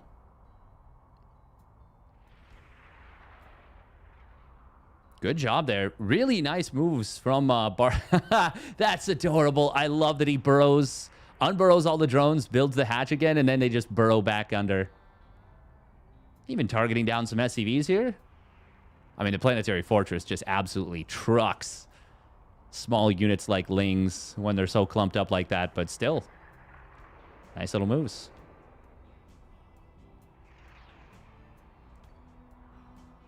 Miro, though, should be able to just kind of blast here. Still being careful because you never want to get caught by a big fungal growth Baneling combo. And stepping on a creep is always a scary prospect. This ultra run by.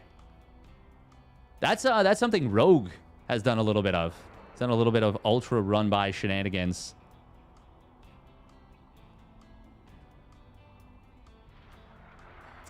Nice little tank and Liberator setup on the back line to protect that bio at the front as it kills the base. I don't know that there's going to be a whole lot that can be done here against the power of this Terran army. Snipes grabbing one of those ultras. There's a big counterattack on the other side of the map. Once again, 5 ultras. They'll not easy to clean up 5 ultras if you don't have, either A, big army, or B, ghosts. Oh, we've got the accidental Reapers there. Miro, I'm sure, is trying to play his absolute fastest. Bum, bum, bum, bum. This push is about to claim the game here in this one between Miro and Barks. Tanks will find at least 1 or 2. Oh, wow. He actually might get maybe all 3. No. Ultralisk does close the distance, and we'll be able to clean up these tanks. Kind of cinematic there. But obviously the rest of the army is winning this game.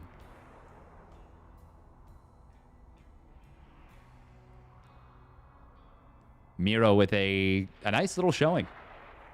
GG. There it is.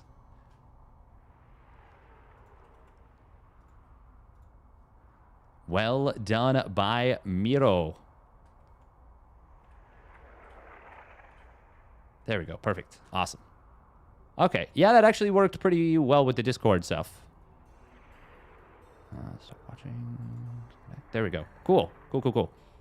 Oh, and then we close that, the projector. Cool, cool, cool. Yes, yeah. I figured out that's what you meant afterwards, Groovy. Yeah. The name was Ladder Focus.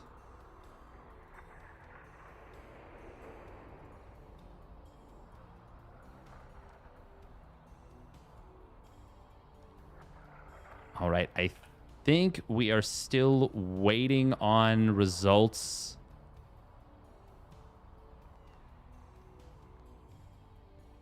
Alfir versus Flep. I don't know if that's concluded yet. It looks like they are not in the chat yet, so I think it's still going. I do believe it is still going. But yeah, sorry, what I was going to ask. Once this concludes, would you guys... people currently watching, would you rather see some ladder play? Would you rather see me look at some of the games I covered or I played off stream? There's a couple of spicy ones. I'm not going to lie. I have a specific little mini folder of 3 games I played, and it is just labeled Steadfast versus Bad Guy. Which is not fair. It's not fair. I don't want to be too toxic, but he was a little bit upsetty at some of my plays, which was interesting because he was a random player, and I was like, he got upset after the first game, and then I just complimented his Warp Prism micro. I said, like, nice Warp Prism micro. And to be clear, I didn't just leave it at nice Warp Prism micro, in which it could have been misinterpreted. I was like, actually, it was very nice Prism micro. I'm not, like, trying to be a jerk. Because it was good Prism micro. But then they... they didn't say anything after that, but then I matched with them 2 more times later that day. And they were pretty mad. They were pretty mad about it because we ended up winning all 3 games.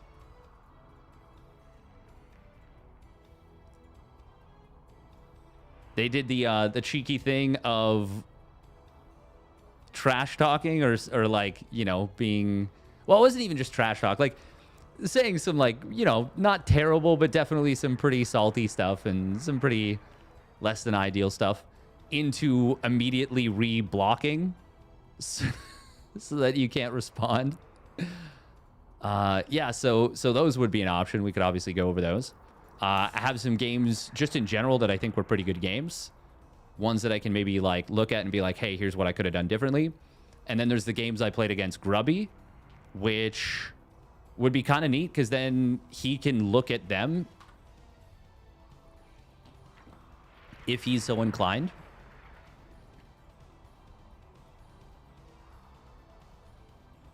Once again, or we can play a little bit of ladder. I do think I would like to play on a different account than my main account for streaming, because I have just, like, I've put so much, like, pressure on myself to play at my absolute peak, which is just, like, not at all fair to me because, I mean, the game is super, super hard. So we're just going to do something right now while we're chilling. So this is Steadfaster. This is a...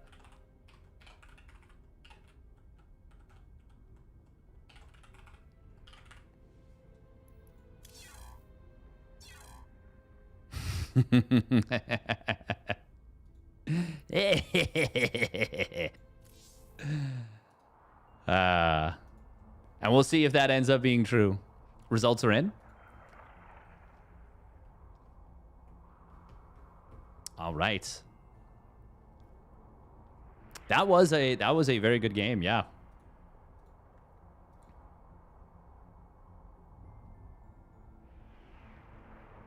Alfir versus Flep with the +3. Ooh. Wow, it came down to the wire. Damn, okay. So it was, in fact, a victory by 1. Oh, oh my goodness. Yeah, I didn't put a space.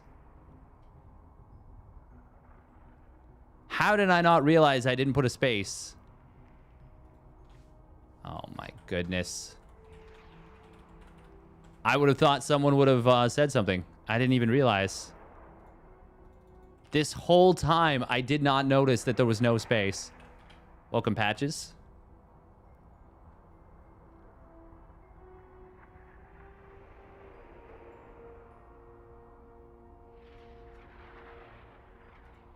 Yes, you need to be exiled from Twitch for this mistake. That makes sense. Oh, there also was 4 games that we played against Patches the other night where I was playing off stream. And BuBBa, Olja. Where is this guy? Is he in the chat? Probably not. I got a bone to pick with BuBBa Olja though. BuBBa saying because I wasn't streaming, I was just gonna all in every game. BuBBa. That is a ridiculous statement. Ridiculous statement. I'm just as likely to all in while I'm streaming. In fact, probably get flustered more often on stream and be more likely to all in.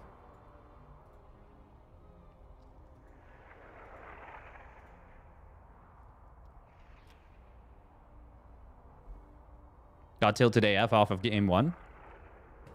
Rigged ass game, I swear. I feel like we had some really good games though. You really wanted that dub in game number 2 and 3. You really, really wanted it. The games were pretty good. Game 4 was not so good. Game 4 was pretty eh. But games, actually, I think the first 3 games were all really good. The last game sucked. Yeah. I mean, I actually did all in the last game. Just a Lingbane all in. I didn't even execute very well. I like messed up my hotkeys a whole bunch and just botched it.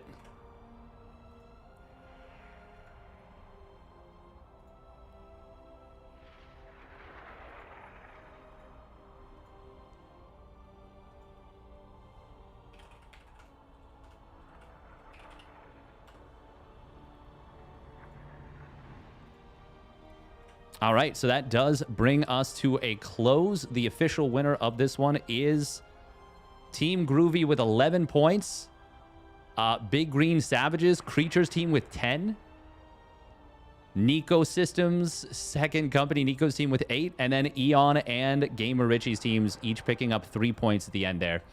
It was winner take all, so that means that Team Groovy and the players Nydhog and Barks getting the dubs. Getting the points, getting the moolah. It did come down to the last round where Nydhog got that very important final point. And without that, it would have been a tie.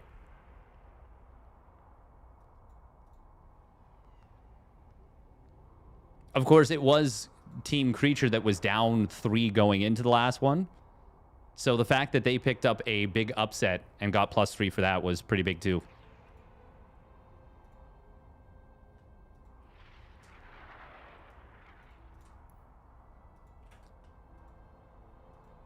All right, let's I'm confused how these points are set up. It's a little complicated.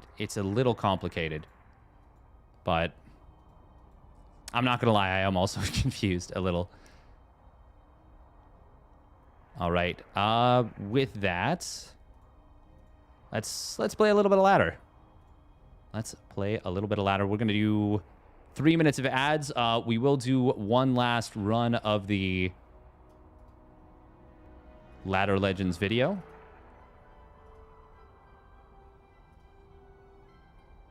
StarCraft is a freaking hard game. When you look at where you are and then where the very best are, improving can start to feel like an impossible task. But it doesn't have to be this hard. Enter Ladder Legends. Ladder Legends is a dedicated academy aimed at helping you understand, enjoy, and improve at StarCraft. More than that though, Ladder Legends is a community where StarCraft gamers can get together, make new friends, and dive deeper into the game with them. With incredible coaches and talent like Groovy, Mixu, GamerRichy, and Tempo, you know something special is happening here. The folks over at Ladder Legends have big plans too, and aim to expand their services into other games.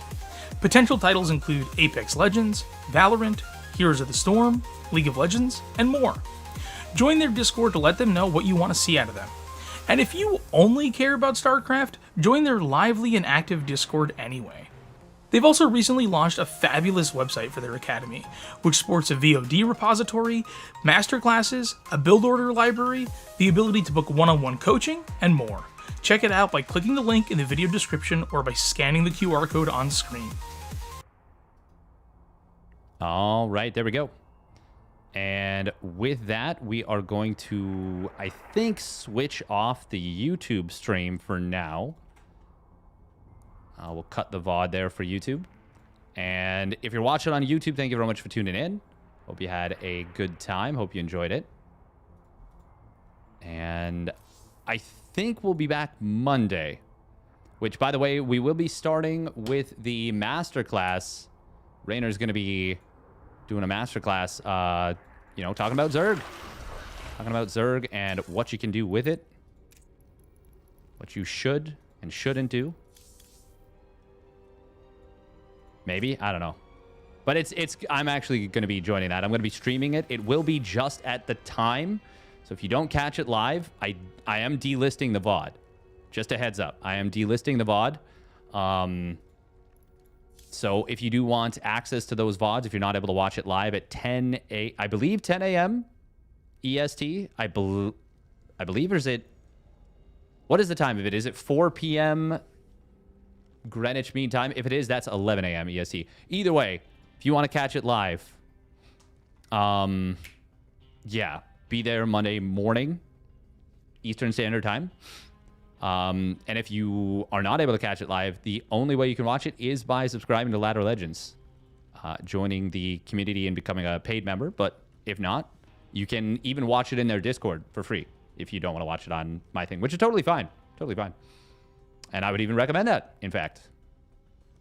Other than that, thank you very much to the Ladder Legends folks for putting this one on. Bye-bye, YouTube.